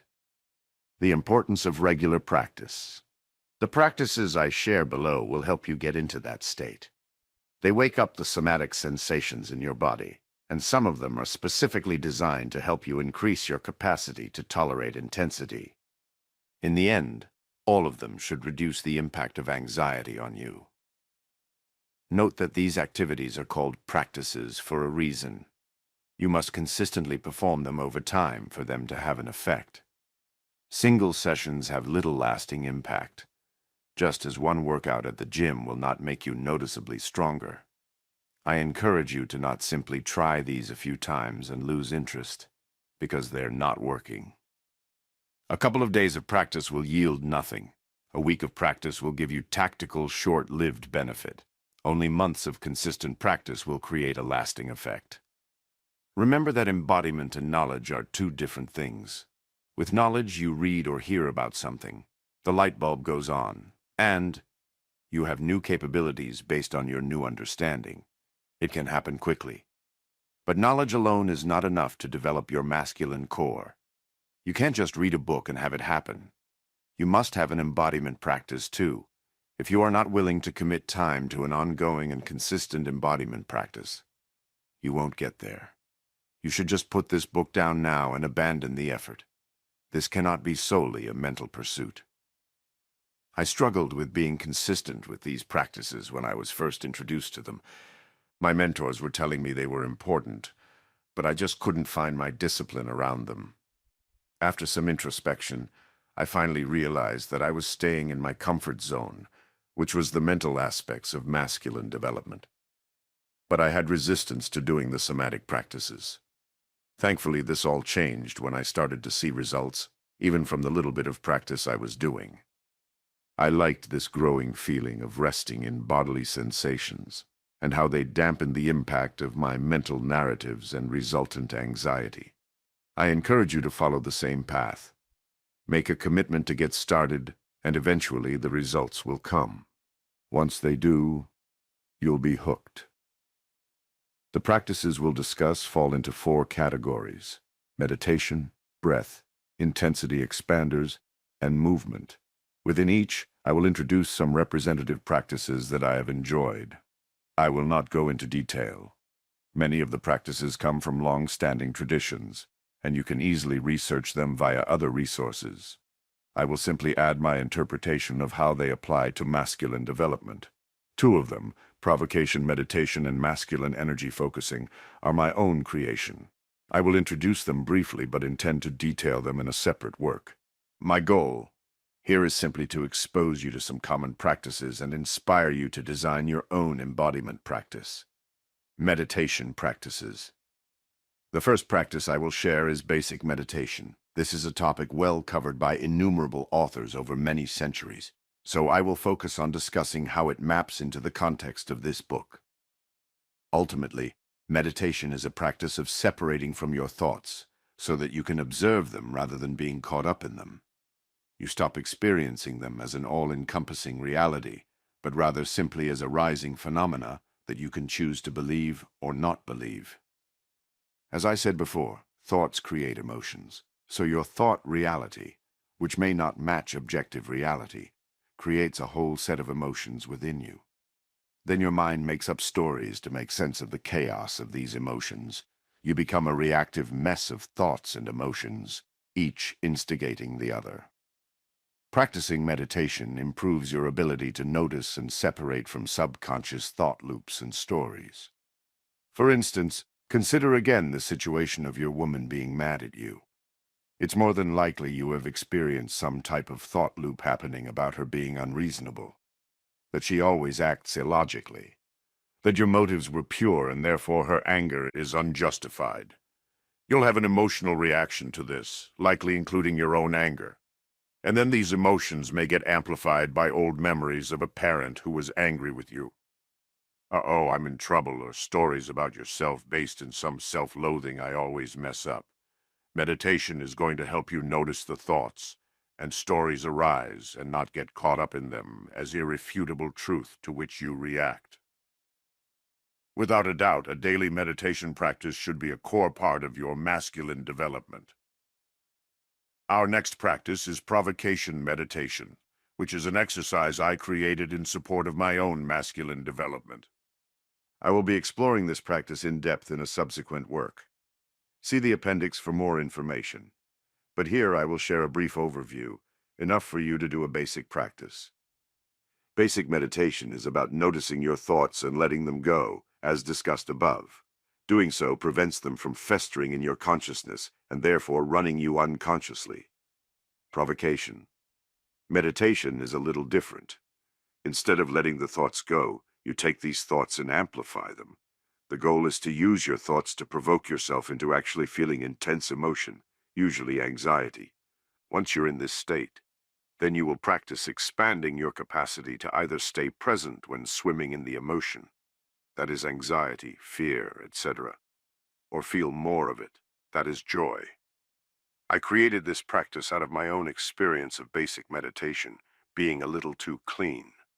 You certainly need to be able to notice and let go of your thoughts, but that is not enough, because when anxiety arises in real life, it is very difficult to let go of thoughts with the antagonist standing in front of you. So you need to practice developing your capacity to stay grounded while in this triggered state. Remember, it's easy for the wise man on top of the mountain to be grounded. But that wise man is usually fighting with his wife within 5 minutes of returning to real life.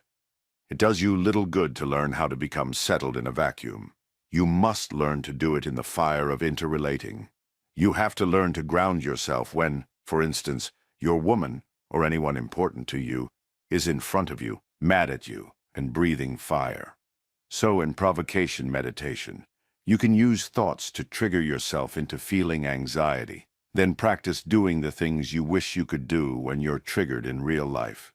Soothing yourself, recognizing and feeling your emotions, speaking your truth, feeling your own power and worth, setting a boundary, expressing pleasure or anger, etc.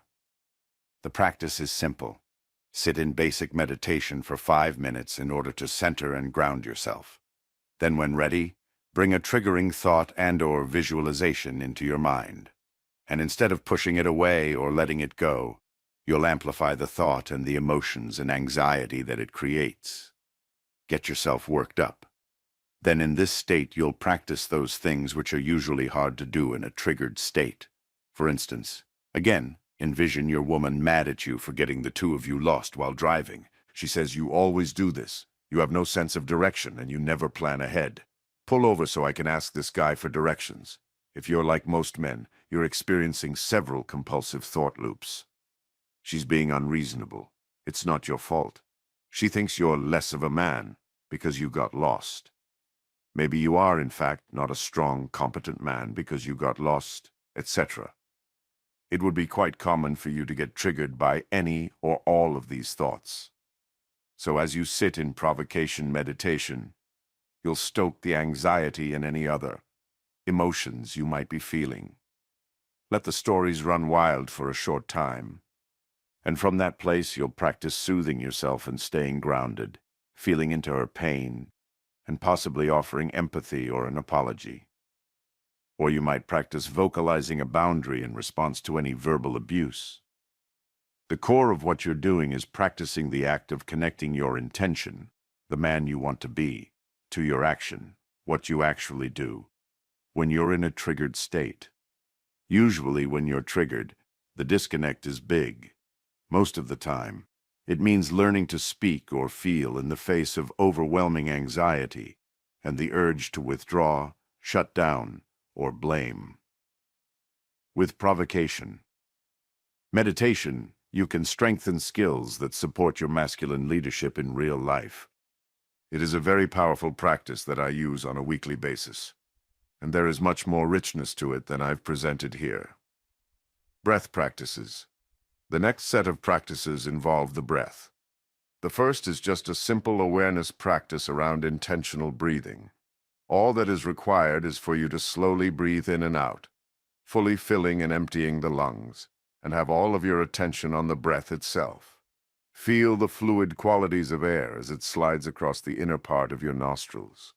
Feel the rising of your chest and filling of your lungs as you inhale. Feel all of the physical sensations. I recommend you do this with what is called an ujjayi breath. This involves breathing through the nose, mouth closed, but slightly constricting the back of the throat so that you create an audible sound, similar to what you do when you whisper.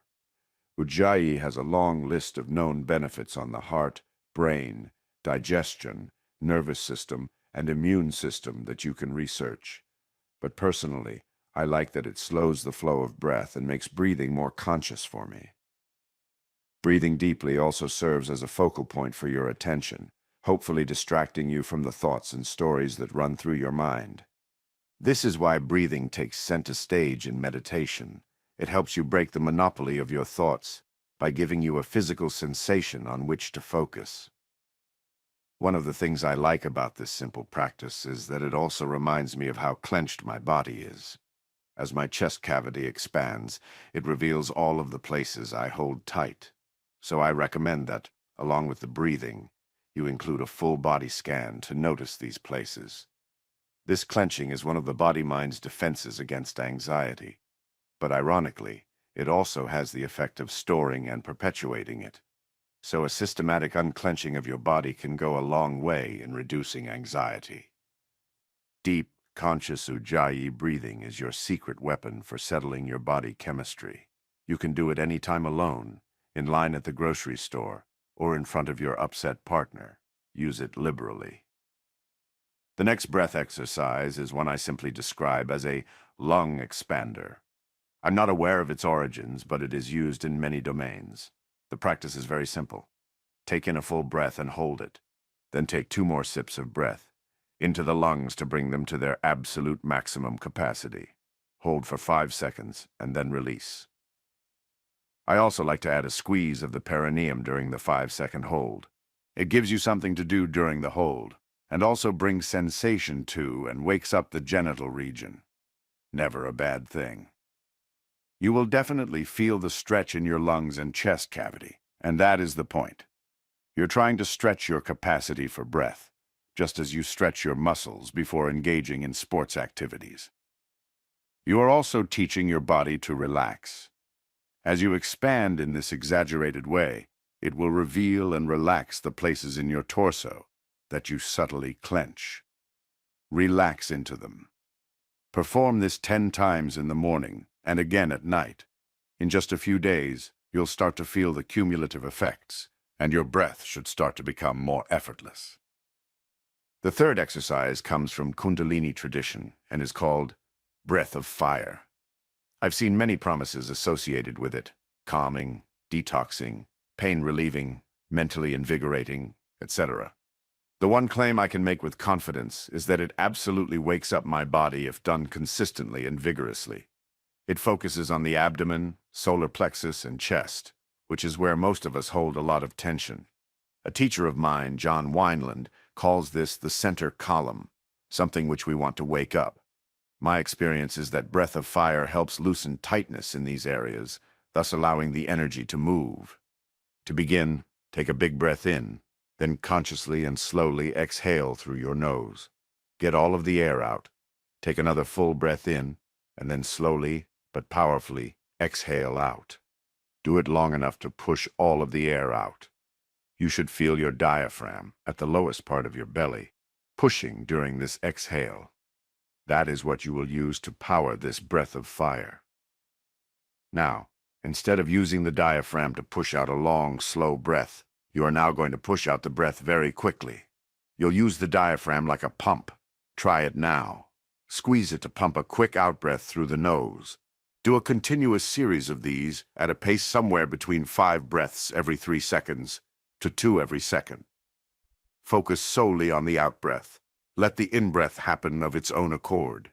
It will become automatic, enough to keep up with the pace you set for the out-breaths. This is intended to be a very physical exercise. Strongly engage the diaphragm. It will make your entire torso move with each powerful out-breath. No small, tepid breaths. Do it with intensity. This practice will bring blood flow and sensation to a part of the body that is chronically clenched and numb for most people. I encourage you to persist through the intensity. It gets better over time if you are consistent. Start with 30 seconds and perform this practice daily. Move up to several minutes as you acclimate to the intensity. I recommend always using a timer. Otherwise, you'll find yourself quitting early. Just let the timer take charge and tell you when to finish. You can find plenty of resources on the breath of fire via a simple internet search. The fourth breath exercise I will share with you is called Wim Hof breathing, created by a man literally named Wim Hof. Like with the breath of fire, you can find all the resources you need on the internet, and I encourage you to do so. Here I will simply provide a short introduction. Wim Hof.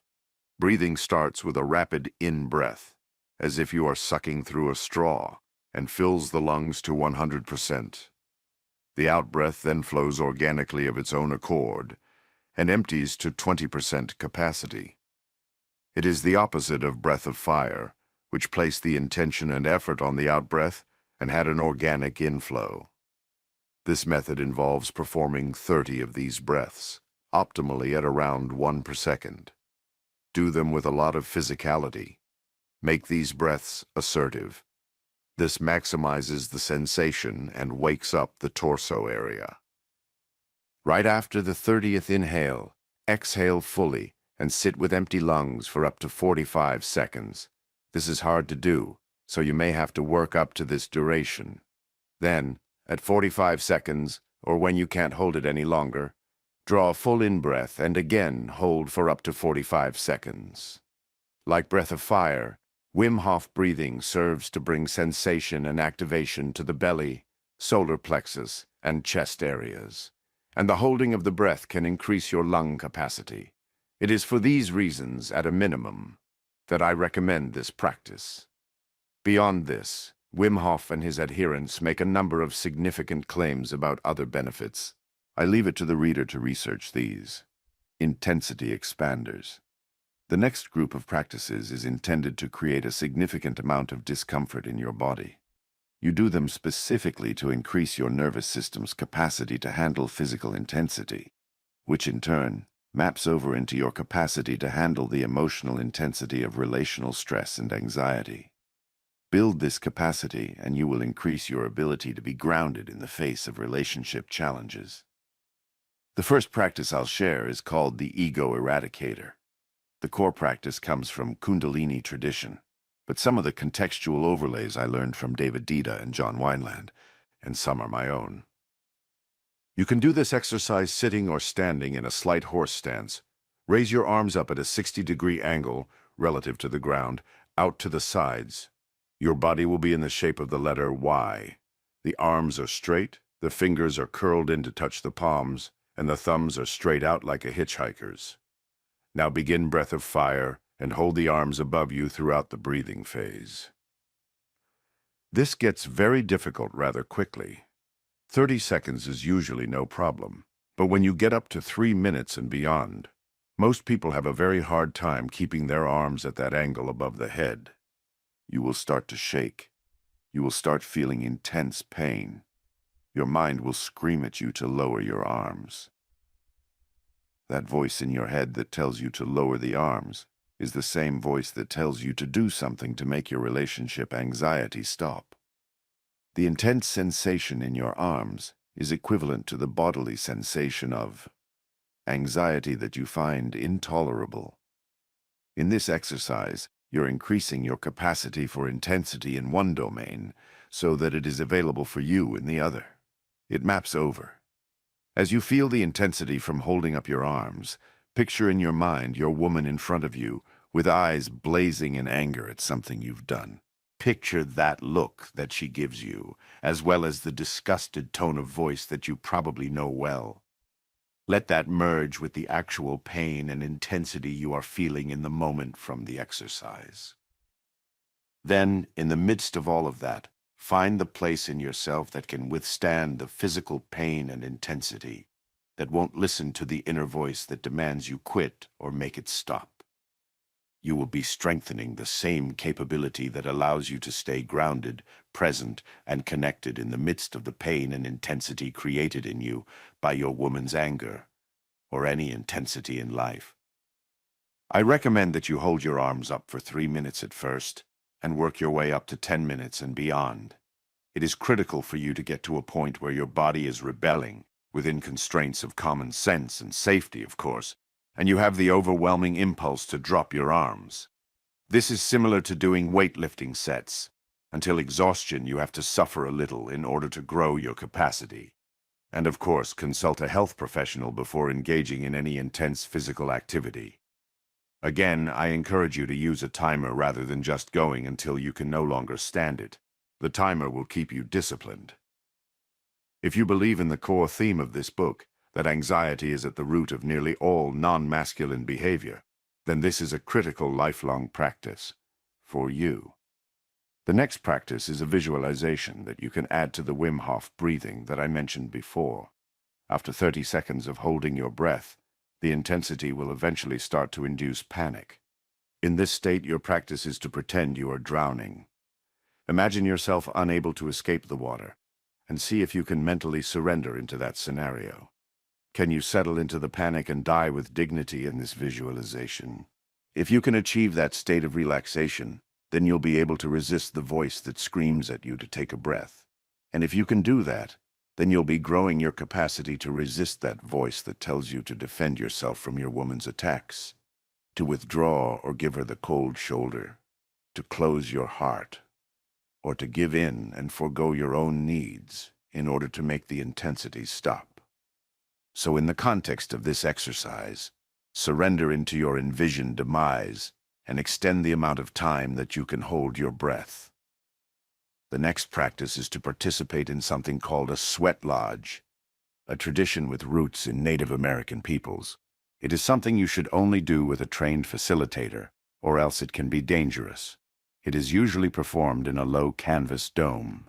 Participants sit in a circle around a central pit in which very hot rocks are placed. A trained facilitator leads you through several rounds of chanting and storytelling. The entire ceremony was originally designed for prayer and healing. Like the ego eradicator and holding your breath, There is an endurance component that is relevant to your quest to expand your nervous system capacity. This comes from the fact that the dome will be incredibly hot, cramped. You will typically have other participants pressed up against you on both sides, and dark. Heat and claustrophobia will create an intensity that is challenging for most people to handle. Your mind may scream that you must get out of that dome, that the heat is too much, that you'll become trapped by the close quarters and disoriented by the darkness. All three will conspire to challenge you as you've never been challenged before. And it is this state in which you'll grow your nervous system capacity. Like the other practices, you'll learn to ignore the voice that screams that you're not safe, to breathe deeply, to self-soothe, and in this case, you won't have the option to simply drop your arms or release your breath to make the intensity stop. Although you could certainly just get up and exit the sweat lodge, both the people pressed tightly on both sides of you, and unspoken peer pressure will be a barrier to you quitting the practice. So you'll have to endure it, and in the process, you'll grow your capacity for intensity. This has certainly been the case for me every time I do one. I experience some level of panic from the heat, darkness, and tight quarters. But each one has pushed my envelope a little further. It is a practice I highly recommend. But be certain to check with your doctor that your health can support this activity, and always do your sweat with an experienced and properly trained facilitator. Movement practices. The next group of practices involves movement of the body. These are intended to activate the body, and in doing so, liberate you from your mind. The first category I will share is not a practice per se, but an encouragement to make embodied practices such as team sports, yoga, or dance a consistent part of your life. Anything that primarily uses the body, and only uses the mind's instincts rather than its cognitive capabilities. Such movement activities are the antithesis of being lost in information in your head. Make them part of your regular lifestyle. Having said this, martial arts top the list of activities in terms of the ability to bring you back into your body. The context of combat serves to raise your adrenaline level. Seeking to hit another human brings out your aggression. Being hit by another certainly creates a lot of sensation in the body. And finally, the confidence and sense of safety derived from practicing your combat skills serve to make you more comfortable in your own skin. All of this was my experience when I started studying Krav Maga, a particularly violent Israeli martial art. I highly recommend this for you. You'll feel your body more, and likely experience an organic boost in your physical confidence. The reality is that modern life puts us in front of our phones and computers for far too many hours in a day. We become information processing creatures rather than physical creatures. We exist in our mind rather than use our bodies. You must counter this with a regular practice of strenuous physical activity. The next movement practice I recommend is one of my own creation. It is called Intentioned Assertive Movement, IAM. It draws from the philosophy of Tai Chi, using breath and slow intentional movements. But it is not intended to be Tai Chi, so no direct comparison is necessary. Surprisingly, this simple movement practices can help you in a few ways. First, you can improve your ability to assert your will. Second, it can help you eradicate your fear of leading someone else. And finally, it can help you operate with significantly more conscious choice. I know that sounds like a lot of big promises from a series of movements, but I can say that I've experienced all of this firsthand through my own practice. There is not enough space to fully present this method, but I will briefly introduce it. You do the practice in a standing position with eyes closed. At the core of it is a visualization of you using your arms to physically move another human around. You will perform movements that simulate pushing this visualized person away or pulling them toward you. It is not impulsive and reckless, but rather powerful, slow, and deliberate. It is 100% platonic, no personal, romantic, or sexual overtones. Gender is irrelevant. In fact, there is nothing literal about the visualization. It is only a metaphorical and energetic simulation of asserting your will over someone else. I am is also an exercise in making fully conscious choices in your movements. The masculine doesn't take actions that aren't consciously chosen, so I am is designed to strengthen this capability in you. It does this by requiring that you explicitly choose in your mind to make a movement before you actually perform that movement. And you keep choosing to stay in motion until you consciously choose to stop that motion. This is an important and effective practice in cultivating the masculine quality of deliberateness. Eye contact and presence are also essential qualities of the masculine that this practice helps develop. I teach students of IAM to visualize maintaining simulated eye contact with the visualized other. This trains you to maintain full presence and to do so while you are asserting yourself on the other. Being fully present as you direct others helps you get more comfortable with your role as a leader. Finally, I train students to continually check in with their posture during the practice. The intent is to hone the ability to stand upright and strong as you assert yourself in the visualization. As discussed earlier, poor posture is an unconscious way of becoming invisible and is a habit that this practice helps break. This practice is unconventional and not easily described in writing. It translates much better when demonstrated live with clients. See the appendix for more resources on this topic. Nonetheless, it is a powerful and effective practice. With it, you are able to simulate real-life situations and then practice manifesting your masculine energy in a very embodied way. It has become a core piece of my own daily practice. Conclusion. I will repeat something I said earlier. Developing your masculine power is not solely a cognitive path, but rather one that requires regular, that is, daily embodiment practices. Doing this takes a big commitment of your time and attention. It requires discipline, but I assure you that the payoff is worth it. And let me be clear, these embodiment practices are not some woo-woo activity. Their effects are very real, very explainable, very attainable, and very impactful, and indispensable for your path of developing your ability to respond rather than react. Element 2. Provide structure. In this section, we will explore the second element of a masculine core, providing structure in your relationship and the world around you. When you do this, you give your woman something around which to orient, which helps her relax into your lead. In order to provide structure successfully, you must first know what it is that you want. In Chapter 11, we explore how to tap deeply into your own desires. This sets the stage for a deep exploration of how to provide direction and structure in Chapter 12. We then finish with a challenging area for many men, taking charge in the bedroom.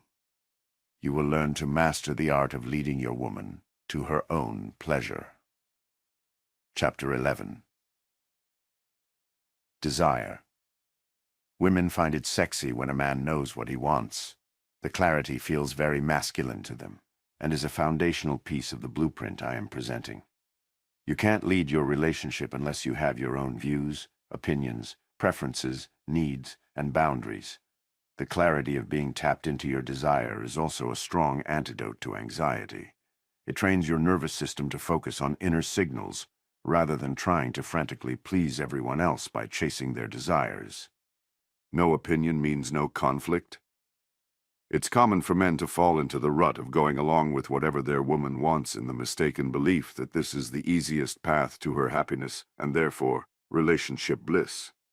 The subconscious comes to believe that no opinion means no conflict.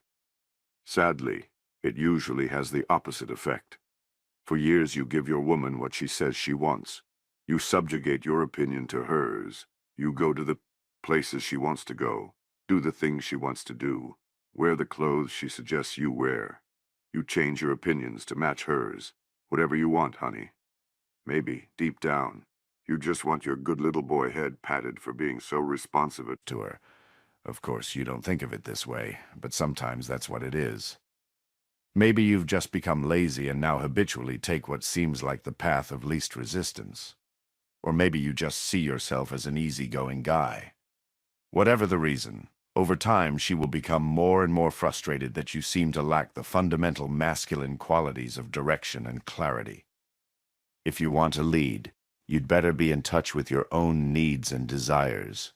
This includes well-developed opinions on what you want and like, such as where you want to eat dinner, what you want her to wear, how you think the kids should be disciplined, how to handle home maintenance, how to resolve dilemmas that arise, or even specifically, how you want her to crawl across the bed to you before you make love.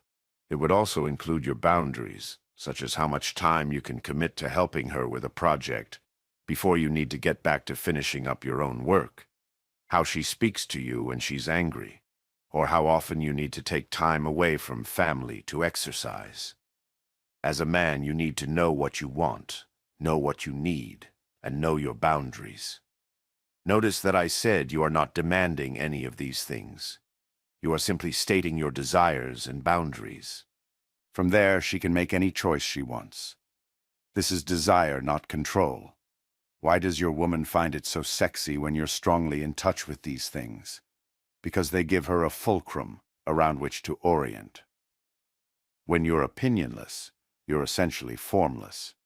She doesn't know where you stand and how her needs and desires impact you. The feminine feels uncomfortable without this kind of structure. So she's forced into her masculine so she can create the structure she needs. As a result, she trusts you and your lead less. Lack of desire in action. Let's look at some examples of not being in touch with your own desires. You and your woman are getting ready for a holiday party. She asks for your opinion about which of two dresses you'd like her to wear that night. You look up, and without even a pause, you say, "I think they both look great." Whichever one you like, you and your woman decide to go out to dinner. She asks, "Where do you want to go?" And you respond with, "I don't know. Where do you want to go?" Then it ping-pongs back and forth between the two of you. Your woman asks you to pick her up after work because she doesn't want to pay the cost for an Uber across town. While it might save $25, it will also take 30 minutes of your time, and you're feeling crunched at work. But you don't want to disappoint her, so you reluctantly agree but are annoyed the entire time. You and your wife are discussing how to handle your 15-year-old child's plummeting grades. Your wife is emotional about the whole thing and is frantically throwing out ideas about getting him a tutor, changing schools, taking away his phone, and grounding him on weekends. You aren't adding any ideas to the discussion, but say, "Those are all good ideas, honey, if that's what you want to do." She suddenly lashes out at you in anger. "Why don't you have any ideas?" And you're shocked because you thought you were being supportive and collaborative. You are single, and at a party you see a woman whose radiance catches your attention. You would very much like to meet her, but don't know if she'd be interested in you at all.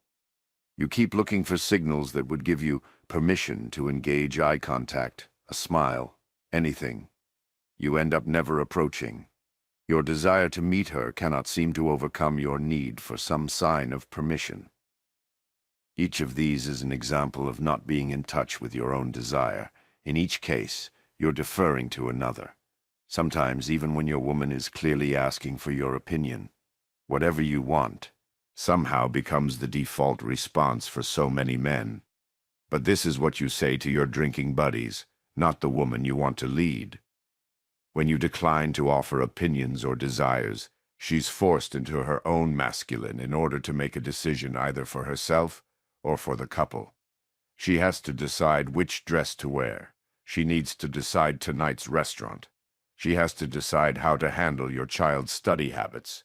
Even the woman at the party is forced into this position. If any conversation is going to happen, she's going to have to be the one to make the first move. Your lack of expressed desire is depolarizing. The feminine wants to surrender into your leadership, clarity, and decisiveness, not drift in your indecisiveness. Lacking these masculine gifts from you, she's abandoned to make her own decisions in situations where she's clearly asked for your opinions or guidance. If you're not in a state of certainty, then she's pushed into a state of uncertainty. It's agonizing for a feminine woman to be in that state with a man. As David Dida teaches, over time she'll start relying on her own masculine direction since she's learned not to expect yours. So remember this, asking your woman what she wants and giving it to her is the opposite of masculine leadership. It will neither create polarity nor make her happy over the long haul. So when your woman asks you for your opinion about a dress, have one. Lazily deferring to what she might prefer is, for lack of a better term, lame. Sure, you may think that both dresses look equally great, and you'd be happy with either, but she perceives your lack of preference very differently. To her, it is a signal that you're not interested in how she looks. That is not going to make her feel loved and desired by you, nor will she feel appreciated in her efforts to look pretty for you. In the second example, your woman is clearly signaling to you that she is in a state of indecision around a dinner location, yet you blow off the signal and lob the decision back to her. She's teeing up an opportunity for you to lead her and create more polarity, yet you whiff on it. Keep that up, and you can safely assume that in a few years, she'll be just telling you what to do, having given up on the possibility of you leading her. In the third example, your woman is asking for something that you actually don't want to do, and you're not willing to set a boundary. So you subjugate your own needs to hers. You might be gaining short-term harmony, but giving up the long-term respect that a woman has for a man who can say no. In the fourth example, your woman is looking to you for both leadership and simple collaboration. She's in an emotional state because of her deep feminine care for her child. And while she's able to talk intelligently on the topic, she could use some grounding and structure from you. Your woman is also looking for your ideas and engagement on the matter. She doesn't want to feel like she has to come up with all of the answers, because it will make her feel lonely and unpartnered in the raising of your child. The ideas, structure, and directionality you bring to the table are her evidence that she's not in this alone. The final example is a little different because it's about someone not in relationship, and this book is for men in relationship. But the situation is illustrative of my point. This is an example of where the desire to meet the woman is dwarfed by the fear that she's not open to it. As this man fixates on what she wants, he completely loses touch with what he wants. Now, I'm not talking about crossing lines of consent in approaching this woman.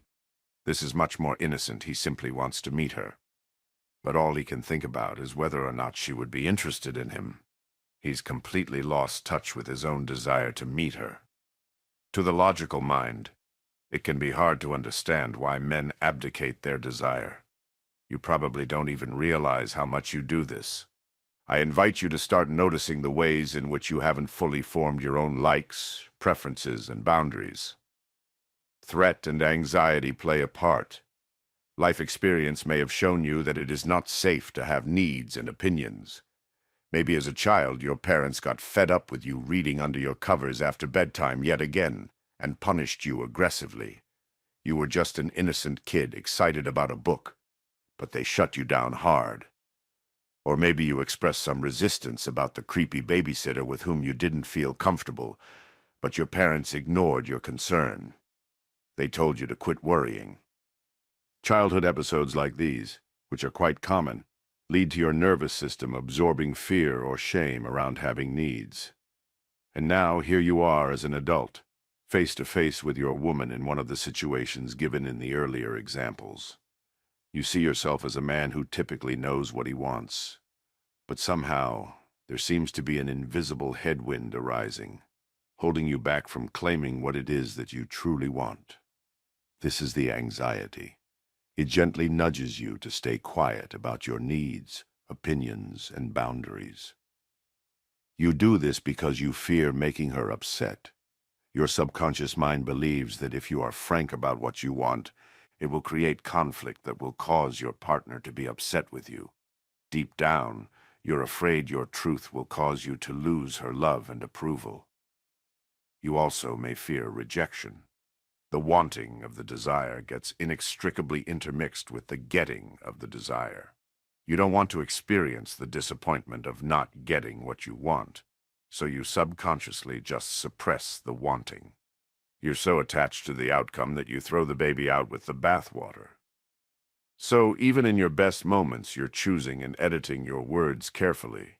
You make tentative and half-hearted suggestions rather than clear statements in order to assess her opinion without having to commit. Over time, you gradually lose touch with your needs entirely, and they become invisible to you. It just becomes habit, and as this capability atrophies, you begin to second-guess all of your instincts and become chronically indecisive about what you actually want in this life. Desire is powerful. Contrast what I've described with the man who naturally orients to what he wants, likes, and dislikes. His attention is not on anxiously trying to decipher what everyone else wants. He spent years cultivating his connection to his own needs. Hopefully, he's not a narcissist, but rather someone who balances a strong adherence to his own desires with the needs and well-being of others. He knows he can't serve others until he attends to his own basic needs. This man uses his desire as an opportunity to create more polarity in his relationship. When his woman asks him which dress he likes, his answer is not lukewarm. After pausing for effect, he might say, the blue one looks good, but you look absolutely hot in the red one. I'm going to have to bring my stick to beat back the guys hitting on you. This man is giving a clear preference. The feminine thrives on this. It provides structure for her. But he goes further when he says she looks hot, and uses humor to playfully emphasize the point. In the process of sharing his preference, he conveys appreciation of her beauty and uses humor. Two things the feminine also loves. What started as a minor question was leveraged into a powerful opportunity to create polarity. This is a man who also knows that his woman asks his opinion about where to eat because she's feeling a little indecisive herself. Her feminine is craving his masculine clarity in that moment. He's also the one who sets a boundary and tells his woman, "No, I can't pick you up because I'm really crunched at work this week. We'll need to meet up later tonight." She may not like the answer, but her feminine side will deeply appreciate the clarity and honesty around what he needs. He is the man who doesn't lazily leave the parenting ideas to his wife, but rather engages his brain and formulates his own ideas and perspectives, and brings them to the table. And he is the man whose desire to meet the beautiful woman wins out over his fear that she might not be interested in talking to him. He gives it a shot and approaches. The masculine knows what it wants because it doesn't lose touch with desire. If you want to bring leadership to your relationship, you need to know what you want and have the strength of conviction to pursue it. This is a muscle you must strengthen over time. The first step in this process is to separate out the wanting of the desire from the getting. Make these two distinct experiences. And then learn to become a connoisseur of the wanting. Deepen your capacity to feel the strength of your desire. Revel in the pleasure you get from simply wanting something. Give yourself full permission to do so. By way of example, I invite you to look across the room at a beautiful woman. It doesn't matter whether you're already partnered. This is just an exercise. Envision yourself engaging her in an appropriate and consensual way, whether in conversation, tango dancing, or sexual play. Savor the visceral pleasure of the experience, and at no time give any thought as to whether that would happen, how that would happen, or whether she would accept or reject you. Just enjoy the wanting. Feel it pulsing inside of you. Smile to yourself as you experience the pleasure of it in your mind. The pleasure of wanting something can stand on its own, separate from the experience of it actually happening. It becomes its own satisfying experience, enough that you become less attached to the outcome and the object of your desire. This will free you up to stay in touch with the wanting without suppressing it to protect yourself from the pain of not getting it. Ironically, letting go of the getting actually increases the chance of it happening because you won't be driven by neediness. Letting go of the getting part frees you up to acknowledge what you really want, unimpeded by probabilities of success. Even when you're sure the other person won't share your desire, know what it is that you want and be okay with it. Again, assuming appropriateness here. You might not get it, but you won't let it diminish your wanting it. Until, of course, reality dictates that you let go of the desire for your own well-being. Then you surrender into that reality. This is cultivating your ability to be unattached to outcome. This is a process of training your nervous system to relax into all possibilities. The only thing you can do is bring the truth of your desire into the world, to lay it out for you and others to see. Everyone else will make their own independent choice in response. You need not grasp so tightly to what might happen. You will start to see that this capability looks a lot like confidence, even though confidence and knowing what you want are two different things. A friend of mine shared a story which illustrates this well. I had just met my future wife, and back then she didn't seem particularly interested in me. I found her so alluring, but on our first 2 dates she was a bit aloof. I have to admit that I thought she was a bit out of my league. On our 4th date, we were laughing, and she said, "You're so confident. I keep not calling you back, and you keep asking me out." He said, "Confident? I'm not confident at all. Every time I see you, I think it's going to be the last time. The only thing I know is that I keep wanting to see you again." She playfully hit me on the arm, and her voice dropped to a whisper that is confidence. 2 years later, we were married. Sometimes the word confidence is interpreted as a belief in a specific outcome. What I'm describing is different. It is about being 100% sure of what you want, even when you have no idea what will actually happen. The two look very much the same to the outside world, as the story above illustrates. So if you want to project an air of confidence, just want what you want and keep pursuing it. For instance, when the man in the example approaches the woman at the party, he has no way of knowing if she's open to him or if it will lead anywhere. But he can be rock solid in being sure that he wants to get to know her a bit more.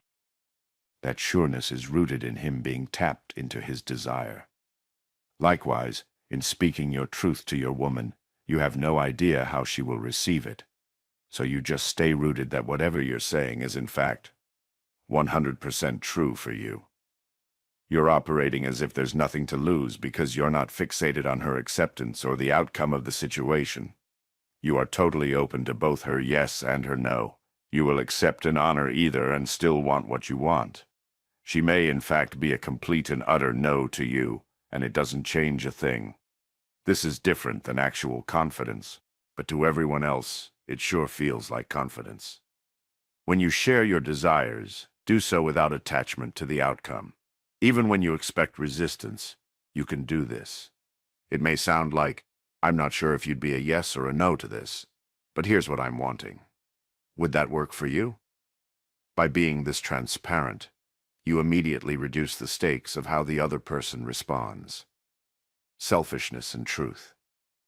Your quest to tap into your desire requires you to develop an unexpected quality: selfishness. The word has a negative connotation. But what if selfishness were a virtue? What if we viewed it simply as a commitment to satisfy our own needs first, so that we were in a better position to take care of others? That would be a radical reframe.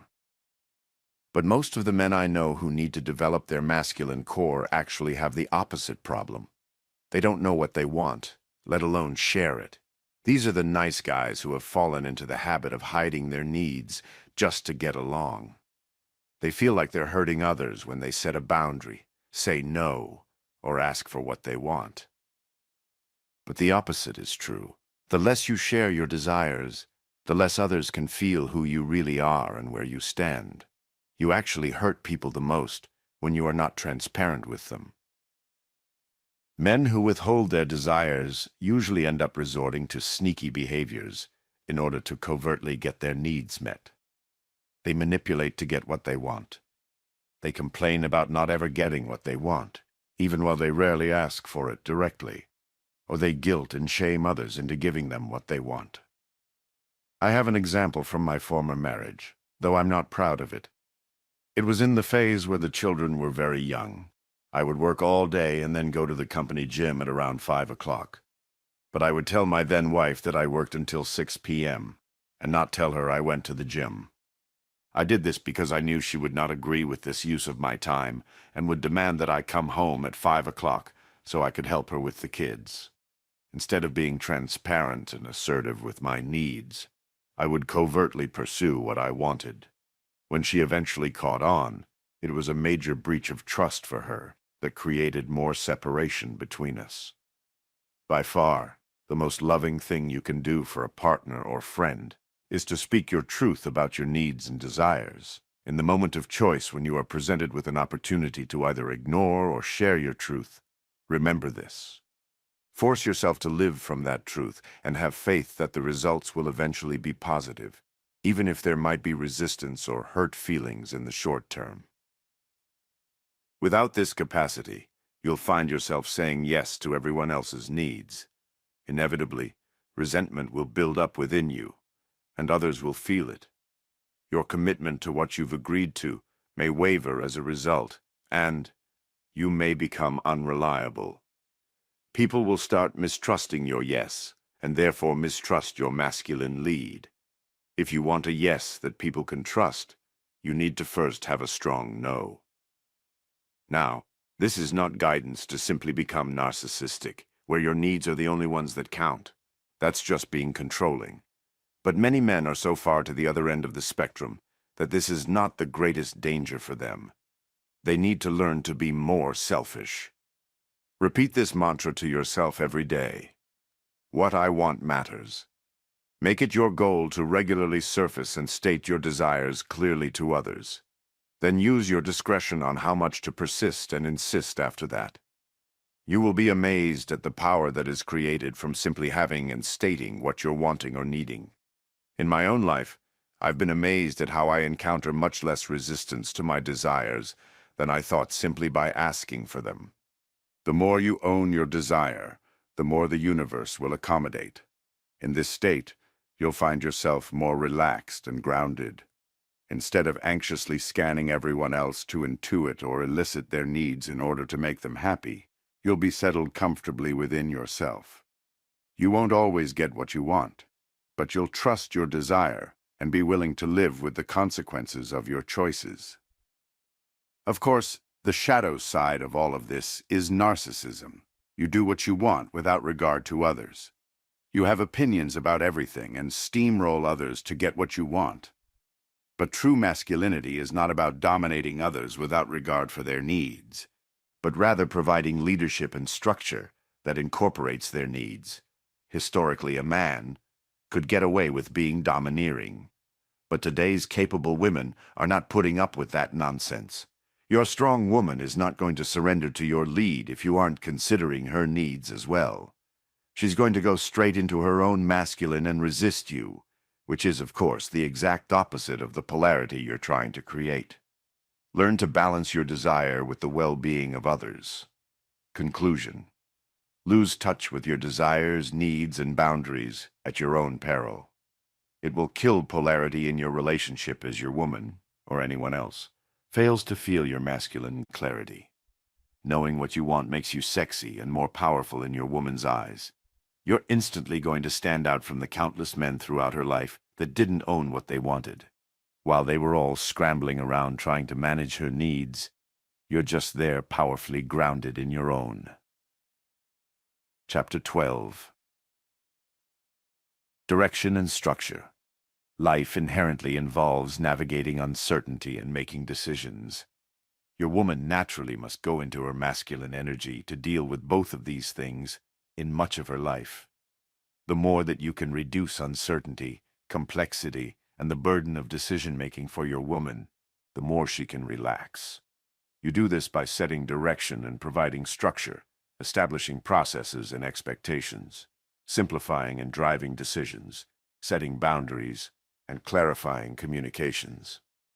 If you're not doing this for the two of you, she'll either have to step in and do it herself, or prod you into doing it. To you, that will feel like she's nagging and being bossy. To her, it is just a bid for your leadership. The gift of the masculine. The notion that you would be the one to provide structure may seem like controversial advice, because many will interpret it to mean that you're supposed to be in charge, and your woman should be subservient to you. That is not what we're talking about here.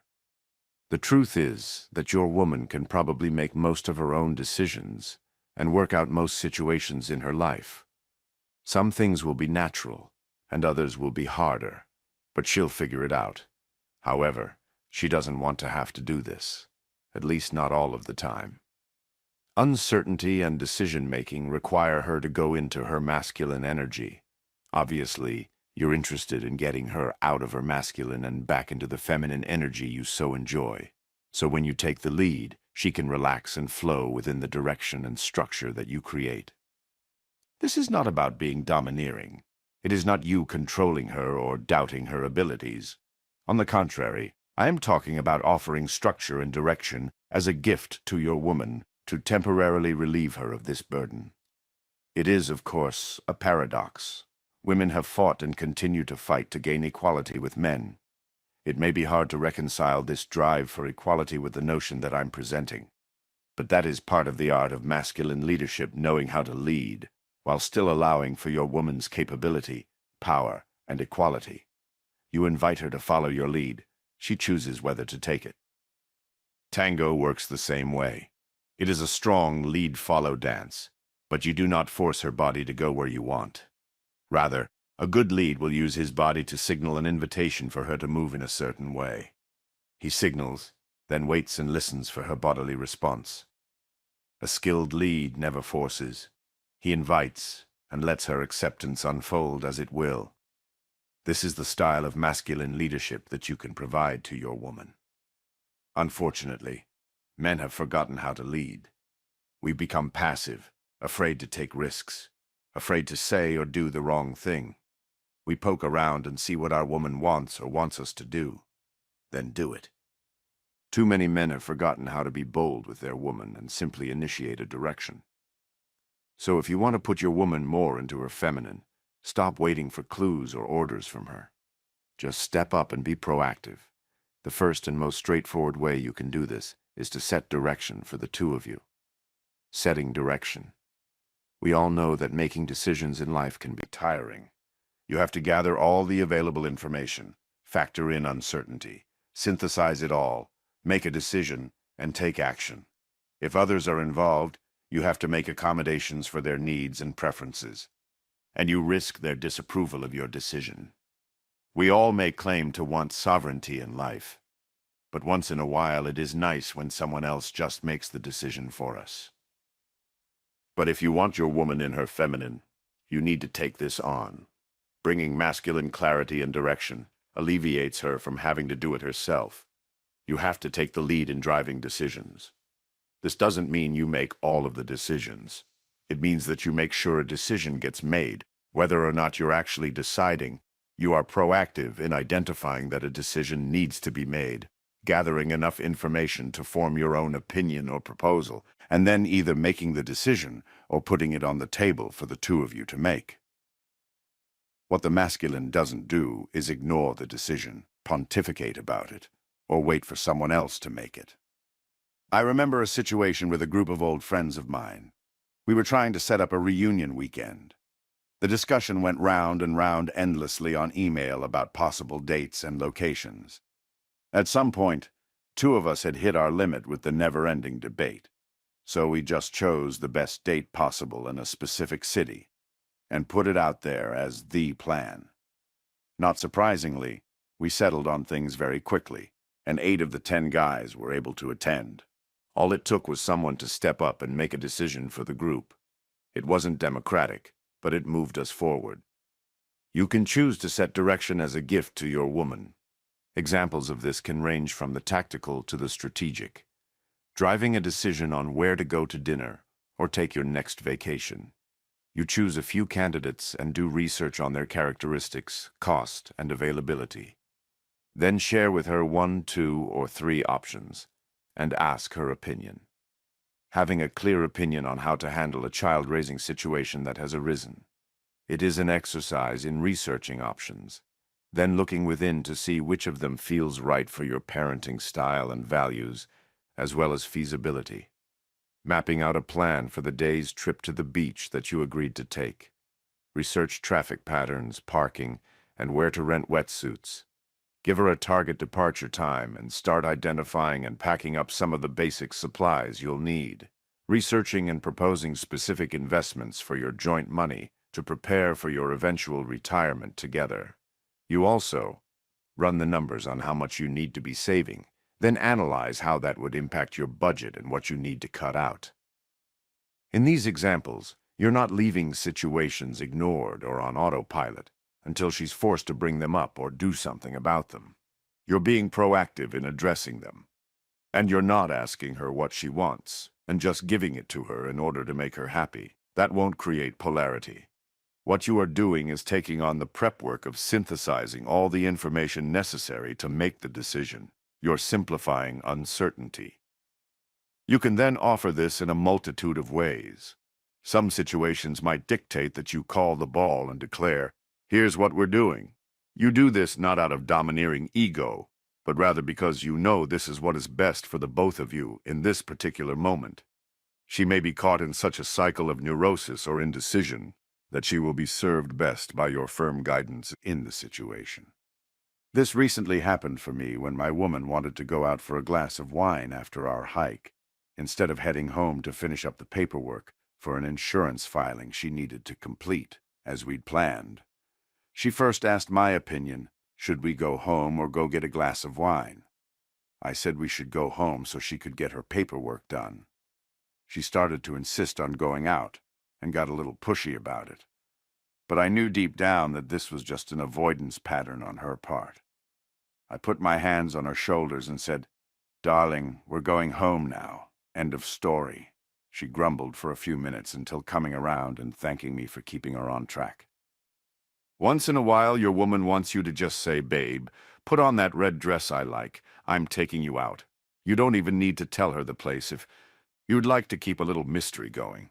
This level of direction and clarity can be like catnip to the feminine psyche. Your woman will love being on your ride and love relaxing into your direction. And you'll need to be able to do this even when tensions are high. One of my clients did a great job of this in such a situation.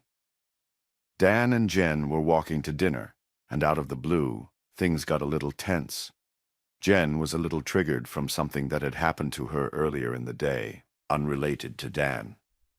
So she was a little grouchy, and he got a little reactive and defensive. On the walk back from dinner, they were only able to half-process things, so each was still feeling a bit shut down.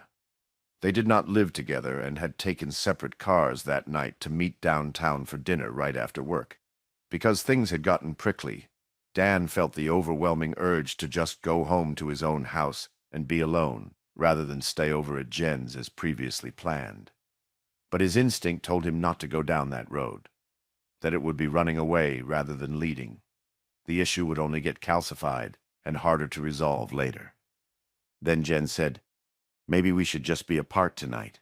And in that moment, Dan made the instant choice to step into a leadership role, rather than turn away from the anxiety that this fight was producing inside of him. "No, we're not going to do that. It will only bury the issues.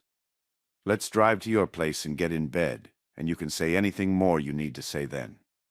She instantly felt his leadership and simply said, "Okay." They drove back to her house and things had settled. They were able to quickly process the remaining feeling. They made love that night and woke up feeling connected. I was proud of Dan.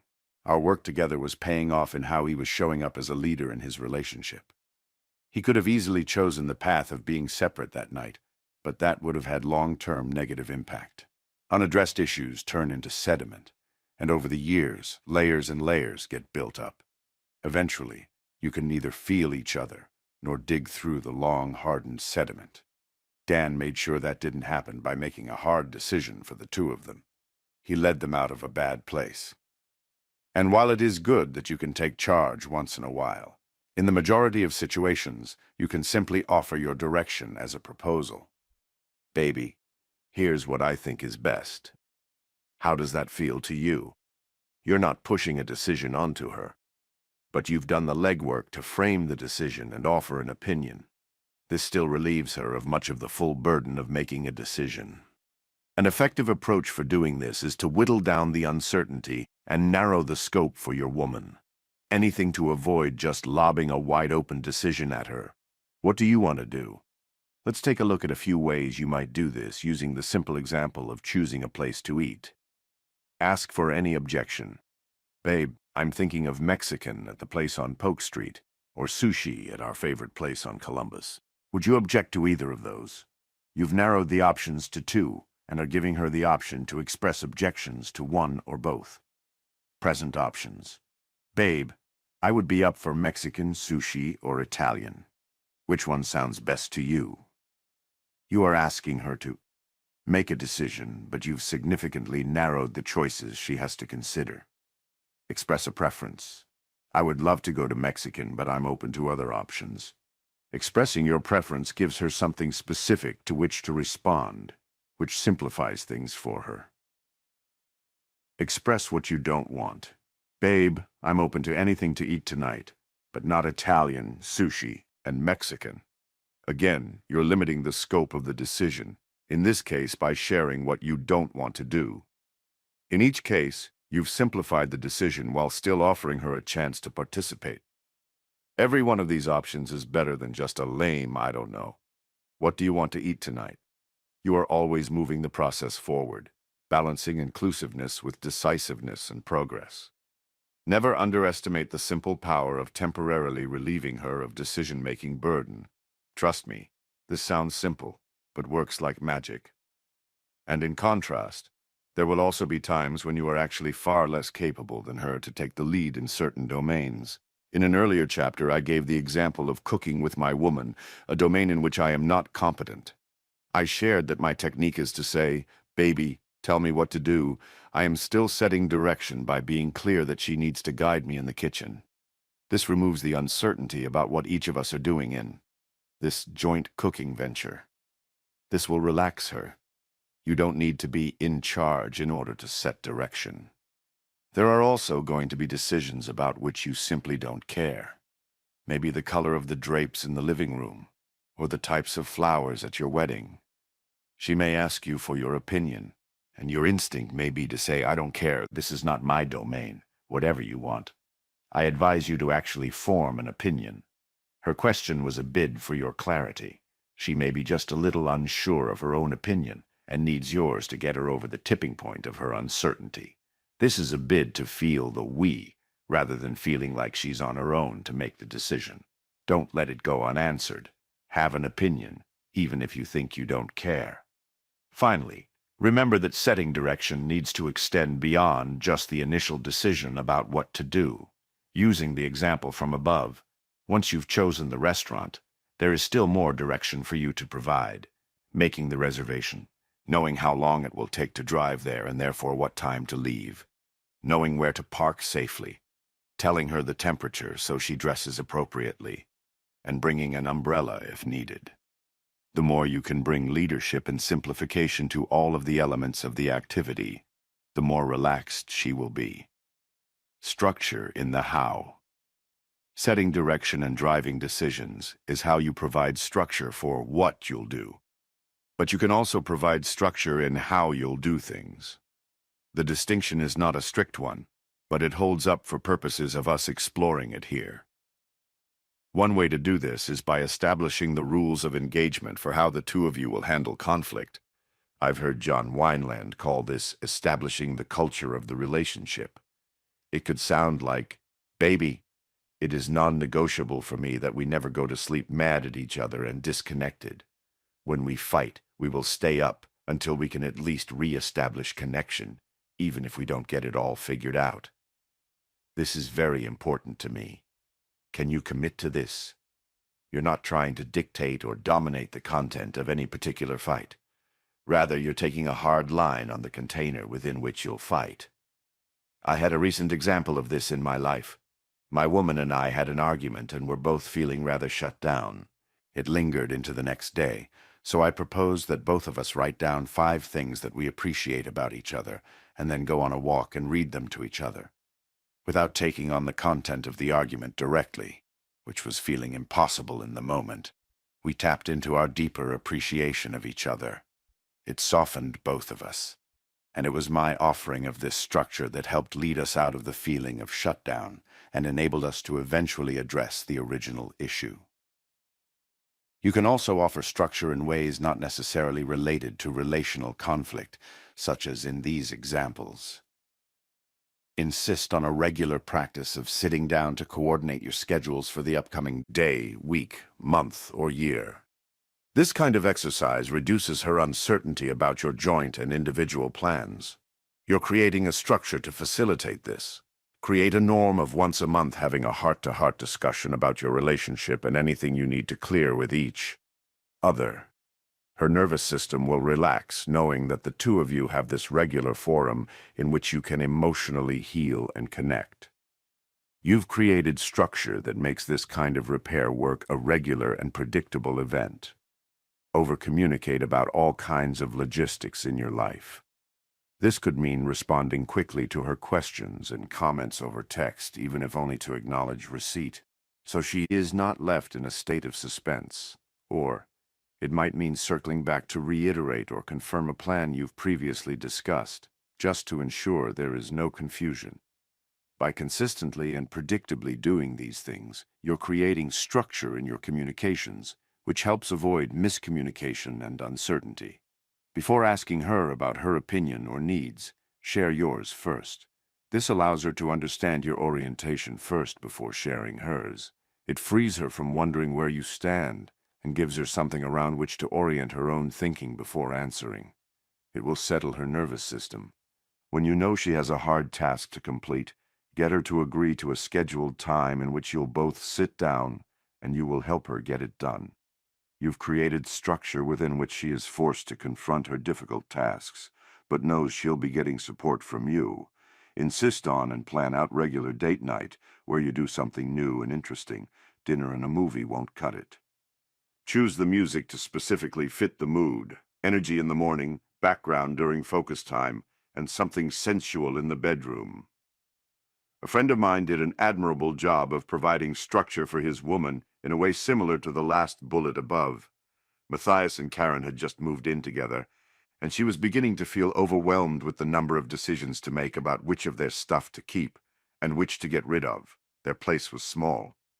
Her feeling of overwhelm turned into an acute bad mood, and she started lashing out at him.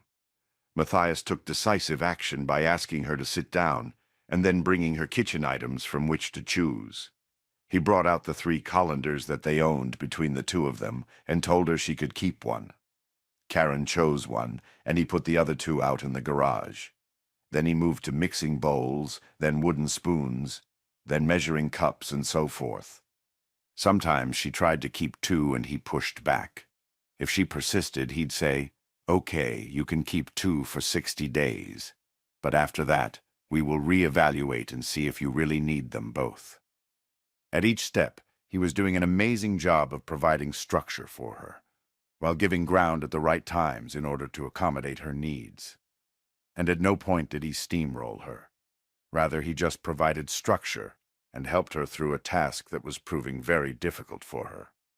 She later reported that she felt an enormous sense of relief because of it. Why don't men do this?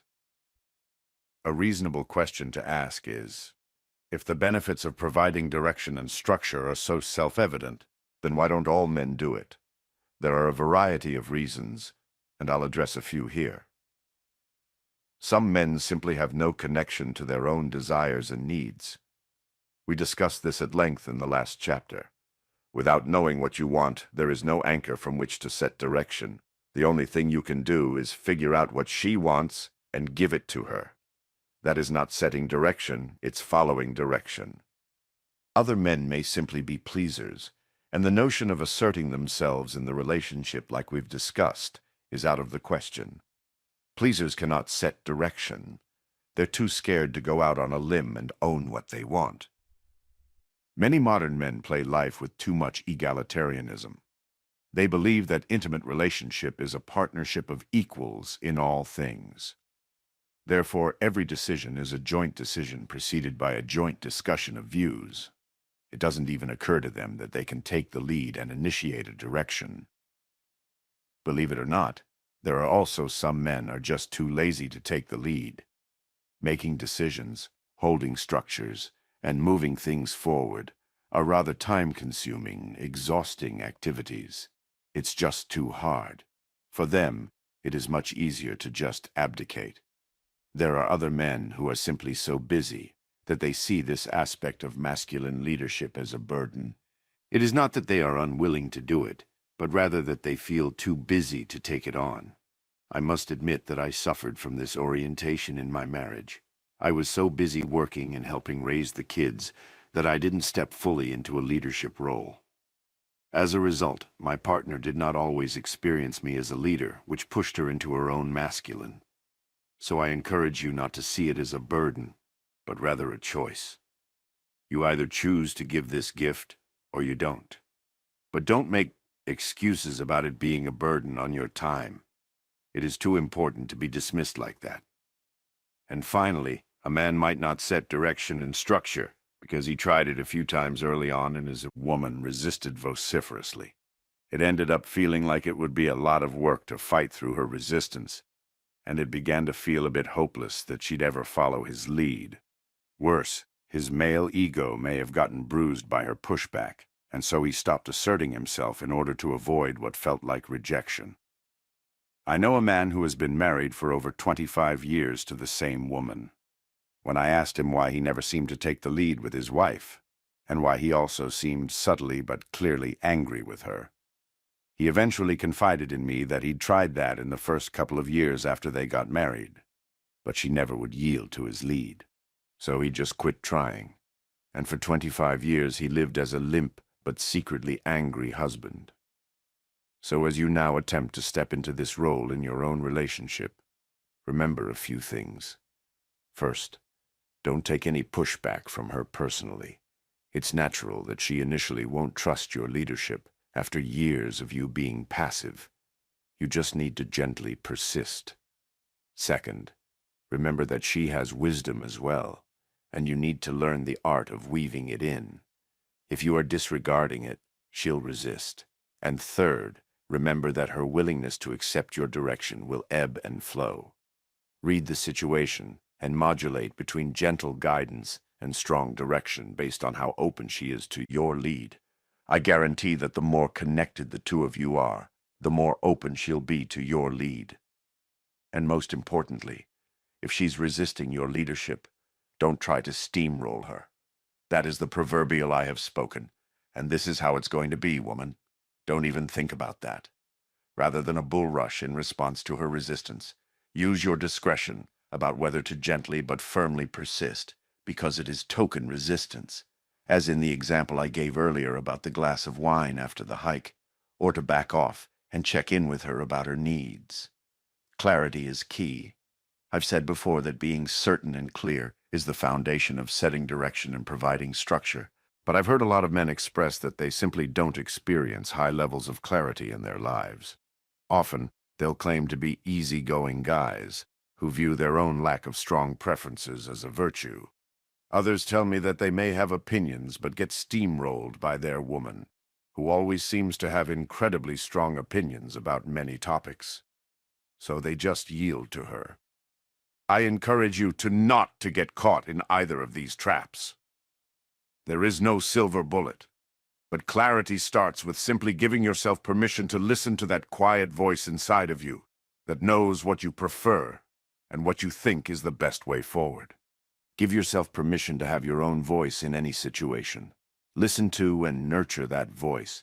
Develop the rock-solid belief that your opinions matter and that your wisdom is sound.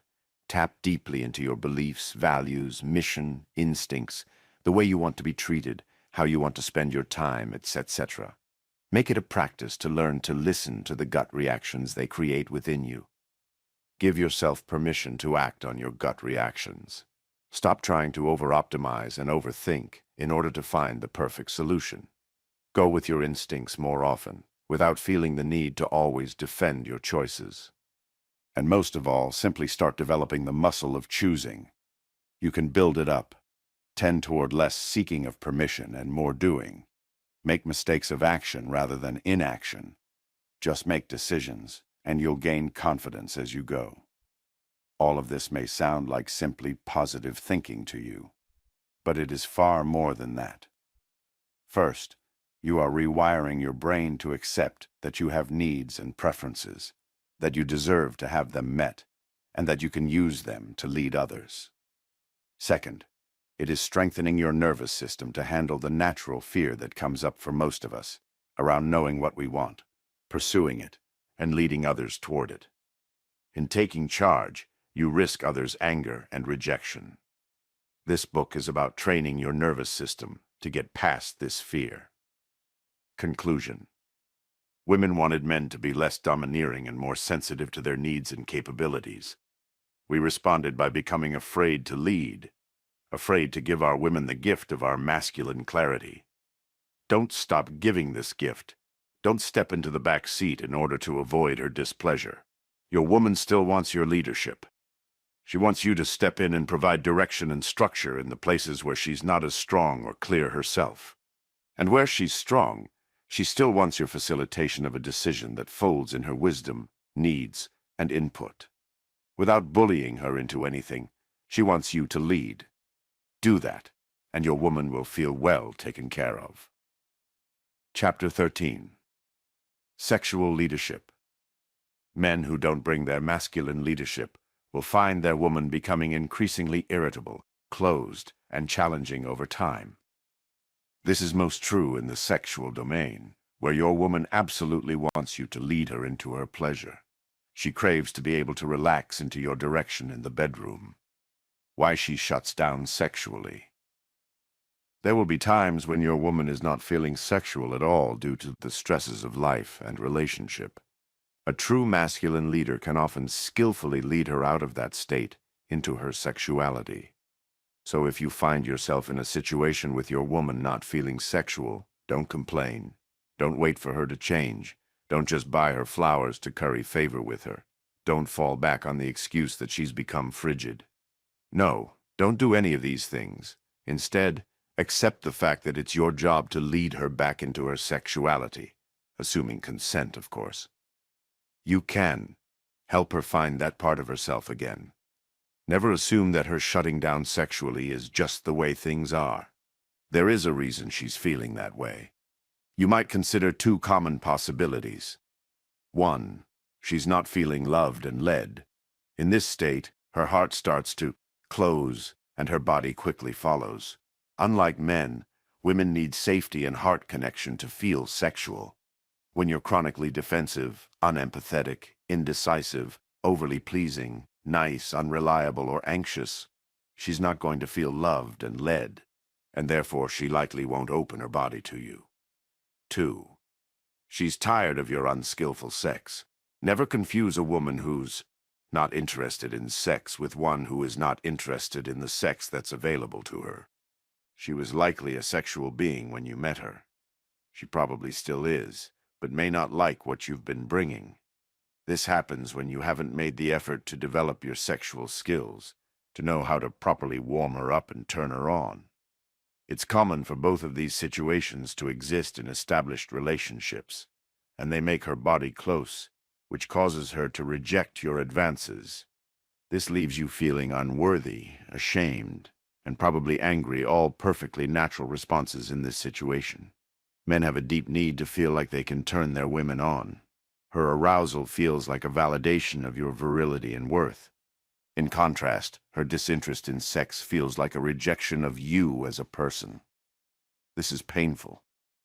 Sadly, I can speak from experience here. By the end of my marriage, sex was non-existent. I remember seeing a news article back then about low-sex marriages. The article said that this label applied if sex was once a month. I recall thinking to myself, wow, once a month. That actually sounds pretty good. I laugh about it now. But back then it was not so funny. My wife at the time was so close to me that sex was not happening. My ego suffered greatly, and I saw no way out of it. I am here to tell you very clearly, you can change the situation. You can learn how to open your woman up. You can awaken her into a level of sexual interest that you remember from when you first met, and go way beyond it. You do this by loving and leading her outside the bedroom, as we've been discussing all along. And you do this by bringing your masculine leadership into the bedroom, By becoming more grounded, setting direction, and creating safety, you can open her up. And this is true whether she's just feeling shut down in the moment or has been chronically shut down for days, months, or years. You can almost always affect the situation to some degree. I am a firm believer that both partners have a right to expect a healthy sex life. If either person's interest unilaterally wanes and the other is chronically left wanting, that's not okay. Do not settle for a sexless relationship, except, of course, in cases of some type of health impairment. Do not even settle for a low-sex relationship. Life is short. There is too much fun and pleasure to be experienced with your woman to tolerate a situation like this over the long term. So if your relationship has less sex than you want, do something about it. Stop waiting for her. Stop being tentative. Open your woman up by leading her into her sexuality. How to lead her. Doing this is not easy, but may be more straightforward than you think. Here is a very simple reality.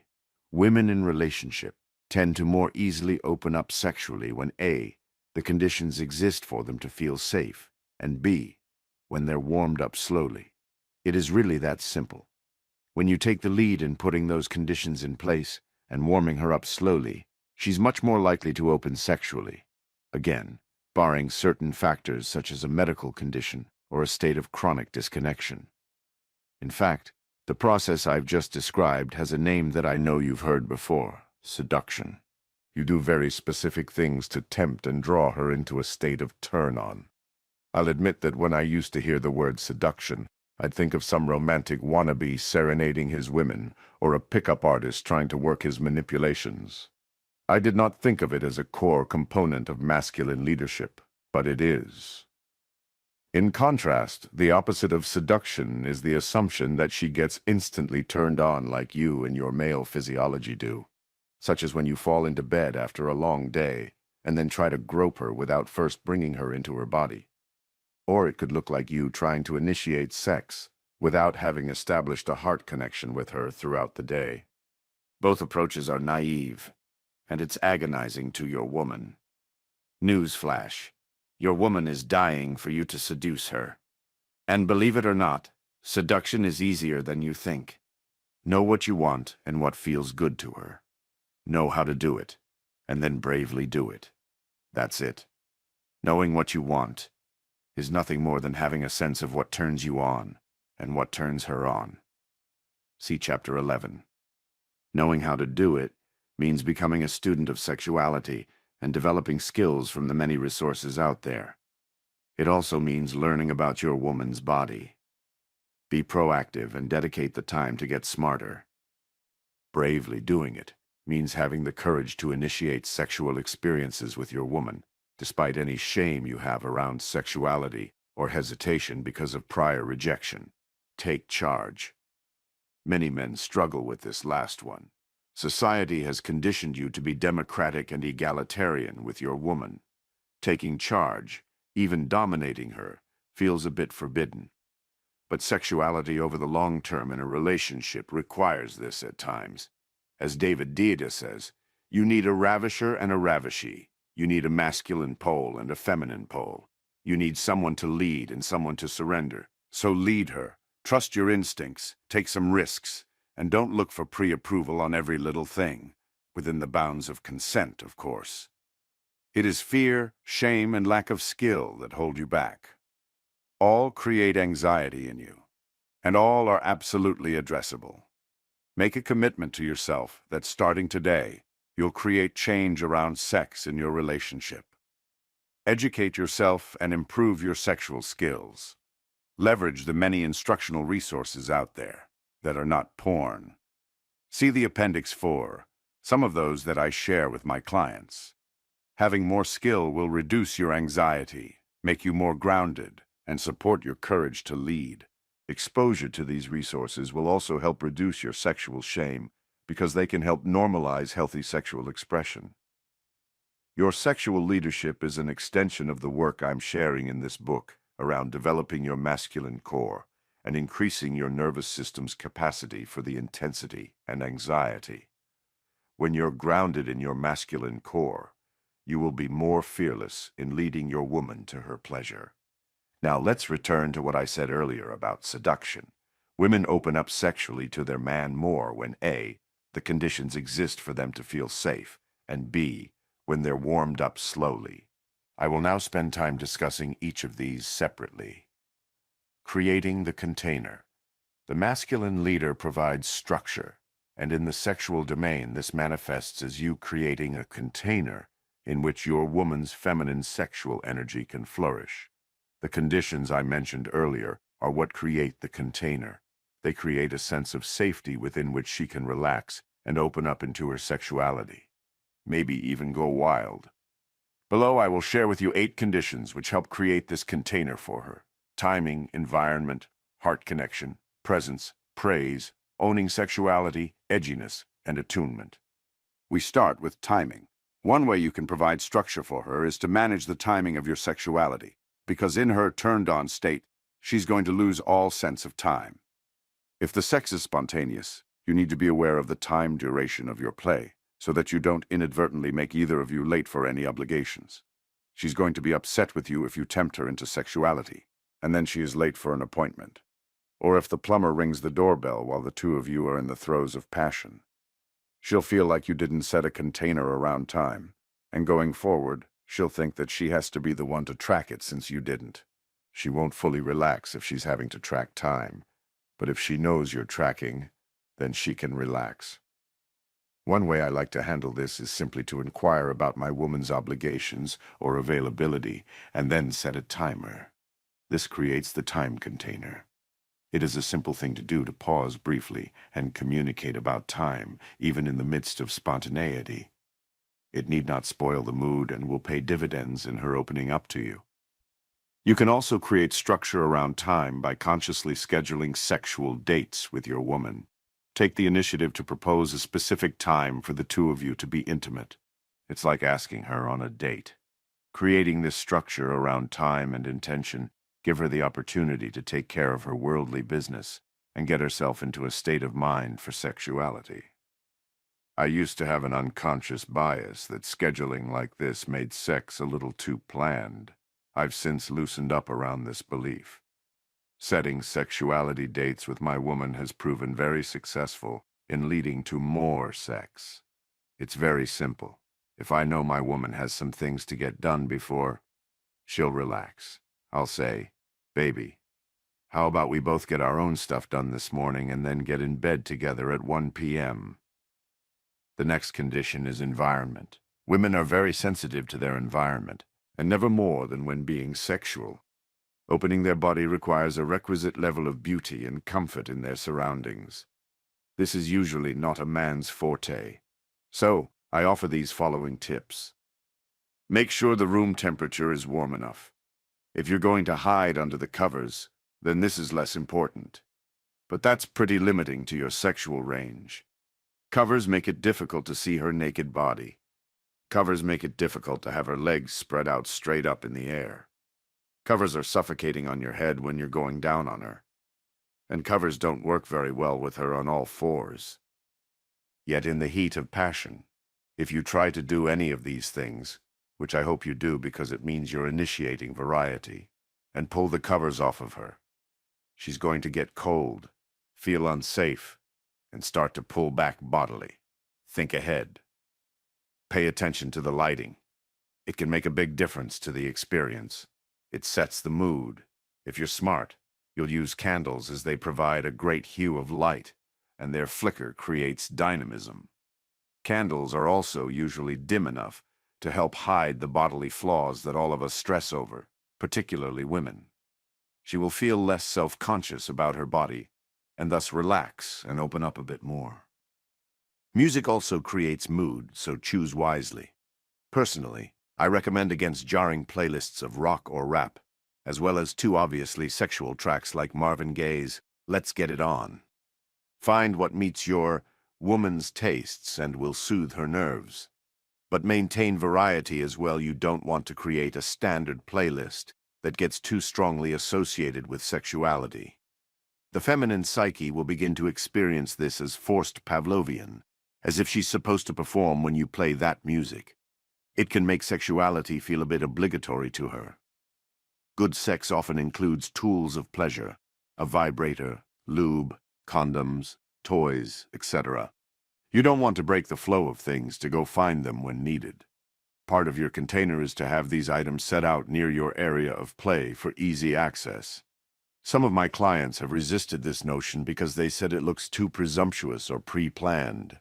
I say it is better to be ready and allow for the full range of sexuality, rather than interrupt the action because you don't have the right tools easily available.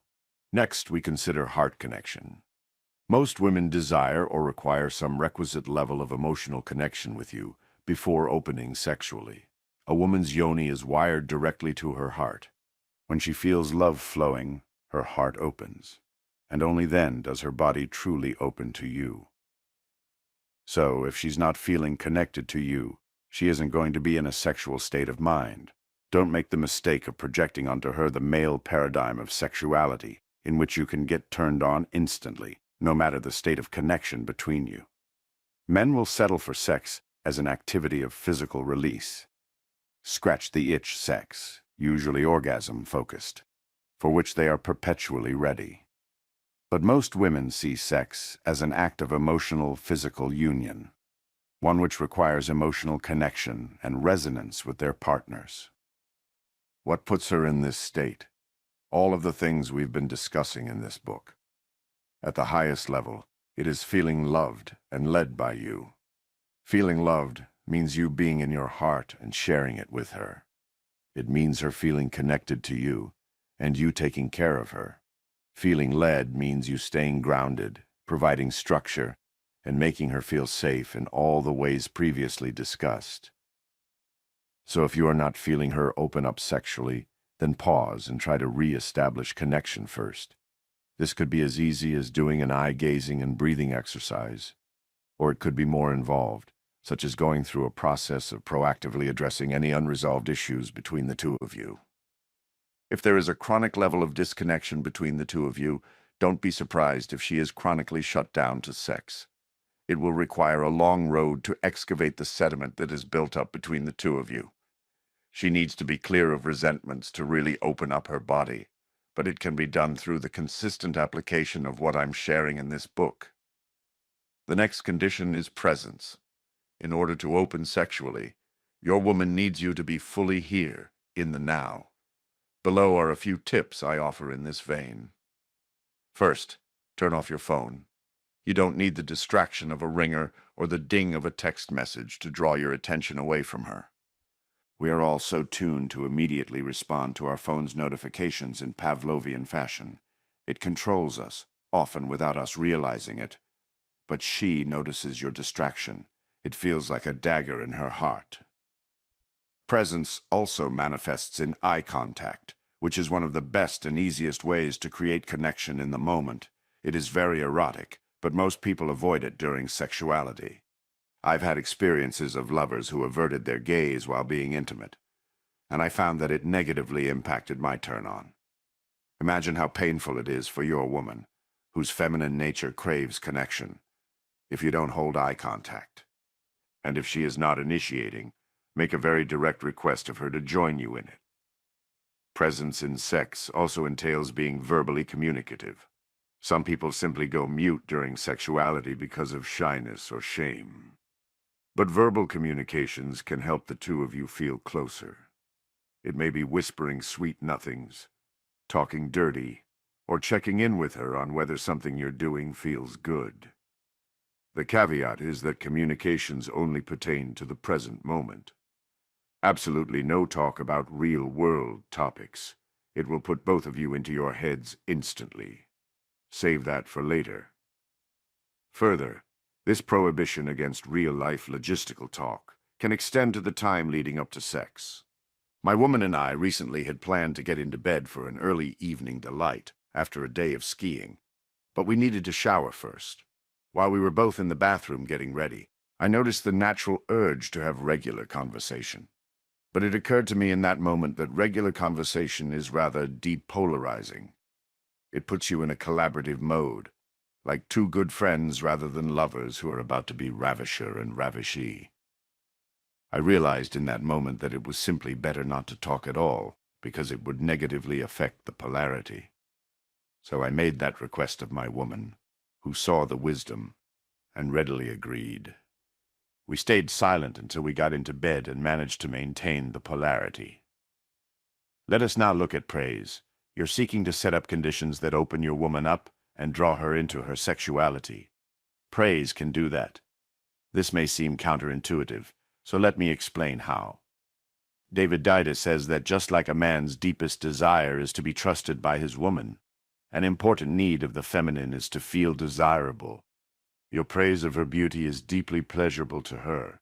You are so beautiful, or something like, I love seeing you naked, and as your woman gets older or has gotten a bit out of shape, I encourage you to find the beauty in her. Find something in her that you can acknowledge as beautiful, whether it be physical or energetic. Expressing your desire for her is also a form of praise. I can't wait to get your clothes off, or I'm going to devour you are great examples. To feel desired is intoxicating to the feminine, and your expression will go a long way in opening her up in this way. Praise can also be used as a way to encourage certain behavior, rather than asking for it explicitly or complaining about a lack. If you were to say, I wish you would go down on me more, her feminine nature will experience that as criticism, which won't open her. Instead, you might use praise. I love when you go down on me. It feels so good. The feminine will better respond to this approach. I will share one specific way I've used this in my relationship. Over time, I began to realize that when my woman is bodily or verbally responsive during sexuality, it is a huge turn-on for me. I want more of it because that responsiveness sets up a circuit of energy between us. I pleasure her. She expresses that pleasure bodily or through vocalization. I subsequently get more turned on, which then turns her on more. Her overt expressiveness created this circuit. But I know if I explicitly ask for it, she might resist because it could possibly feel like an obligation. So, I choose to praise her. Both in and out of sexual situations, I express how much I enjoy her responsiveness and how much it turns me on. Over time, she's become more and more overtly responsive as a result of my praise. I encourage you to learn to use it yourself to influence your woman for the better. The feminine loves praise. The next condition is to own your sexuality. It is critical to create a container in which sexual shame does not exist. And if you're feeling any shame, it can cause closure in her. Likewise, the more you unabashedly own your sexuality, the more of an uninhibited sex kitten she will become. This may not be natural for you. Certainly, most American men tend to keep their sexuality hidden, an artifact of the country's puritanical roots, where sex was considered by prior generations to be dirty and needed to be concealed. The impact of this shame is tangible. You don't make eye contact during sex. You are afraid to share your fantasies with your lover or ask for what you want. You're afraid to offer any dirty talk. In other words, you stay safe and vanilla. If you have a knot in your gut thinking about this, don't worry. You're not alone, and it is something you can grow past. Below I offer some suggestions. First, start to expose yourself to more intentional sexuality. I don't mean porn. You probably get enough of that. I mean real-world experiences and training. Read educational books on healthy but edgy sexuality. Take a class on rope bondage. Do a weekend workshop on intimacy, or even BDSM. Hire a sexuality coach. All of these things are available to help you expand your sexual boundaries. What you will find are people who think and talk about sex very openly. They experiment, play, and explore without shame. This path of exploration will expand your range and reduce your own shame around sex. See the appendix for recommended resources, many of which I accessed on my own path of sexual growth. Never desexualize yourself with your woman. Don't deny that you want sex or obfuscate your pursuit of it. I recall a client who told me a story about a situation like this. Mick had just finished a full weekend day of cleaning out the garage. He knew that his wife, Kat, had started to get annoyed about how cluttered it had been. He admitted that he'd wanted to make her happy because they hadn't been sexual in weeks. But when he got done, she sarcastically said, "Oh, I see someone is trying to earn some sex for himself." To which he quickly and defensively said, "No, no, it's not like that at all," which of course was completely untrue. Mick was suffering from the lack of sex, but instead of owning his natural need for intimacy with her, Mick went about it sideways.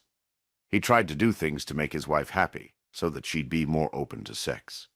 And he denied it being about sex when she asked. Because of his own embedded shame, he was unable to be transparent about his sexual needs. This is a pervasive problem for men. Just like any of the non-masculine behaviors we've discussed in this book, it is the anxiety created by shame, which will hold you back from fully owning your sexuality. Standing in front of your woman, it is that moment of decision. Do you admit your turn-on? Ask for a specific sexual act, invite her into sexual play, command her, say something dirty, give her a playful spanking, or admit a dark fantasy to her. It is in that moment that anxiety grips most men and prevents them from expressing or acting. I can empathize because I was like that 15 years ago, until I started to access the myriad of resources available to expand my own boundaries. It helps to live in San Francisco.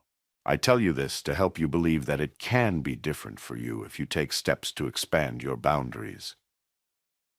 The next condition is, ironically, edginess. Although you always want to be creating safety for your woman, you don't want it to be too safe. If sex is always safe, it becomes boring. If you're always gentle, supportive, heart-centered, and nice in sex, you become boring. Boredom is a strong headwind to her opening up as your wild little sex kitten. So keep it a little edgy. Some suggested ways. Don't smile in sex too much. My woman once told me she could never surrender to a man who smiled during sex. Past lovers who did that felt to her that they were trying to be nice, when she was actually craving their intensity and dominance. Try powerful eye contact rather than a smile. Some dirty talk can be very effective in creating sexual tension. We'll discuss this more below. Don't be afraid to command her. So many women are longing for their man to be dominant once in a while. Suspense can feel playfully edgy.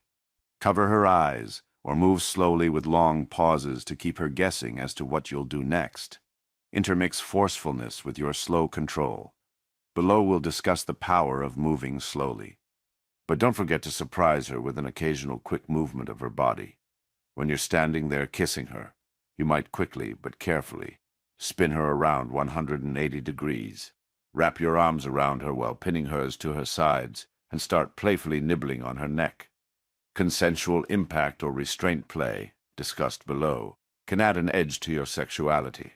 Give her a little spanking or pin her arms behind her back.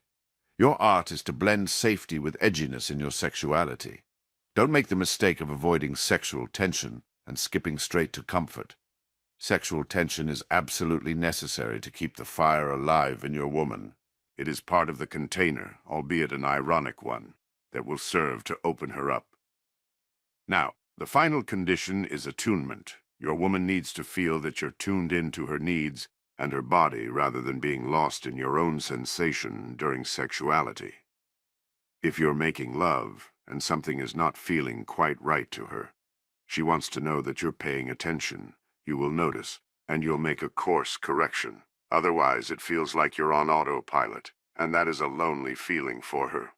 Gentlemen, learn to attune to your woman's state. It starts with you being fully present. Visually track how her body responds and the subtle facial expressions that will tell you if she's enjoying what you're doing to her. Have 50% of your attention on your own sensation, of course, but reserve 50% for watching and sensing into her responses. If she moans or her eyes roll back in her head, for instance, then keep doing what you're doing. If she stops breathing or furrows her brow, then you should be sensing that and adjusting. Sense and adjust. Sense and adjust. Even if she's not speaking the words, her body is giving you all kinds of signals which tell you, that's it, or I'm not liking that. It is fine if you need to occasionally ask, how does that feel, love? If she's not giving overt signals and you need to check in. But be careful to not overuse the inquiry. It can give the impression that you don't know what you're doing, or that you're asking permission for everything you do to her.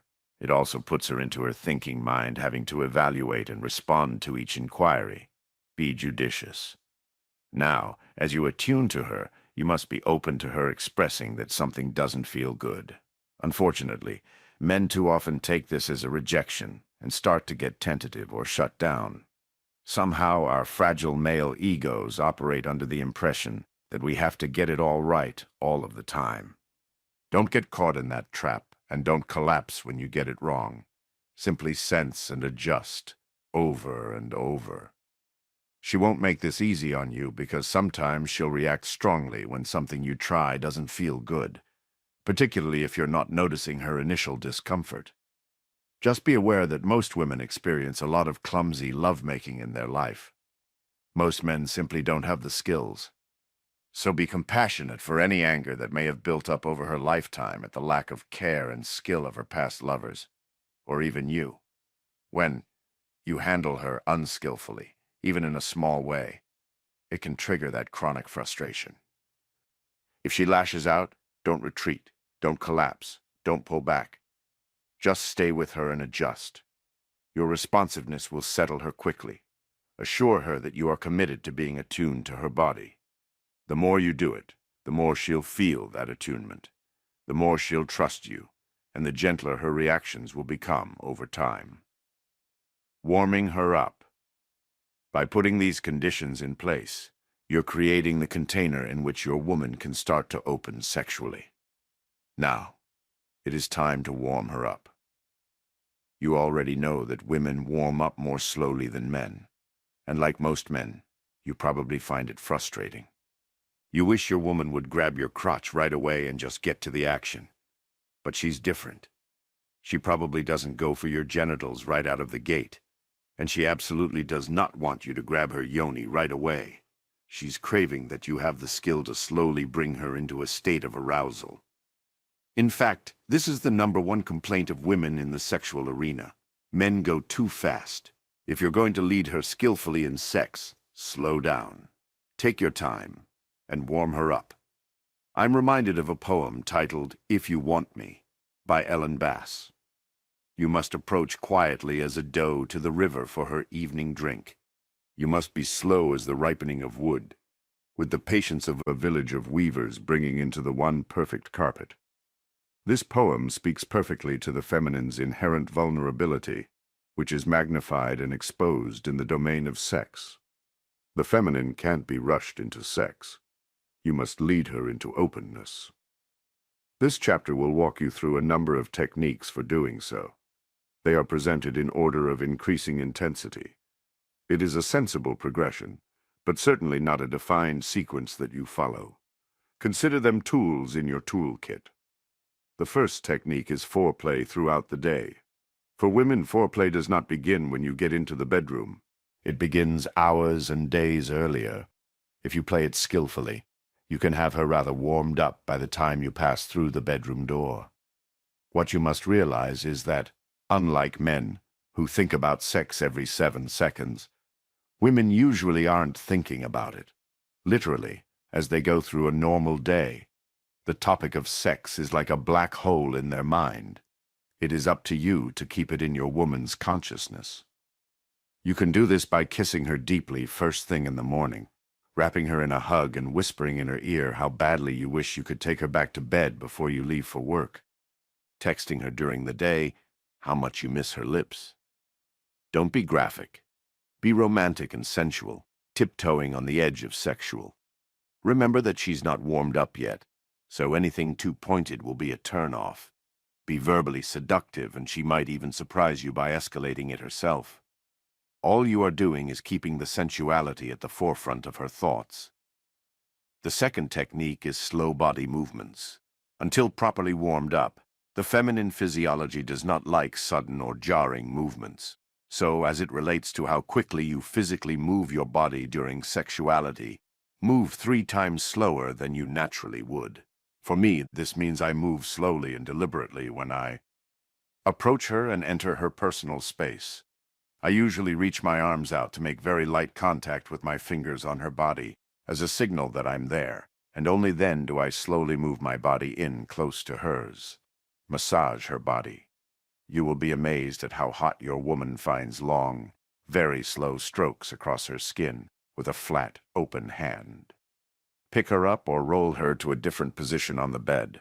Slow speed helps you avoid inadvertently twisting one of her limbs the wrong way, navigating your own body and limb movements in proximity to her body.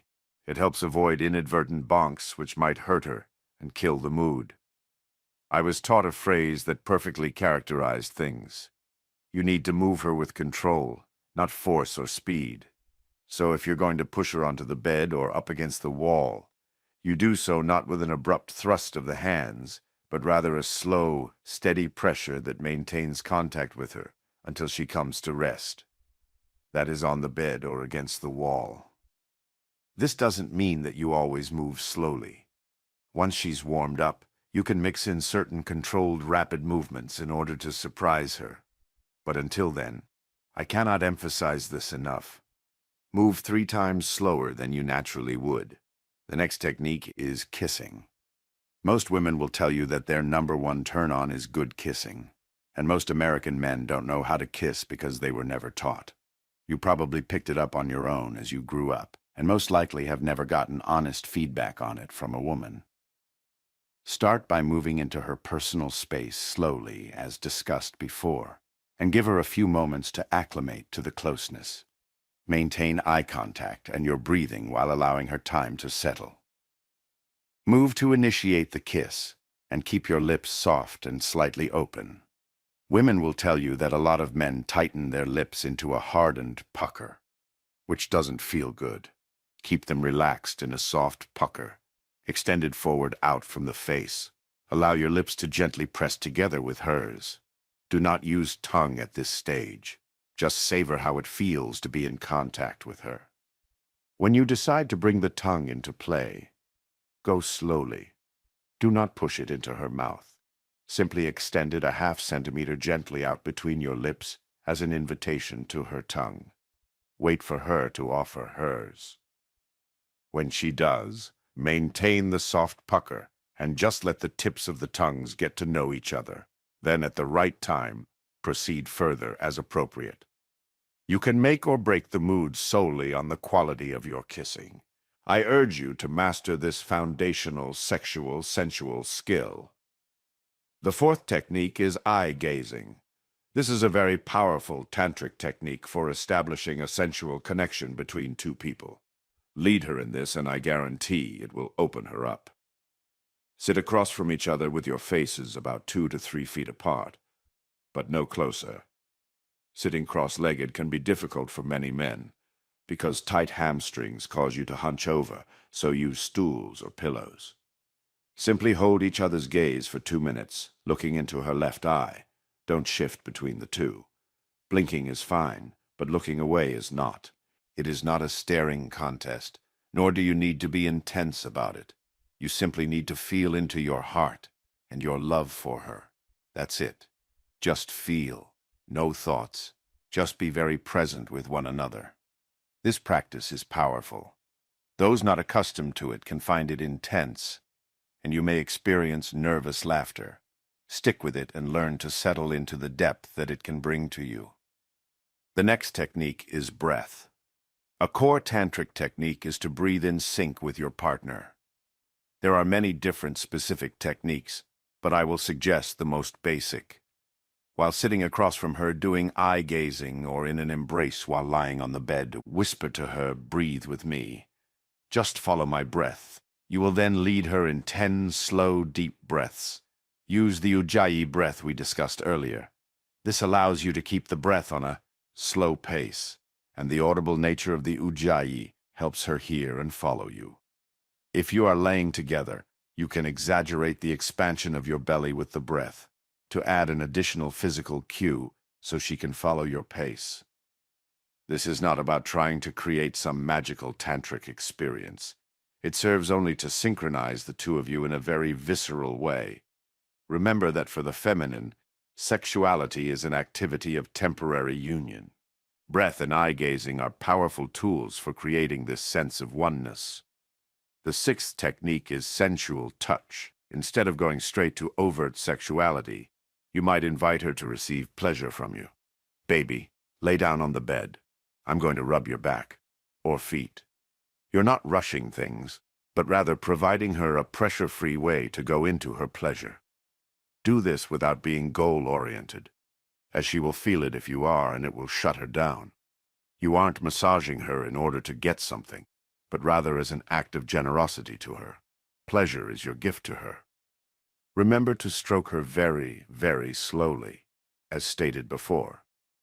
And learn to find your own pleasure in touching her by tuning into the sensations you experience. Also, learn to derive pleasure from seeing her pleasure. It will create a circuit of energy between the two of you that is a virtuous cycle. Another technique is hair pulling. This is a very powerful way to introduce intense but pleasurable sensation. It is easiest to perform when you're in a chair and she's sitting on the ground in front of you, leaning against you between your legs. This gives you easy access to her head, but you can do it from any position. Run your fingers through her hair with your palm gliding along her scalp. Your fingers will be separated and the hair will be flowing between them. At some point in mid-stroke, close the gaps between your fingers. They end up all parallel, so they grab the hair between them at the root. Then slowly pull your hand away from her head. The tension between your fingers will create a gentle pull on a whole section of her hair. For most women, this is very pleasurable. The scalp is a place that doesn't get a lot of touch. After some time warming her up with this, you can take the intensity up a notch.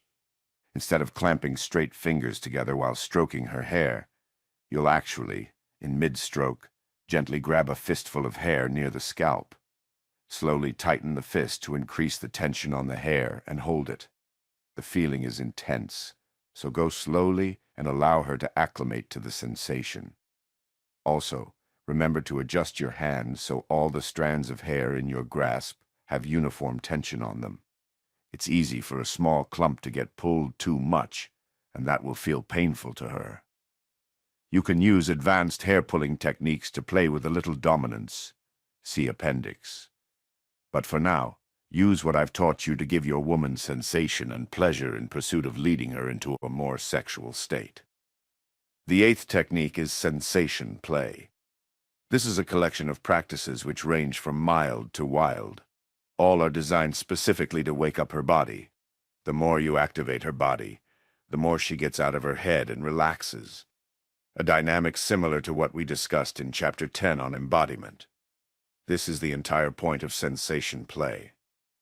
Below, I share 2 specific types for you to initiate with your woman.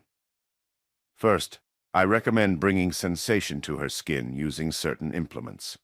Have her lay down on her belly and give her a back massage. Then consider one of the following. Run an ice cube down her back, across her buttocks, and finally to her inner thigh. Expect her to vocalize and wiggle around when you do this. Get a soft feather or very soft fur mitt and gently run it across her body. Get a soft rope and drag it across various naked parts of her body. The second technique I recommend is called drumming, aptly named because you'll be using your hands to do that on various parts of her body. Begin with her laying on her belly on the bed. I start with 2 fists, thumbs on the top side, and drum very gently on the soft parts of her upper back, then down the sides of her spine. Then I might move to the sacrum, a spot that holds a lot of energy in the body. I'll then proceed with open hands to drum on her buttocks. You can vary the angle and speed across all parts of the buttocks, and include the thighs as well. Finally, if I can feel her getting warmed up, I'll spread her legs apart a little bit and start to slowly drum on the lower buttocks and inner thighs closer to her yoni. The impact of the drumming reverberates up into the yoni and can be a turn-on for many women. It is an easy way to stimulate her without even touching her genitals. Note that drumming is just a mild form of impact play, which is a larger category of activities that include spanking. I will give just a short introduction here.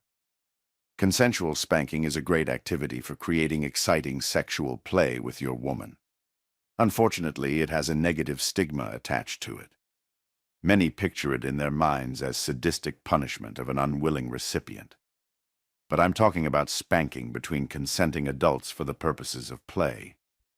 The physicality of it serves to wake the body up, just like the drumming, but a little more intensely, and creates a playful power dynamic which can increase the sexual polarity between you two.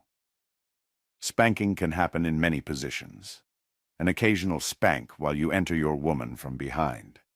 Putting her over your knee for a playful ritual spanking. Having her stand and lean forward with her hands on a table. I encourage you to direct her into these positions. Pay attention, though, to what feels consensual and fun for her. You can spank her just a few times as an ingredient you sprinkle in. Or you could set up a slow, rhythmic spanking that goes on for a minute or more. It can create a hypnotic effect. You can create a semi-humorous context, like giving her a bad girl spanking for being late to meet you, or a good girl spanking for planning such a nice birthday celebration for you. This good girl, bad girl theme is a juicy one. Whatever the form, I'll offer these short suggestions. 1. Proceed slowly and closely track her state.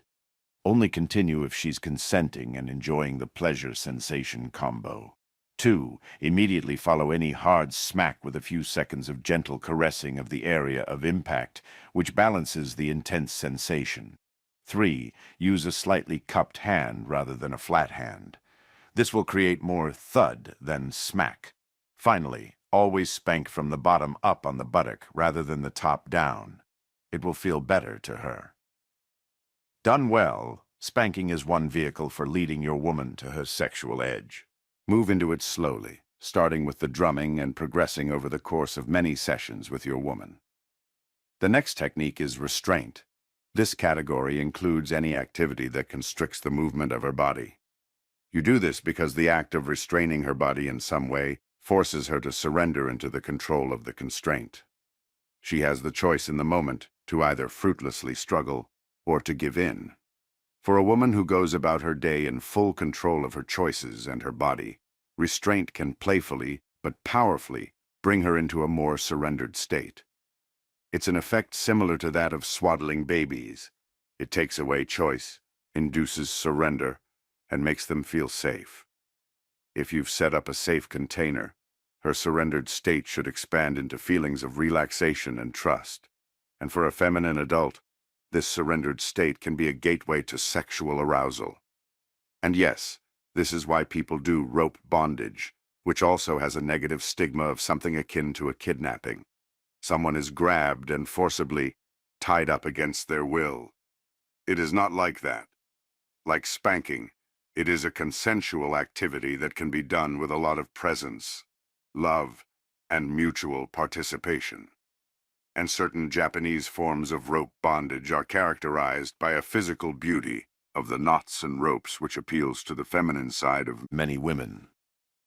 But before we talk about ropes, which are an advanced topic, I will present to you some of the restraint techniques which I use and my woman loves. These use only the body, and if you'll tolerate a little hyperbole, these are gold.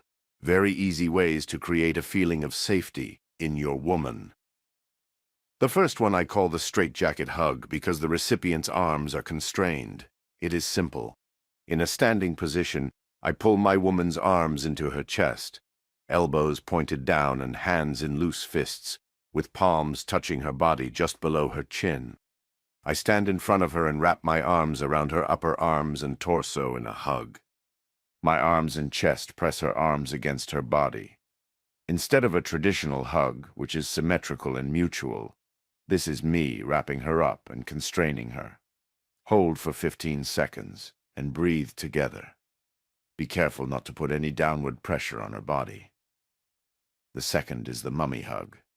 With her laying on her back and me on top of her, my legs are parallel to and on the outside of hers. I pull my legs toward each other, pressing inward at both the knees and the ankles. This effectively immobilizes her legs. I then prop myself up on my elbows, but pull my elbows toward each other in order to pin her own arms to the sides of her torso. I then cross her hands in front of her chest, and the weight of my chest holds them down. My hands and forearms can just be beside her. or I can put them under her shoulder blades. Hold for a little while. My woman experiences a big sense of relaxation from this whole body wrap. Note that you can actually have intercourse in this position as well. My woman pointed out an interesting effect of having her legs pinned together like this. She said that men spend so much energy trying to get their woman's legs apart that holding her legs together can have the opposite effect. It can increase arousal and actually have her want to open her legs more to her man. Reverse psychology at its finest. The last one is my favorite. My woman loves it. I call it the butt hug.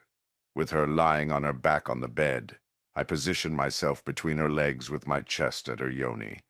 I wrap my arms around her hips, and my hands either grasp her buttocks or sit flat with palms against the small of her back. I squeeze her hips with firm pressure from all sides. There are multiple elements happening here. The pressure from my arms around her hips is grounding for her. Although her legs are open, I'm firmly covering her yoni with my chest, which makes her feel safe. The rising and falling of my breath against her yoni is stimulating. If your woman responds like mine, she'll experience a deep settling and sense of healing safety in her body from this butt hug. Let me finish with a few words about rope bondage. It has a negative stigma for most, but I feel it is a big missed opportunity for couples. It can be a mutually pleasurable, erotic, and satisfying experience for both partners. You set up a suitable space on the floor with mats, light candles, and turn on some appropriate mood music. Ask her to lay down, and you'll begin to apply the ropes in a tie that you learned from any of the plentiful resources available. Maybe a chest harness, which you can use to move her body around, and also provides nice pressure on her torso, or one that holds her arms behind her back, giving you free access to tease and tantalize her front side using different types of sensation play. During the entire application process, you two are connected through eye contact and verbal communication. You're checking in with her if a specific knot or tie is comfortable. She's expressing to you feelings of relaxation.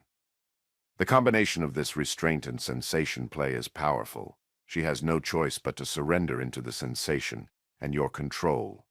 This is an amazing way for consenting adults to create a lot of sexual intensity and fun.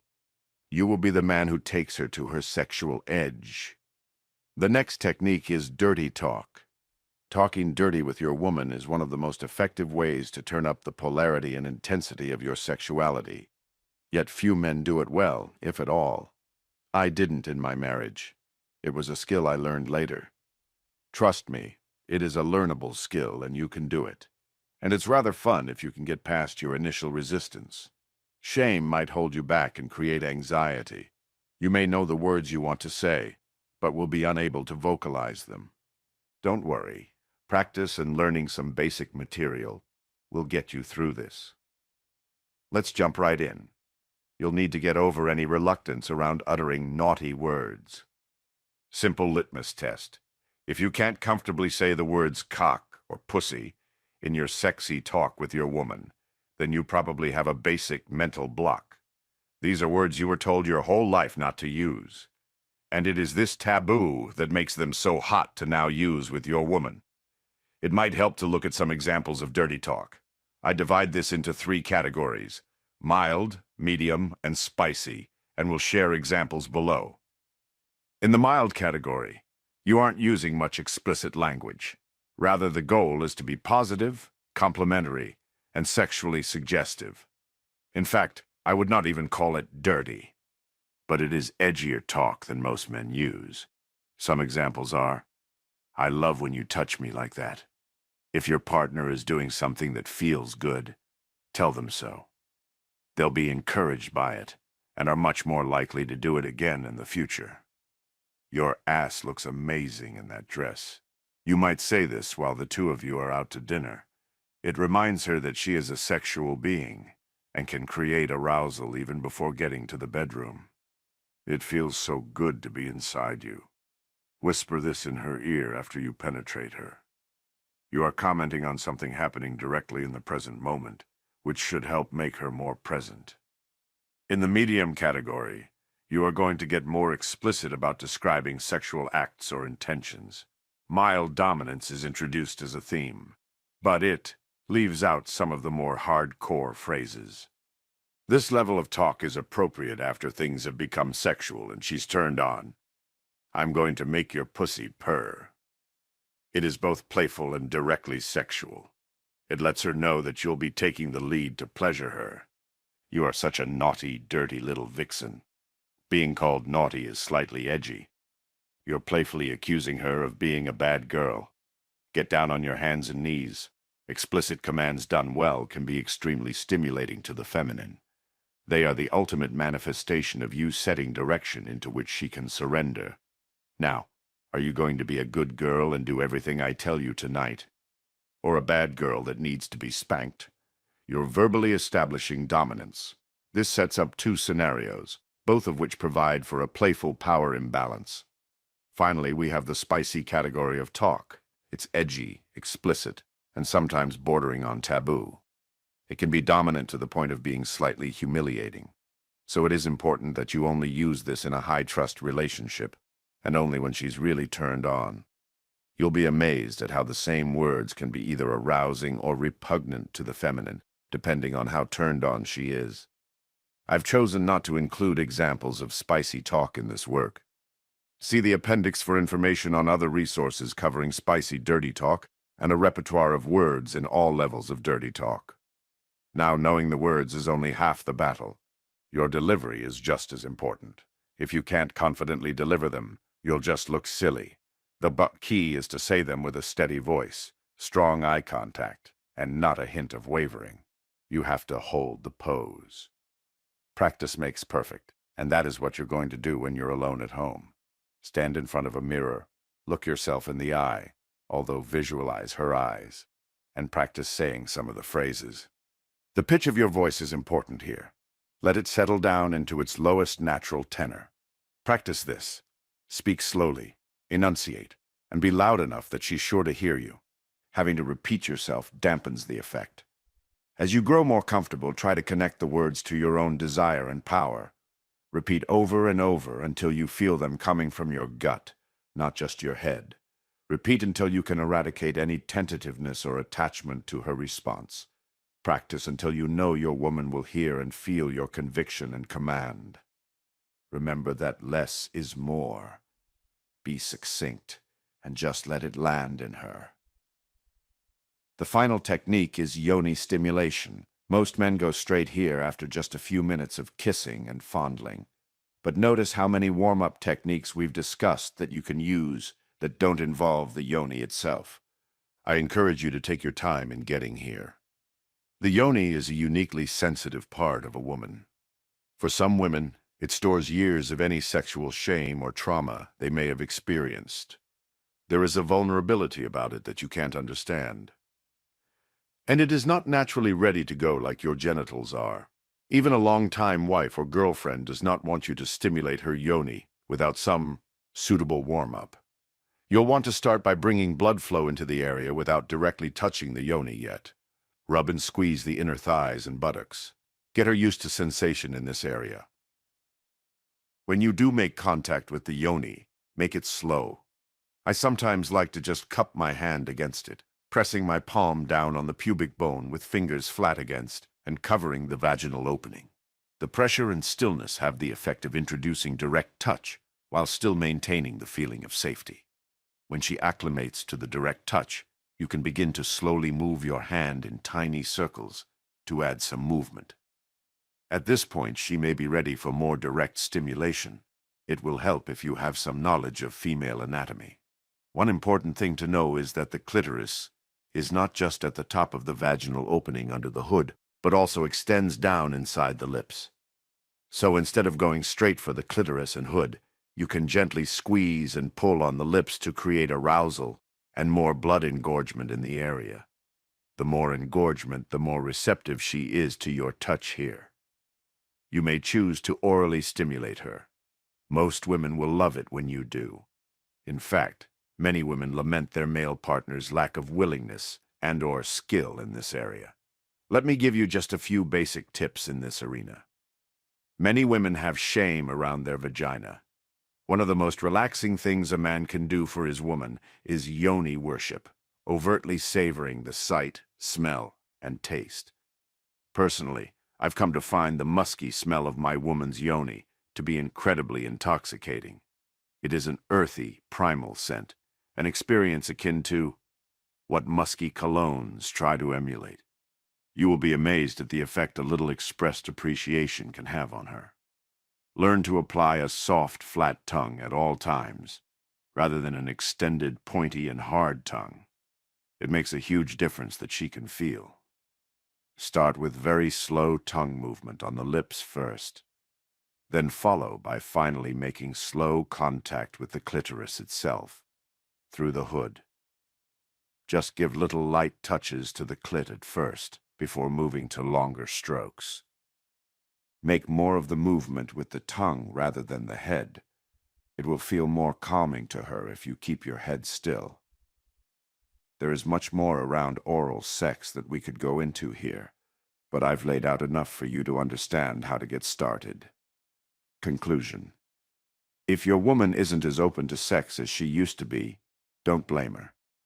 Use what I've shared to evaluate how well you've created the right container for sexuality, and how well you've developed the skills and courage to slowly lead her into pleasure. It is not just about going straight to intercourse, it's much more sophisticated than that.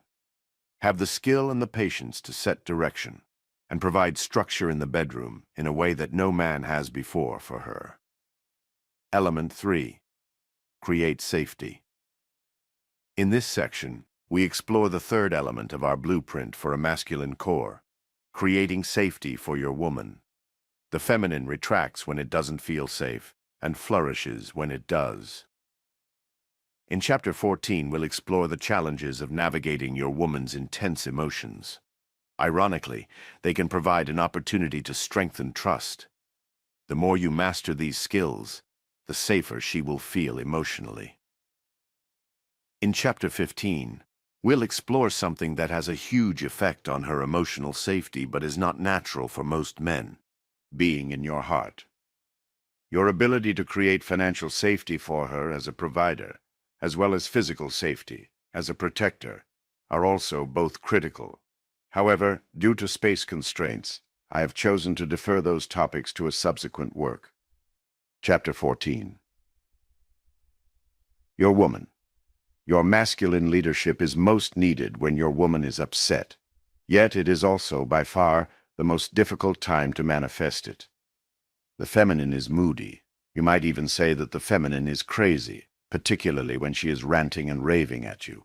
It feels like she is blaming you, mixing together disparate topics, facts, and distortions, shaming you, giving you the cold shoulder, distrusting you, closing her body to you. In those times, she may seem scary and impenetrable. It may seem like the primal connection between the two of you is impaired. You feel like either fighting back or giving up, and you're utterly confused because her reactions don't seem to make sense based on the circumstances. Her emotions seem to rise up out of nowhere, in a fury. I have good news for you. It actually all makes perfect sense. But you're going to have to radically shift your perspective in order to understand why. She is vulnerable inside. Before I give you the secret, there is one thing you need to understand. Inside of every woman, even the powerful ones, lies an intensely vulnerable inner core underneath the wisdom, smarts, competence, energy, and power lies an inner child, a little girl that just wants her daddy to protect her and take care of things. She wants to be seen and loved. Part of her vulnerability lies in the fact that her feminine nature is wired to experience emotion far more intensely than a man would. In her relationships, she's going to feel anger, sadness, fear, and disappointment, alongside joy and love, more acutely than you would. So, circumstances that make you feel a twinge of sadness or anger may cause a tsunami of intense feelings in her. The volume knob is simply turned up louder. And if she's had trauma in her background, or is in a state of threat in the moment, her reactions will be even more amplified. She does not have your capacity to suppress emotion. So for most women, the highs are higher and the lows are lower. Many women also feel physically vulnerable around men, who are in most cases bigger and stronger.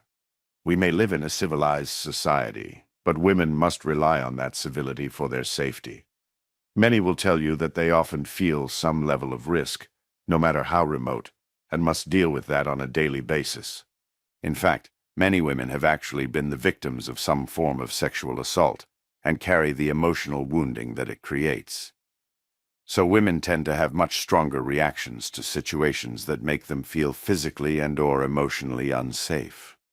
In that state, your woman may regress to a less emotionally healthy state and either close down to you or lash out at you. But when she feels safe, she's more likely to relax and open. Here are some common examples of things that make the feminine feel emotionally unsafe. Having her emotions, opinions, or experience denied, ignored, or invalidated by you. Imagine that she says to you that she's upset that you're going on a golf weekend with your buddies, and your response is, "That's ridiculous. I told you about this 2 months ago and you agreed." Yes, she did agree, but at a gut level she still feels upset. If you tell her it's ridiculous to feel that way, even though she actually does, you're denying her actual experience. This makes her feel unseen for who she really is in this moment. She also feels let down because she's expecting you to be her rock when she's experiencing a lot of emotion, yet you're telling her in so many words that she somehow needs to be feeling something different than she actually is. The goal is not to figure out who's right, but rather to acknowledge reality in the moment, no matter how crazy it seems. Being left to handle something at which she's not competent, she looks to her man to help her with hard things in life, just as she helps you with things that are hard for you. When you don't, she feels abandoned. I can remember a time years ago when my woman, with whom I had not yet joined my life or finances, got very upset with me after I didn't offer to help her with her taxes one year. I had all of my excuses why I'd been extremely busy in that time frame with my own life responsibilities. Nonetheless, she was left to fend for herself on a task which she found particularly challenging. She did not feel taken care of by me. You forgetting something that is important to her, such as bringing home the milk, fixing the jammed window, or remembering an anniversary. You might think these are little things, but she experiences these lapses as evidence that she is not important to you, and that she cannot trust you to follow through. This will happen any time you don't do what you said you would do. Imagine a situation in which you've promised for weeks that you'd get the car's oil changed. She blows up when she asks about it, and you say that you still haven't gotten it done. You're completely surprised by the intensity of her reaction. To you, it is not a big deal. To her, it is a sign that you're not paying enough attention and taking care of things. Feeling your fear, indecisiveness, or lack of direction. When she doesn't feel your masculine gift of clarity and direction, she trusts you less and naturally must go into her own masculine in order to take care of things. She feels less safe when you don't have things handled. Not feeling you present. When you aren't in the moment, it feels to her as if she is not important to you. She experiences this as a lack of love and a break in the connection between the two of you. When she lashes out at you for looking at your phone during your dinner date, it is because she doesn't feel you there with her. This is very upsetting to her psyche. Your protestations that I was just making sure nothing important was happening at work. We have a big project going mean nothing to her. Yes, she knows she's being sensitive, but she needs to feel your attention is with her. You hiding or denying your emotions. She's a sensitive feminine being.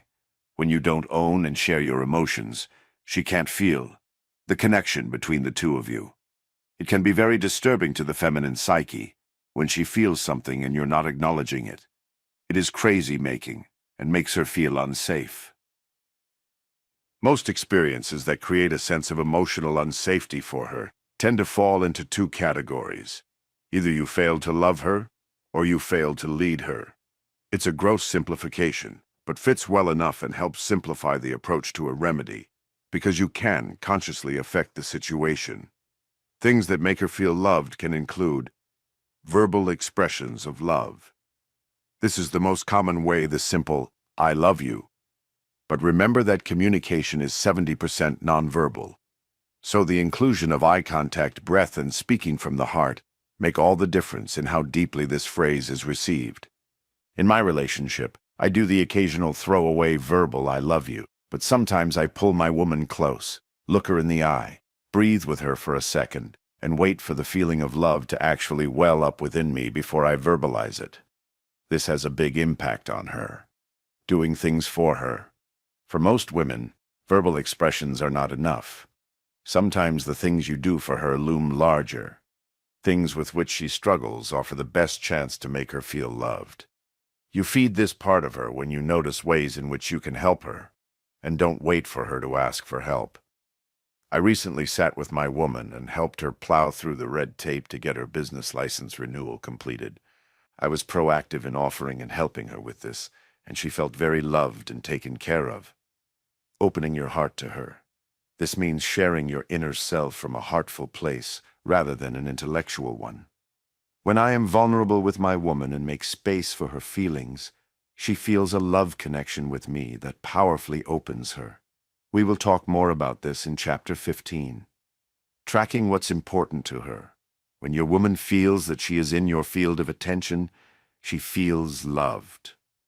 Years ago, when I was checking in with my woman periodically about how well she was dealing with the fact that an uncle was battling serious cancer, she felt remembered. Do you know what is emotionally or logistically alive for your woman in her life at the moment? She needs to feel that she's a priority among all of your other worldly endeavors. She does not want to feel forgotten, because to her feminine heart, this indicates a lack of love and care. Sadly, most women will tell you that they're tracking more in their man's life than their man is tracking in theirs. Things you do that have her feel led include, these are more brief since this entire book is about this kind of leadership. Setting direction for the two of you so that she can feel some temporary relief from the burdens of decision-making. Providing structure and setting boundaries within which she can relax and flow. Knowing what you want and being decisive. Staying grounded in the face of her emotional storms, tuning into her needs, anticipating them, and taking action on them. It's not crazy. When you provide these things, the feminine relaxes. She feels loved and led. Which then brings us to the secret I said I would share with you about your woman's emotional chaos. Her behavior is explained by one simple maxim, which I've derived from something I learned from David Dida. 90% of the crazy comes from your woman not feeling loved and led. So the next time your woman gets irrationally emotional or mad at you, know that the root of it is that she is probably not feeling a strong connection between the two of you. Not feeling your care for her, or not feeling your leadership, groundedness, and direction. Her emotional reactions are going to seem over the top or misplaced to you. But they are your signal that she's in pain because she's not feeling loved and led by you. That's a very different lens through which to see it than she's being a bitch or, is he acting crazy? Next time you find yourself thinking these things, just try to reframe her behavior as that of someone who is not feeling loved or led by you. She's suffering because of it. Consider it a gift rather than a burden. She's showing you through her emotional reactions where you're not showing up in your full masculine. Follow the breadcrumbs back to find the ways in which you're not loving or leading her. I posit that more often than not you'll find the cause rooted in your own behavior. David Dida says that the complaint she's presenting is often not really about the content of the complaint, and I add that the magnitude of her reaction is not always proportional to the issue at hand. Rather, both indicate a lack of safety or connection created by a lack of your love and leadership. Her emotional meltdowns may make no sense given the overt circumstances, but they do make sense in the context of the underlying emotion. In my example about my woman's taxes, it doesn't make sense for her to be upset in the context of me genuinely and honestly being too busy to help her at that time. We never had an agreement I would, and it was not even necessarily an area in which I excelled. But at the primal level, it makes sense that she would feel frantic about the taxes because it is not her strength. And if she's in that state, it makes much more sense that she might unfairly blame me and unintentionally lash out. Her flare-ups arise unexpectedly. Labeling them as crazy would just be my unskillful way of dealing with my confusion over this unexpected reaction. But that label doesn't lead to greater understanding or closeness. It just creates more separation. So if you want to lead your relationship from your masculine core, don't separate yourself. Don't chase your tail trying to fix the complaint itself. And don't wait for her to solve her own emotional problems or calm herself down. Rather, figure out where you're not demonstrating your love in ways that she feels, and where you're not leading her. After that is addressed, you can look at the content of the complaint. Stop blaming her. Your upset and scary woman is actually hurting. She's in a state of threat underneath and feeling her vulnerable, scared part. See her through this lens and take matters into your own hands. Lead her out of this state. In my own relationship, it actually took me several years to really see this part of my woman. She moves so powerfully and capably through the world that I didn't recognize her vulnerable side. Once I did, it softened how I perceived her emotions and moods. I was able to more proactively lead her out of her chaos. And more importantly, she started to feel really seen and taken care of by me. As a result, we started having fewer fights and more sex. Don't be like the 95% of men who can't see their woman's intensely vulnerable side. It exists right alongside her strong side, and the two are not mutually exclusive. The wrong way to react. As counterintuitive as it may seem, the times that a woman is most challenging to you is usually when she's feeling the most unsafe. And it's when she is most longing for a strong man who can handle her, who can be with her emotional chaos and vulnerability, not run from it, who can love and lead her in a way that settles her feminine nervous system, who will finally recognize her vulnerable side and take care of it. Can you be that man for her? Unfortunately, 95% of men don't rise to the challenge. Most of them make things worse. One typical reaction is to go into a freeze state when her emotions flare up so quickly and intensely. You don't know what to say or do, so all you are capable of is sitting there silently numb and dumb. Unfortunately, this type of non-engagement, even if it is not intentional, enrages her. She will not feel loved. An extension of the freeze state is when you withdraw or shut down. You exit the conversation and/or give her the cold shoulder. The message you're sending, either implicitly or explicitly, is I can't talk with you until you calm yourself down. Or, you might stay in the conversation, but stone-faced and silent. It is a quiet fuck you, both withdrawal and shutdown. Leave her feeling abandoned to deal with her emotions alone. Right when she needs you the most, she will feel neither loved nor led. Another type of reaction is when you collapse in the face of her emotions. This entails profuse and compulsive apologizing, feeling sorry for yourself or other approval-seeking behavior. Anything to make the intensity stop. I think it goes without saying that your woman won't be feeling led by you when you're in this reactive state. She'll experience you as a supplicating wuss. And now we arrive at the granddaddy of all reactions to your woman's emotional chaos, defensiveness. When she's hurling chaotic emotions at you or blaming you for something you did, real or not, you're going to want to make it stop at all costs. So you're going to become what my therapist affectionately calls, fix the facts guy. You'll deny what she claims, try to correct her incorrect perceptions of the facts, or use blame to convince her that her own actions are the cause. The compulsion to get defensive is so strong because in her emotional state, she's probably not being entirely logical. She may be exaggerating, twisting the truth, using faulty logic, tying together multiple separate issues, or bringing up hurts from years ago. Your logical masculine nature will be in utter disbelief that she could get this worked up using that illogical logic. You'll then say to yourself, oh, she's upset because she misunderstands a few things. If I can clear them up for her, she'll stop being upset. Good luck with that, my friend. The truth is that rarely can new information stop a woman's emotional chaos in the moment. But that is what defensiveness usually looks like, responding to emotion with an intellectual response. It's like trying to stop an ocean wave. It doesn't work. The emotional tsunami can't be stopped like that. So, better to turn and ride the wave of emotion for the moment. Worry about the information later, once the wave loses steam. You have to remember this. Don't take her emotional attack literally. Don't try to defend yourself from the words that come out of her mouth, using words coming out of your mouth.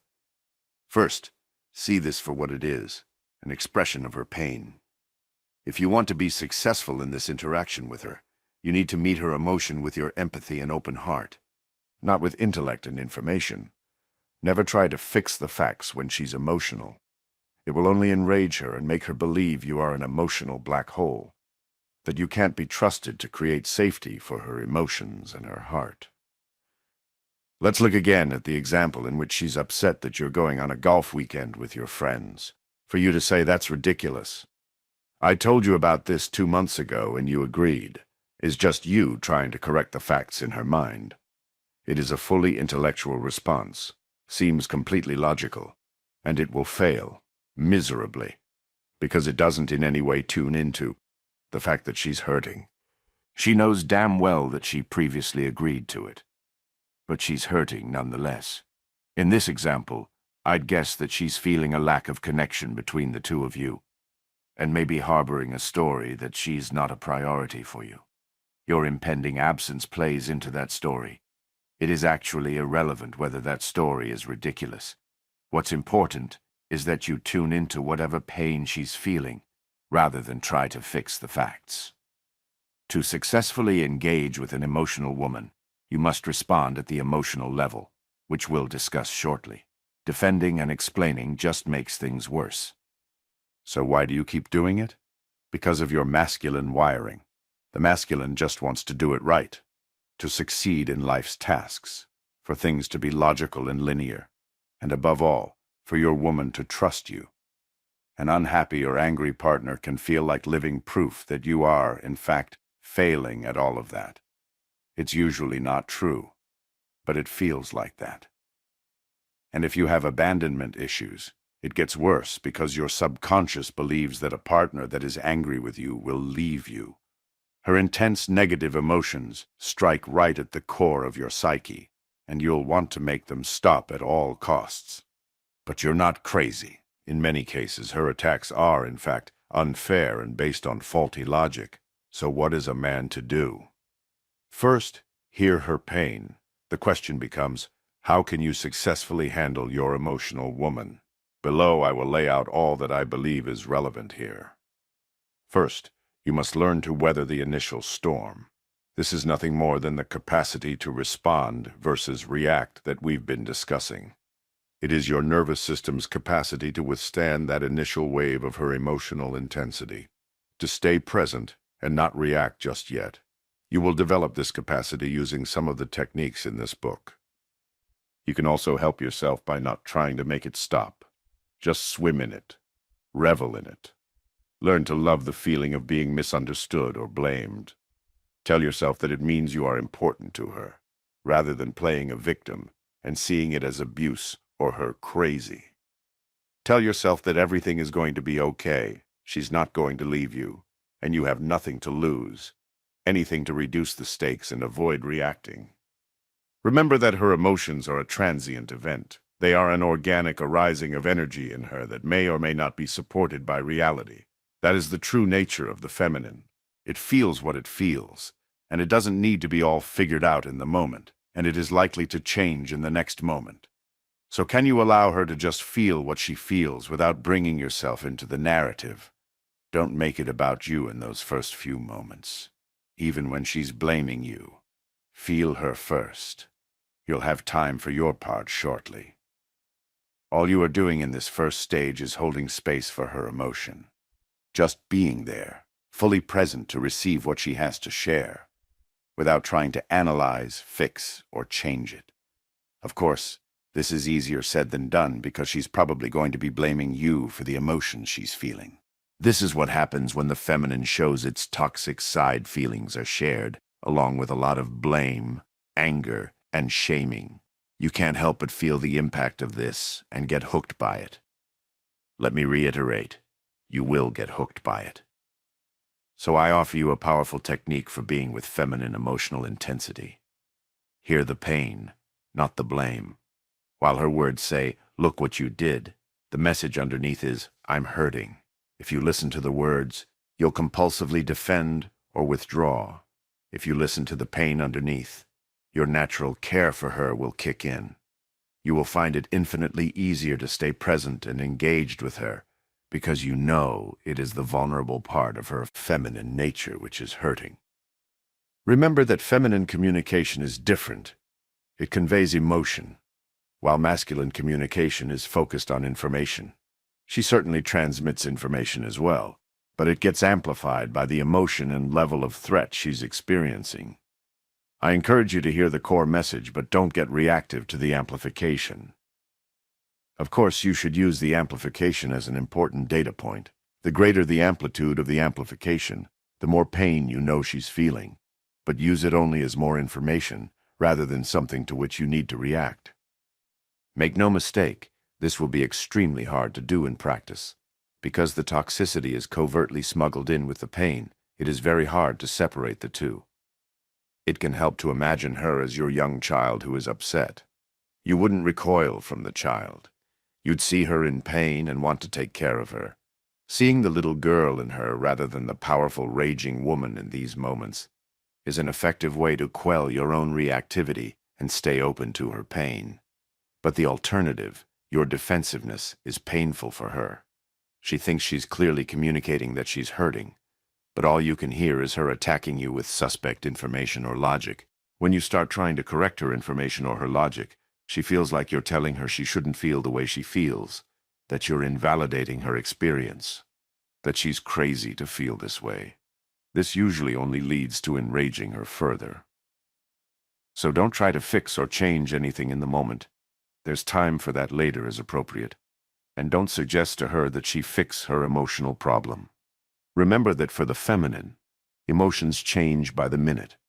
Getting hooked on any single one of her emotional expressions is going to cause mutual reactivity that suddenly becomes the problem itself.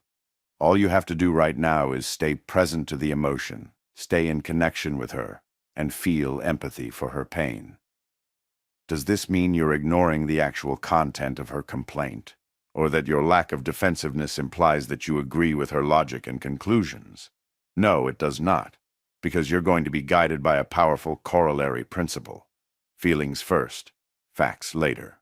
At first, just hear the pain she's expressing and temporarily ignore her story around it. Don't react to her blame. Ignore the anxiety rising within you and the urge to explain or defend yourself. You will have your chance to respond to the facts later. For now, this is a sequencing exercise. Trying to reason with someone in an emotional state is like talking French to an English speaker. You're not speaking the same language, so you're not going to get through to her.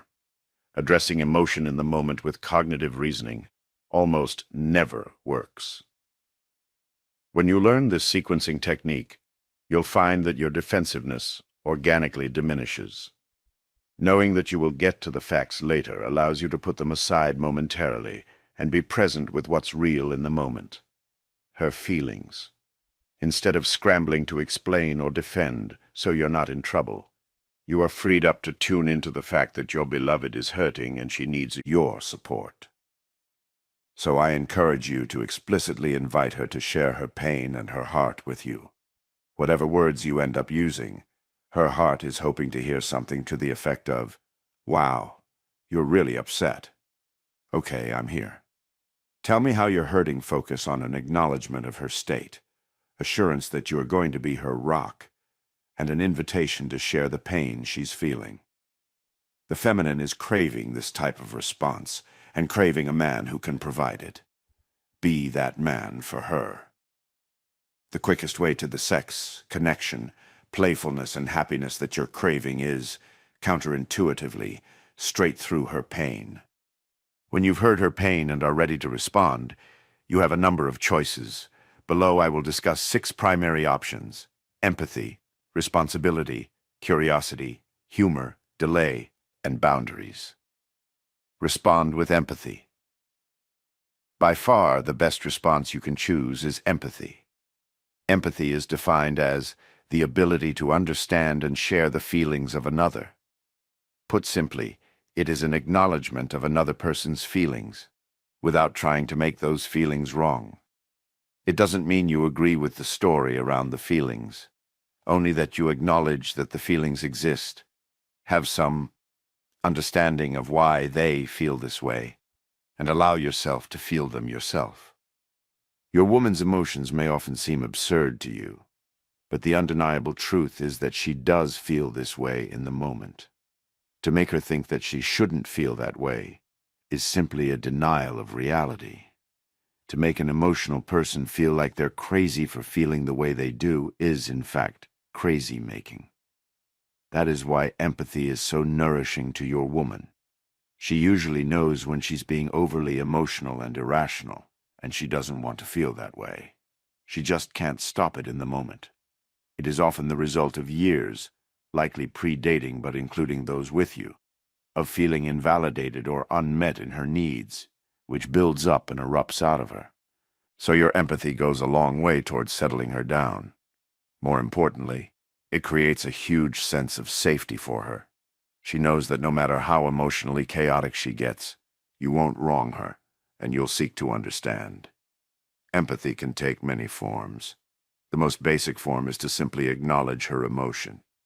Don't try to play therapist, just acknowledge what seems true.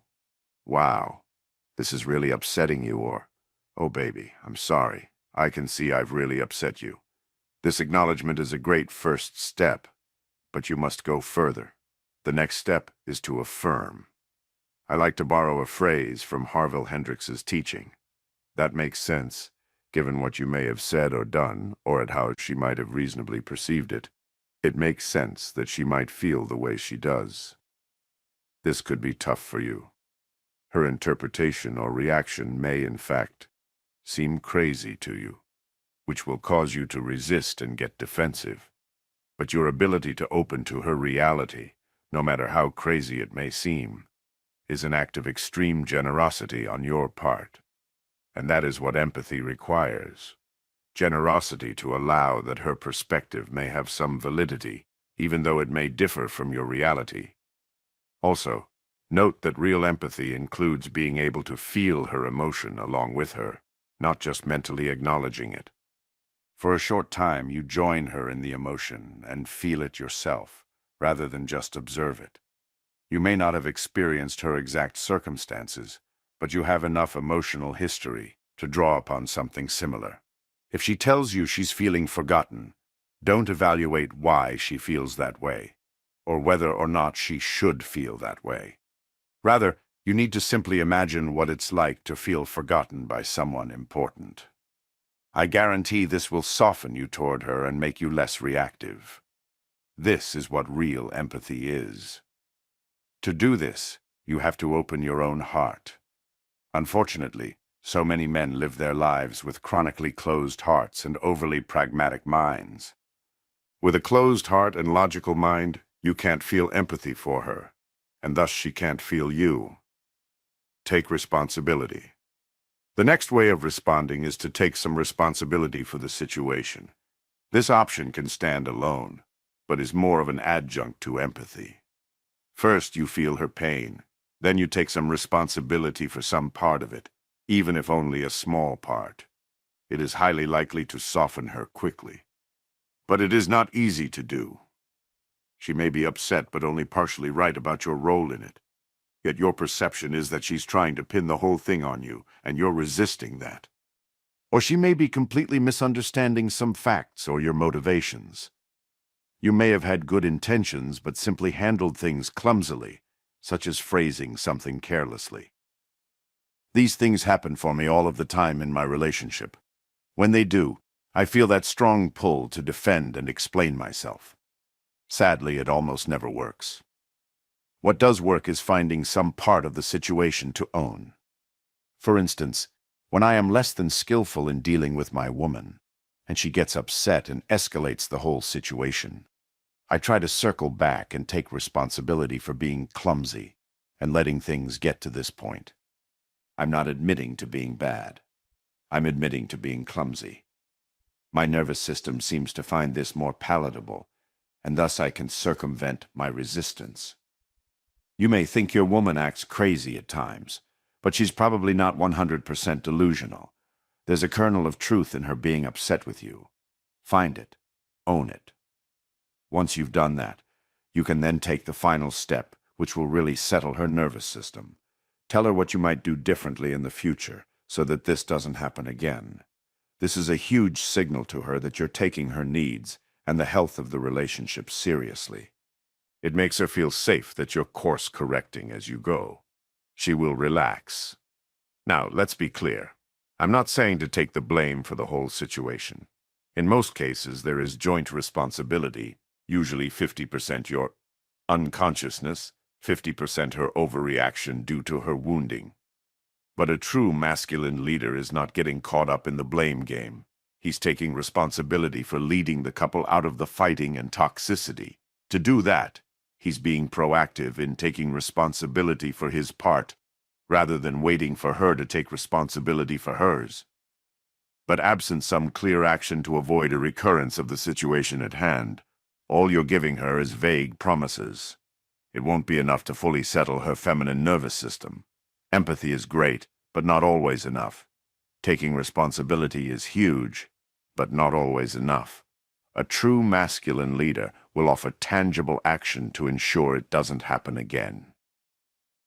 By way of example, my woman was recently upset with me because for over 2 weeks, I hadn't followed up to close out an issue with her accountant that I'd offered to handle. It had been an extremely busy time for me, so I felt a little resentful that she was upset with me. But I owned the fact that I let it sit for 2 weeks. Part of me certainly believed that she needed to back off because she was quite aware that I'd been so busy, and that she should not be so upset with me. But the truth was that I had made a commitment, and breaking it, even for a good reason, impacted her trust in me. So it settled her that I owned that part. And I went one step further. I told her that I would start using my task list, which I used extensively at work, to help track things that I promised her. I was disciplined in using it in my work life, so therein lay an opportunity to apply that discipline to my personal responsibilities, including commitments I made to her. My offer of this tangible action to reduce future broken promises was a real trust builder with her. This trifecta of empathy, responsibility, action gives her the emotional oxygen she is desperately needing. And once you've done this, then you can safely circle back and start to deal with the facts. In other words, you may now correct any inaccurate beliefs from which she was operating, or share how your intentions and motivations were different from what she was assuming. I wish I had learned these techniques earlier in life. It would have saved me immense heartache and disconnection from my female partners. I'll share another specific example. Years ago, I had gotten 2 tickets from my employer to an NBA playoff game that was happening the next night. I was very excited, and my natural instinct was to invite my woman, which I did via text. But during the day, it occurred to me that it would be a unique opportunity to really connect with my youngest son. So I changed my mind and decided to invite him instead. I tried throughout the next day to get in touch with my woman via phone, so I wouldn't have to disinvite her via text. But I couldn't get through to her because she was so busy that day. Eventually, she sent me a text saying that she needed to know the plan for the game right away so she could plan properly. So I was forced to disinvite her via text just hours before the game. She felt hurt and started to close to me. Not because she wouldn't be going to the game, but rather that I wasn't clear about my intentions earlier, and therefore she didn't feel taken care of. Of course, I was already feeling bad about disinviting her, so I scrambled to explain my logical reasoning. about the opportunity to connect with my son, and good intentions around trying to reach her via phone and not wanting to disinvite her via text. And not surprisingly, this led her to shut down even more to me. I was in a state of anxiety, so I wanted to do anything I could to avoid being the bad guy in this situation. I explained and defended, and in the process left her feeling unheard. It took days for us to repair, and only with the help of our therapist. I thought I was correcting her misunderstandings, but all she could hear was me implying, "You're crazy to be upset." In retrospect, I wish I'd just said from the start, "You're right. I handled this clumsily. It makes sense that you'd feel hurt." I imagine if I had, it would have taken less than 5 minutes for her to calm down. And then at that point, I could have circled back and shared that I'd tried to get in touch with her multiple times for the sole purpose of not coldly disinviting her via text. Because she would have already gotten her emotional oxygen, she'd have been open enough to appreciate the effort I made and the reasons why I waited to tell her. I would have gotten to the exact place I wanted, to get her understanding what I did and why, and not being mad at me in much less time. Ironically, by taking your time, by not going for the frontal assault on facts, you get where you want to be faster. Now, this approach does not mean that I didn't think she was being overly sensitive and unfair to me. I do think that even now. But the whole point here is that if your goal is to get back to a state of play, openness, and connection, it does not matter in the moment that your facts are right, or that she's being overly sensitive. Feelings first, facts later. Note that this approach need not be a drawn-out process, as long as you get the sequencing of feelings before facts right. Recently, someone got upset with me and let me know it via text. Her message ended with, "And I'm not happy about what you did." So I texted back, "Oh no, I can see I've caused harm here, so I'm sorry. The truth is that," explanation of facts, "but I see I handled it clumsily and could have been more skillful." Let's deconstruct this message and how I sequenced it. The first thing I did was to offer empathy and take responsibility. I've caused harm, then I apologized. With that out of the way, I was able to circle back to an explanation of facts and why things innocently came to transpire as they did. I finished by again taking responsibility. It was that simple, all in a short text. I will also add that when I got this person's initial text, I felt anxiety because I felt embarrassed that I may have done something wrong, even though I had good intentions and pure motives, and a little attacked. But I paused and chose to see her pain being covertly expressed in the message. It immediately softened me and put me in a state of mind to send such a heartful and ultimately effective message back. Respond with curiosity. There are going to be situations where your woman's emotional response is truly baffling. So when you try to share empathy or tell her, "It makes sense," you'll actually be faking it and she'll know it. In situations like this, it is better to exercise your curiosity. In other words, first seek to really understand her world before offering any reaction. In my training in the world of authentic relating, I've heard this called getting shared reality. It is an inquiry into understanding another's reality. It sounds something like, okay, so for you, when I do X, it feels like Y to you. You are exploring the way she sees things and constantly syncing with her on each piece of understanding you gain to make sure it is accurate. From this, you'll build a common view of her reality, piece by piece. So, in the basketball game example shared earlier, instead of being confused by my woman's behavior, I could have gotten curious. "So, when I texted you to cancel, how did that feel?" "Oh, you felt unimportant and disregarded." "I see. So because I canceled so late, it felt like you didn't matter to me." And so forth. It is just an inquiry. You peel back the layers one by one to really understand where she's coming from. Then, from this place of shared reality, you can better choose how to react. But you'll find that even just your effort to understand her world will both settle her nervous system and create natural empathy within you. Nearly all men are baffled by their woman's behavior at times. When you experience this, going the route of curiosity is a wise move. Respond with humor. Sometimes your woman's emotional response will be truly ridiculous. She will be more in the realm of neurosis and her wounds rather than having a valid criticism. Instead of taking her complaint seriously, as you've done so far, you may be better served by going a different route. Using humor. This can take different forms. The pickup community has a phrase called cocky and funny, whereby you act cocky and say outrageous stuff to a woman you've just met in order to demonstrate that you are fearless of her reactions. This technique works well in relationship as well, but for the purpose of opening your partner. For instance, my woman was recently genuinely upset at me that I was late in getting to her place because I was watching the World Cup at a bar.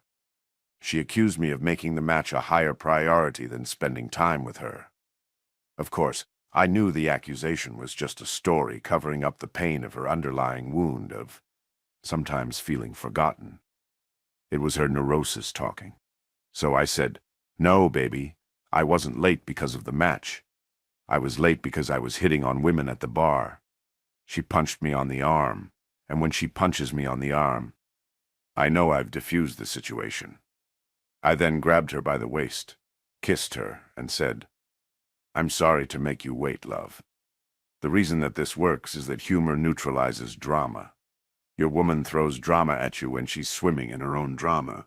She's trying to enroll you in her story and expects that she can hook you into it. Your humor and response is not what she's expecting, so it can shock her out of the drama and remind her of how ridiculous she's being. Another form of this is using exaggeration.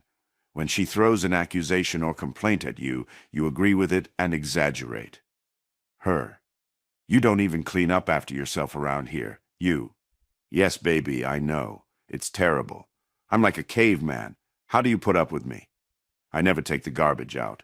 I never run the dishwasher. Yesterday I peed on myself and just decided to fall asleep in the puddle." The humor approach works for one simple reason. It shows you are not intimidated by her emotion or complaint, that you're fearless in the face of her intensity. It demonstrates your masculine groundedness and is sometimes exactly what she needs. In her state of emotional chaos, she can anchor on the brave certainty you are showing. And if you're funny enough, the humor serves as a battering ram to shake her out of her neurosis. These techniques are risky. You have to be able to hold the pose, which means to keep a straight face and not back down when she initially gets angry at your attempt to use humor to demolish her histrionics. If you break character, she'll lose trust in you. The trick is to hold the pose past her point of initial resistance, beyond which the humor opens her. And sometimes it doesn't open her up, but rather makes her think that you're minimizing what's important to her. So, if the humor is not landing, at some point it is best to pause, drop into your heart, and say something to the effect of, "I'm sorry, baby. I just wanted to bring a little levity. I'll stop. Tell me how you're hurting." Always remember that humor is just a tool to break the drama cycle, not one for you to avoid dealing with real issues. Ask for a delay. Sometimes your woman's emotional state is so intense that it completely blows you out. You don't know whether to fight, cry, or run. Nothing good can come from trying to operate in this state. You'll just end up doing some or all of the things I told you not to do. In situations like this, I recommend you ask for a temporary pause and delay in the conversation. You say, "Baby, can we pause for a second? I feel myself getting reactive, and I really want to hear what you have to say." Then do what you need to do, whether it be to take a deep breath, go into the other room for a minute, or take a break for an hour. You just need to assure her that you will promptly re-engage and that her issue is important to you. This approach is much easier said than done. In the moment, you're caught up in the drama. Knowing that you need to take a break requires you to step outside the drama and see the pattern in which you're caught. My therapist recommended this to me for years before I could successfully do it. You'll need to rely on your real self, which we discussed in Chapter 7, the fully conscious, fully present, unchanging part of you that is the watcher. He sits outside the drama and can see when you need a pause. Mastering this skill will help you immensely. You'll be able to calm down and be more available to hear her pain. It is far more effective than doing a frontal assault on an emotionally charged issue while you're both in a highly elevated state. That's a recipe for a painful fight. Better to take a pause and let the intensity clear. Set a boundary. There will be times when your emotional woman's behavior gets so out of bounds that you'll feel you need to set some limits. In other words, you need to set a boundary. I don't go into this topic in depth in this book, but here I will address 3 common scenarios that can require a boundary. The first is when she's cutting off connection or giving you the cold shoulder because she's feeling hurt and closed. Personally, I find this type of behavior unacceptable. Yes, there are times when it is best to give my woman space, where she truly needs it to settle and gain perspective. But if I sense that it is punitive in any way, I call it out as something I won't tolerate. Another scenario is when your woman becomes verbally abusive. My woman generally does not resort to this, but I have been in relationships where my partner did. This is a clear boundary that you should not allow to be crossed. Handle it directly. Darling, I'm interested in hearing your pain, but have no interest in being insulted. Pause for a second, and let me know if you can come back to your heart. Otherwise, we need to talk later. You may encounter scenarios that don't require a boundary per se, but do require some structure. For instance, there have been times where my woman starts to get a little snippy, and I've said, "No, baby, we're not fighting right now. I want to connect with you." When I use this at the right times, it usually cuts off the friction pretty quickly and leads us back into closeness. Note that you're not telling her to calm down, but rather to be respectful and in her heart. I also use this technique prophylactically. If we're going on a trip together, I'll sometimes say, "Okay, baby, we're going to have fun on this trip together. No fighting. Just sex and relaxation and exploration. Okay, love?" The intent is not to shut down her needs or pain. Rather, it is to set a container and an intention to stay in connection. And remember, sometimes your woman will intentionally try to poke the bear, you. If she's feeling forgotten, or that you're not being present, she might throw a few jabs at you just to provoke you and elicit a response. To the feminine, any response is better than no response. So when you recognize this behavior in her, instead of setting a boundary, you might just ignore the jabs and move on. Or playfully ask her, "Ah, are you trying to poke the bear?" 7 principles. Now that we've looked at the different options you have for responding to your emotional woman, I'd like to share a collection of principles relevant to this domain. First, don't play the victim. By this I mean to not adopt the frame of, "Ha ha, women are so strange and moody. They are irrational and I can't understand them. You can't ever make them happy. I'll just blame my woman for her outbursts. Or I'll just do what she tells me and stay out of trouble." The fact is that I've explained the dynamic to you. She senses things at an emotional level way more than you do. She feels hurt way more than you do. And so she's going to react far more chaotically than you do. She wants you to love her. She wants you to lead her. When you don't, she gets bitchy and emotional. It's that simple.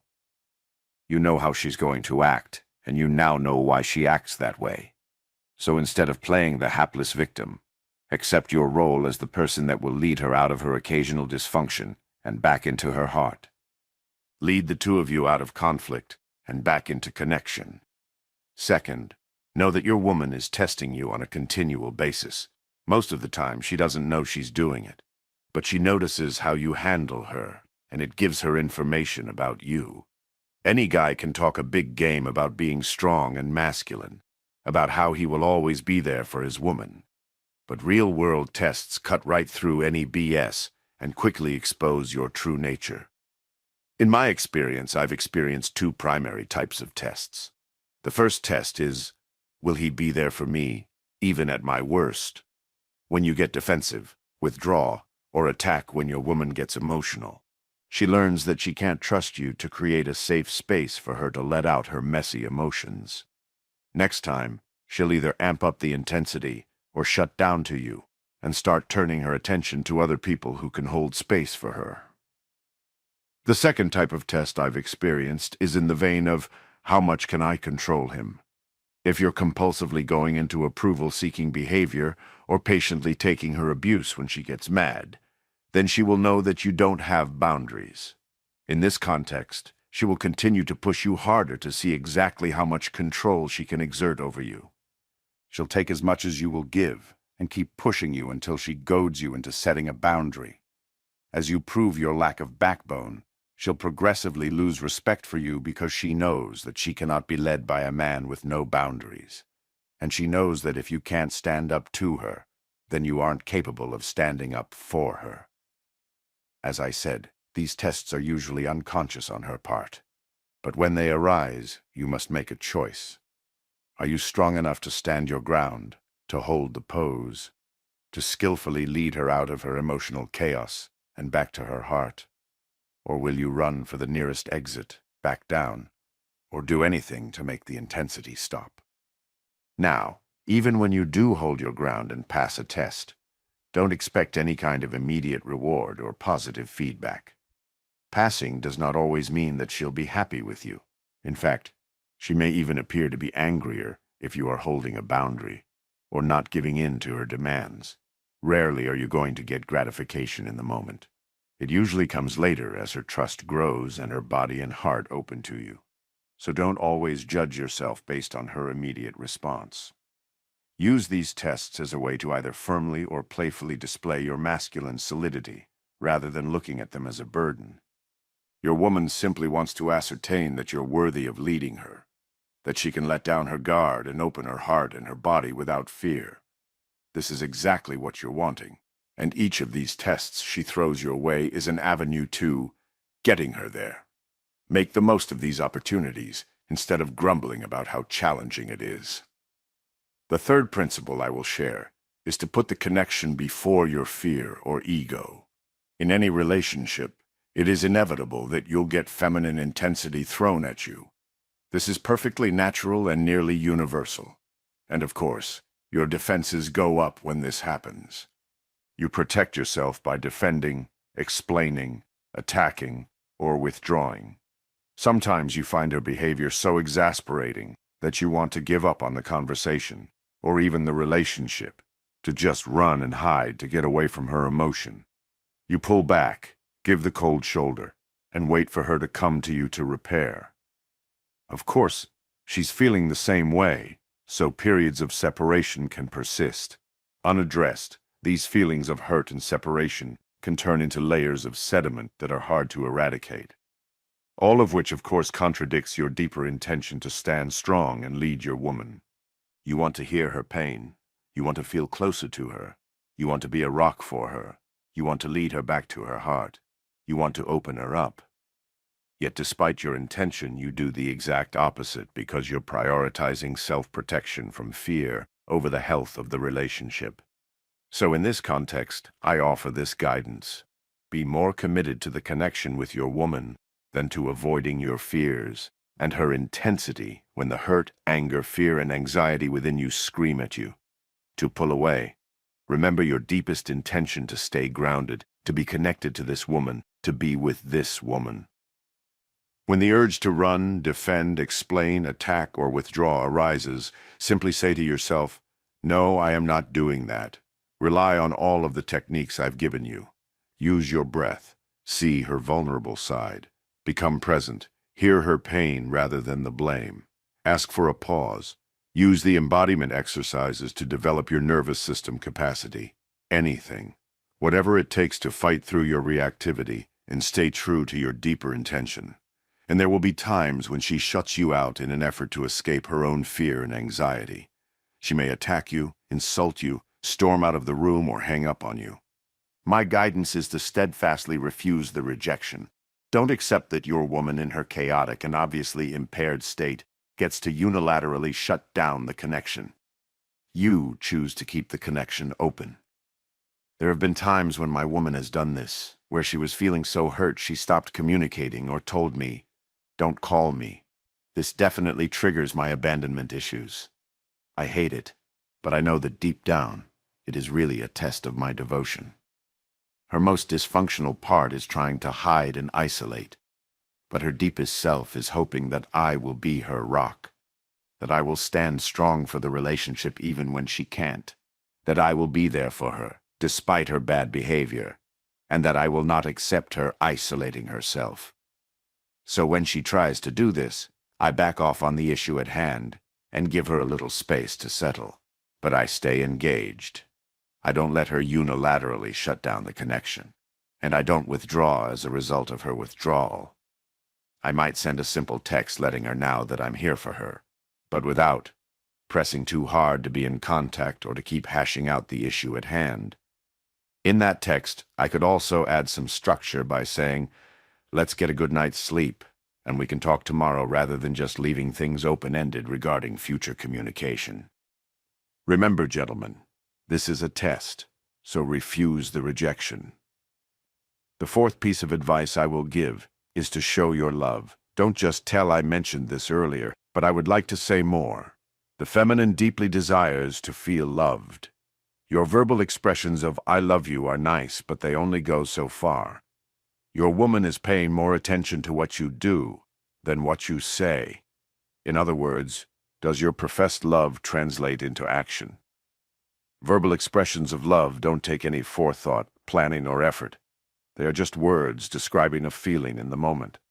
But the feminine cannot trust it as reality or as an assurance that you'll be there for her through thick and thin. The feminine needs to see love demonstrated in action. Examples of things which communicate love through action include remembering your anniversary and planning an amazing date, picking up the milk on the way home from work, when she asks, checking in with her periodically about something that's been troubling her, such as a challenging work or family situation, doing things for her that may be difficult or unpleasant for her to do herself, such as fixing the garage door that has been sticking lately, or helping her with a project which she finds challenging.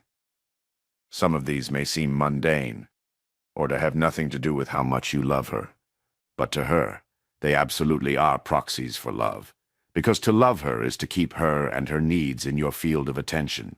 When you fail to do some of these things, particularly if you forget, it is painful for her because it feels forgotten by you, that she's not top of mind for you. The feminine expects the masculine to be action-oriented, so she feels let down without these action-oriented masculine expressions of love. Remember this the next time she's upset with you for forgetting to pick up milk, and you're wondering, what's the big deal? You think it's about the milk, but to her, it is about love. In fact, acts of service is one of the 5 love languages identified by Gary Chapman. Words of affirmation, acts of service, receiving gifts, quality time, and physical touch. I encourage you to read about this framework. Each of us has 1 or 2 primary love languages. For your woman to feel your love, it needs to be conveyed in one of her primary languages. And despite your best intentions, love conveyed through a non-primary language doesn't impact her nearly as much. I know a lot about this because my woman's primary love languages are touch and acts of service. Thankfully, touch is one of my primaries, so we connect well there. But acts of service are not a primary for me, so it is not my organic orientation. But this is what she needs to feel loved. I can tell her I love her, words of affirmation, but it only lands with about 50% effectiveness. To feel fully loved, she needs me to do things that show my care for her. Since this doesn't come naturally to me, if I want my woman to feel deeply loved, then I have to make the effort to express in her language. So, if your woman has acts of service as a primary love language, as many do, then you need to show her how much you love her, not just tell her. 5th, you will never get credit for your past good deeds with your woman. This principle is from David Dida, who writes that all of the reliability, love, and trustability that you've demonstrated through the years with your woman goes right out the window when she's upset. The feminine lives in the moment. All it knows is what it feels right now. If, after years of loving and leading your woman with a lot of skill, you drop the ball on something, Expect that sometimes she will react as if nothing of that track record ever existed. In her emotional state, she cannot remember the past. As a man, you'll be thinking to yourself, sheesh, after all I've done for her over the years, why is she getting so mad and not trusting me? She knows I love her and knows that I lead her well. You'll be quoting to her a laundry list of things you've done well. Yet to the feminine, in the moment, it all means nothing. Resting on your laurels or coasting are not possible with your woman. I encourage you to internalize this lesson immediately and save yourself a lot of false hope. To be honest, I still struggle with accepting this one. My reactive side thinks it's crazy, but my deeper knowing recognizes it as a fundamental reality. Our sixth principle is that you should know that you can usually ask for a do-over. Sometimes you'll just be plain clumsy in dealing with your woman. You might say something careless and hurt her feelings. You might make a bad assumption, or she might just misunderstand what you said or meant. Suddenly, you find yourself in a fight you never intended to have. A do-over can be an easy way out. If the context of the fight is not a code red issue and it hasn't progressed too far, you can simply pause and ask for the do-over. Baby, can we have a do-over? I messed up, and I now realize it. I'd like to try that again in a way that is more in line with my intention.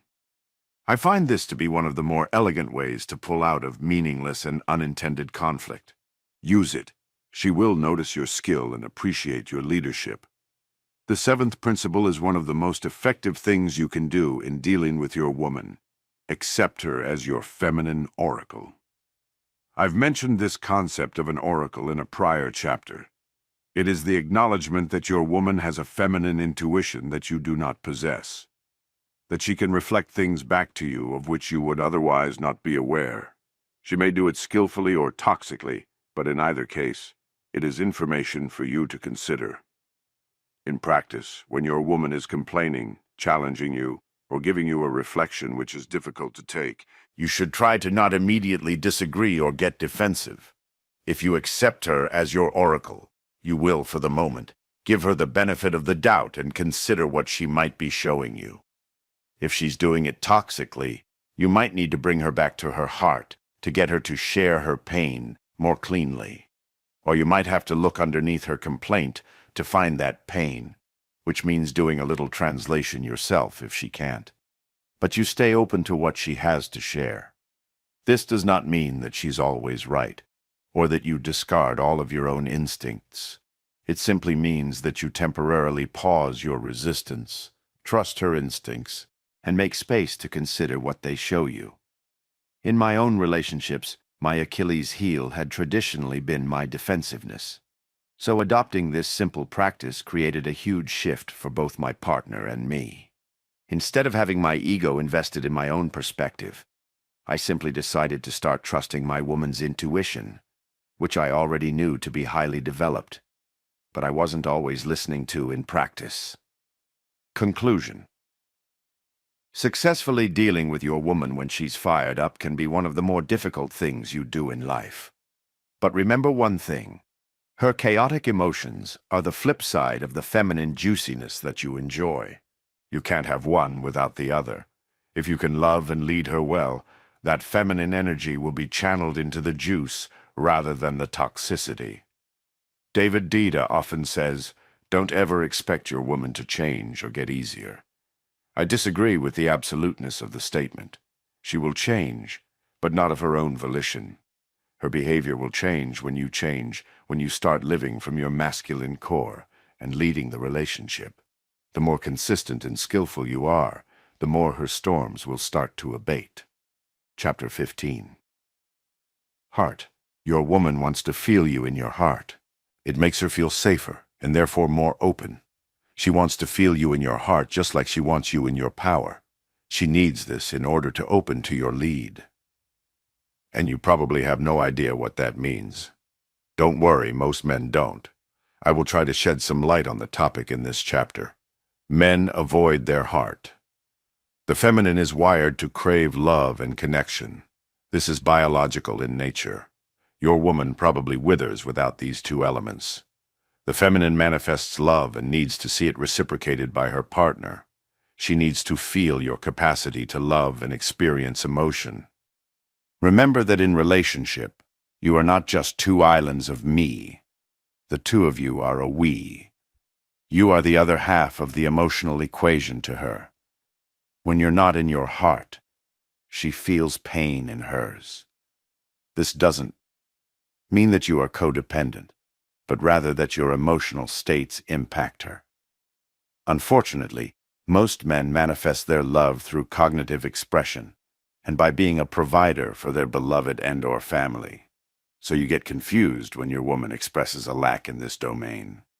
You might say to her, or just yourself, "What do you mean I'm not in my heart? I tell you that I love you all the time, and I work incredibly hard to take care of you." But the feminine needs to feel your open heart in order to feel truly loved. Being in your heart is far more than saying I love you and working your ass off to support her. It is the capacity to feel your emotions and to feel hers. It is the ability to come out of your thinking mind and into your feeling body. Instead of logic and evaluation, you're offering empathy. Empathy is the ability to truly feel what another person is feeling. It is not just a knowing of the mind, but rather a felt experience. And it is the ability to share what's inside, speaking to the deeper emotions within you, rather than just the anger, stories, and blame on top. Unfortunately, most men are terrible at this for a very simple reason. We try to avoid emotional pain at all costs. Your heart is the epicenter of where you feel your emotions. All of your negative emotions, anger, fear, shame, sadness, occur as pain in the heart.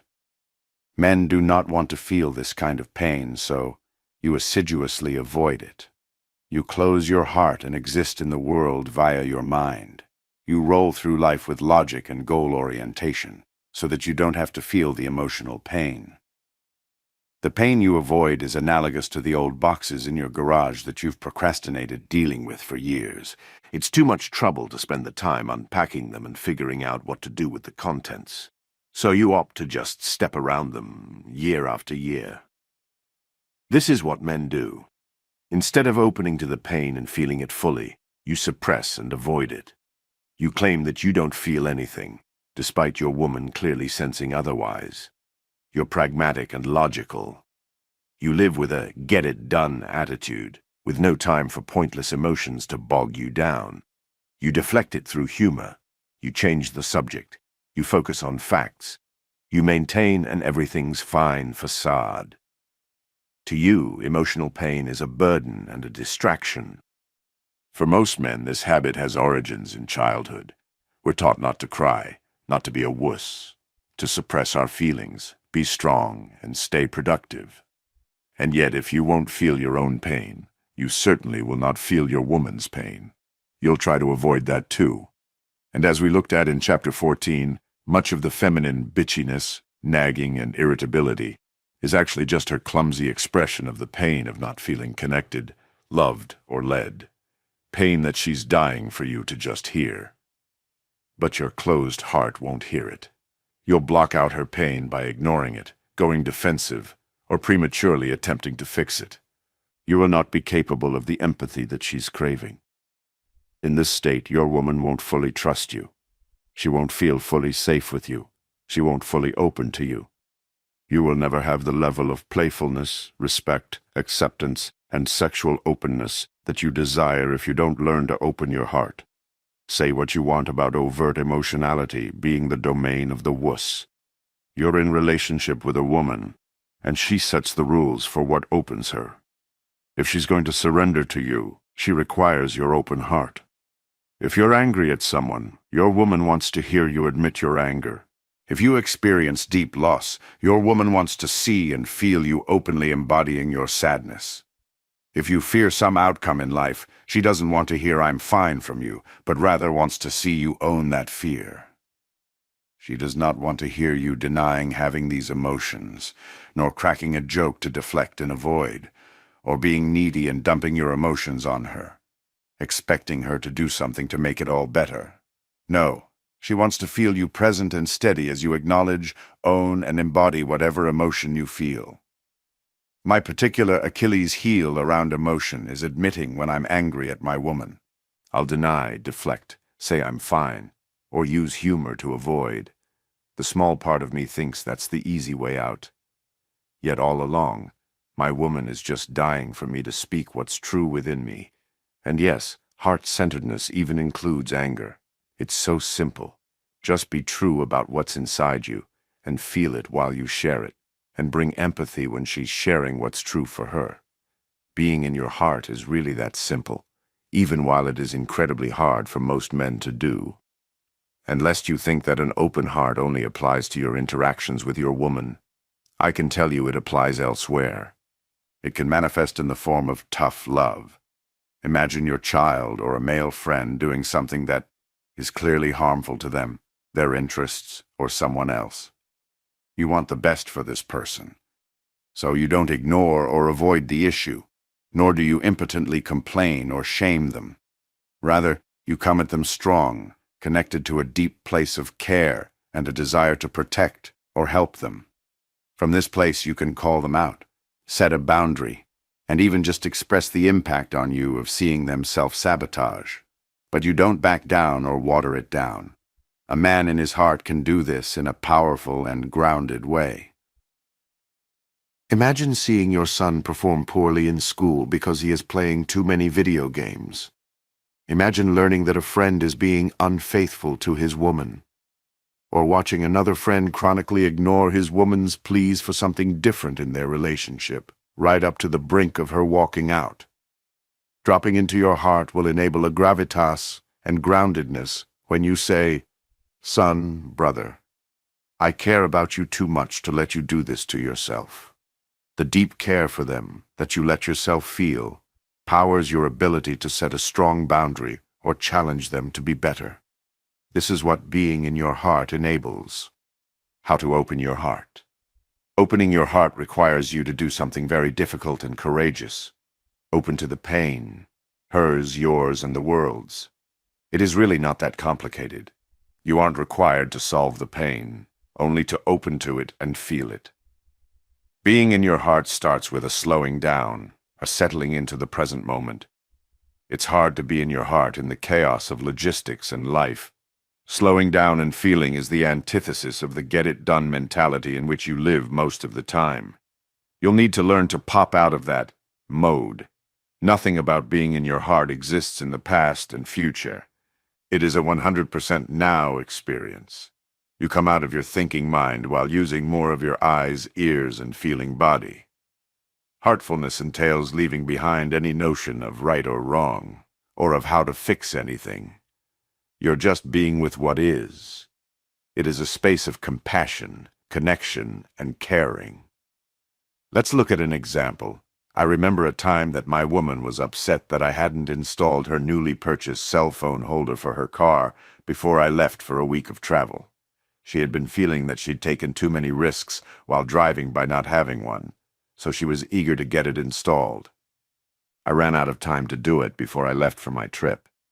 When she called to express her disappointment, my brain-oriented response was to defend myself by explaining how we'd gotten to her place late from our hike, and we'd simply run out of time for me to install the holder before I left for the airport.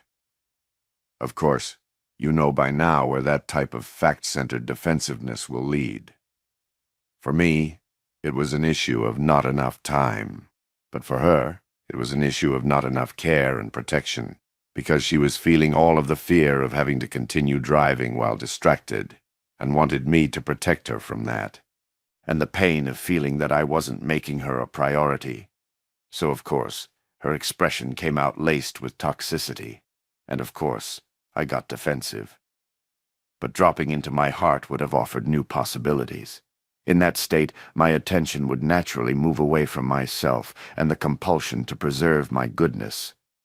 This would allow me to look beyond myself and actually feel her and what's happening for her. My attention would have organically shifted toward care. In that place, I would be able to feel what it's like to be in her shoes, to see her perspective through her eyes.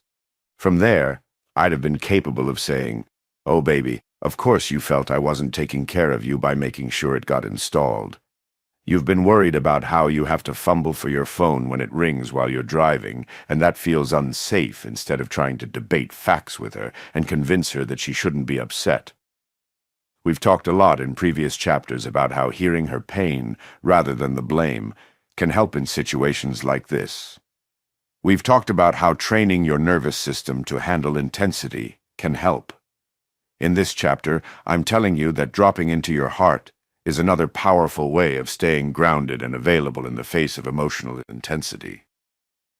But instead of doing this, we men hold on tightly to preserving our rightness or goodness. We overfocus on the facts while completely missing the emotional reality right in front of us. Now, being in your heart is not just about opening to her pain. It is also a path to expressing your own. We talked in Chapter 9 about how healthy it is to express your anger. But anger and resentment are emotions that usually cover up other emotions like fear and shame. Dropping into your heart helps you access, feel, and express these deeper emotions hidden behind the anger.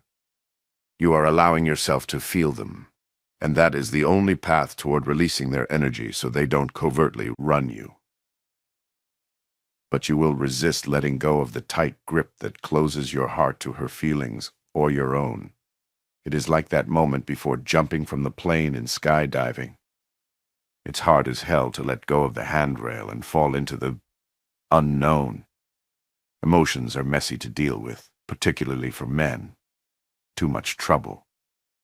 It's easier to simply not deal with them, so you claim "I'm fine," make a joke, or just ignore the pain. But your short-term avoidance strategy will nearly always lead to relationship problems in the long term. It's naive to think you can get away with avoiding the tough stuff. She notices it, and she remembers. Every time you dodge feeling or expressing the hard emotions, it breaks trust. It's not real. It is the opposite of courage. In her eyes, it is what a coward does. This is the moment of choice you must master. When the world or your woman trigger you, make the choice that the way out will not be through holding on tighter, but by simply letting go and sinking into your heart without defense. Practice by yourself at first, and learn to get past your resistance. For me, the best way to induce myself into a heartful state is to think of my children. I notice myself soften and open, and my care and regard move from my own selfish needs to their well-being. I am capable of feeling their pain in the moment, sometimes even more than they do. Practice this yourself so that you get to know the feeling. If you don't have children, then think of any being in your life for whom your care is deep: a sibling, a grandmother, or even a pet. You'll likely notice that heartfulness comes naturally to you with this visualization. As you do this, notice that going into your own pain won't hurt you. All the resistance you've previously felt is just a mirage fooling you into playing it safe. You need only surrender to the feelings and let them rewire your nervous system with a knowing that you'll be okay. Now, in this state, bring your woman into your mind's eye. Imagine her feeling deep sadness over something.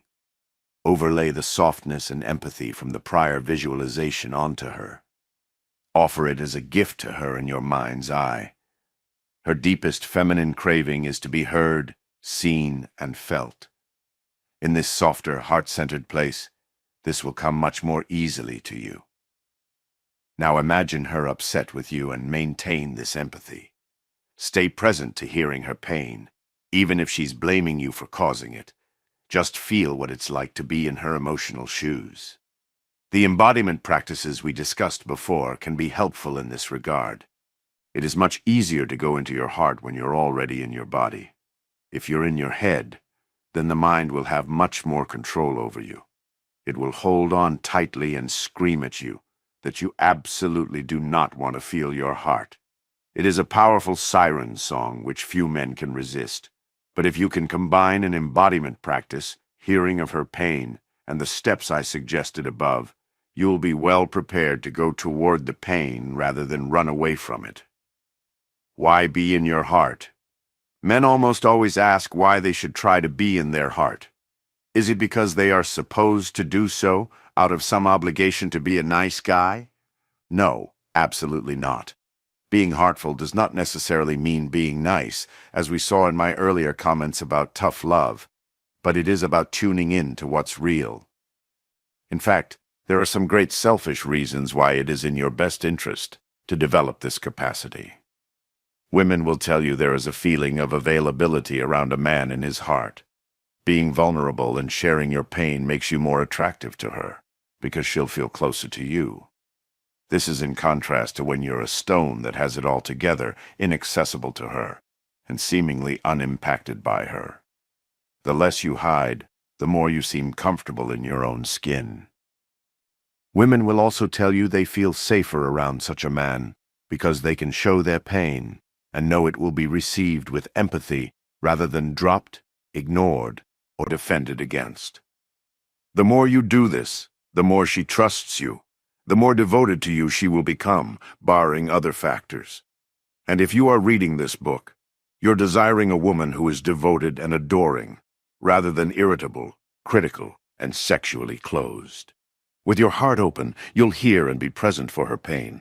And you will be shocked, yes, shocked at how quickly this diffuses her intense emotions.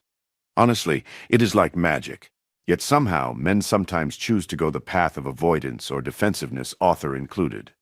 Let your open heart be your secret weapon in your quest to lead you and your woman to a better place relationally. I can say from personal experience that I am almost always more successful with my woman when I manifest heartfulness rather than cognition. The other benefit to being in your heart is that it actually makes her anger seems a little less intense. Because when you're in your heart and feeling empathy, you're naturally hearing the pain louder than the blame, as we discussed in Chapter 14. It just organically shifts your perceptions. So when she's raging at you, it will seem a little softer and easier to be with. She won't seem so scary. Her anger won't be so threatening. You'll be more grounded and present without even trying. I'll share a principle that I learned from Leonard Jacobson. It is more effective to be love rather than try to get love from your partner. So when she's angry with you, being in your heart makes this much more possible. Instead of being reactive to her anger, you'll be in a heartful place, able to exude the love that she temporarily cannot. When she experiences this way of being in you, it nearly always has the effect of softening her. Doing this creates a virtuous cycle. It calms her down in this moment and lays the groundwork for her to trust you more next time. Remember that her anger is almost always her expression of pain due to a break in connection between the two of you. She seems like she wants to destroy you, but ironically, she just wants to feel closer to you. Being in your heart helps you see it as such. Many women talk about wanting a man with depth. A big part of depth is this capacity to feel all of life's realities, pain, joy, sadness, suffering, loss, and hope. It is like catnip for the feminine. It draws women in. To them, a man's capacity for heart and depth translates into a deep personal power and wisdom. Most women crave such qualities in their man. They're hungry for it. Please know that being a warrior and being in your heart are not mutually exclusive. To be in your heart does not suggest you are a poetry-reading wimp. And yes, I'm being tongue-in-cheek there with the poetry comment, but only to combat common male misconceptions and defenses around heart-centeredness. Conclusion. Being heartful isn't fluff. It is simply a choice to feel your own heart and feel into your woman's pain when she's upset. This is not a natural act for most men, but with practice, you can learn to cultivate this capacity for love and heartfulness. When you do this, she will experience your depth and a profound sense of emotional safety.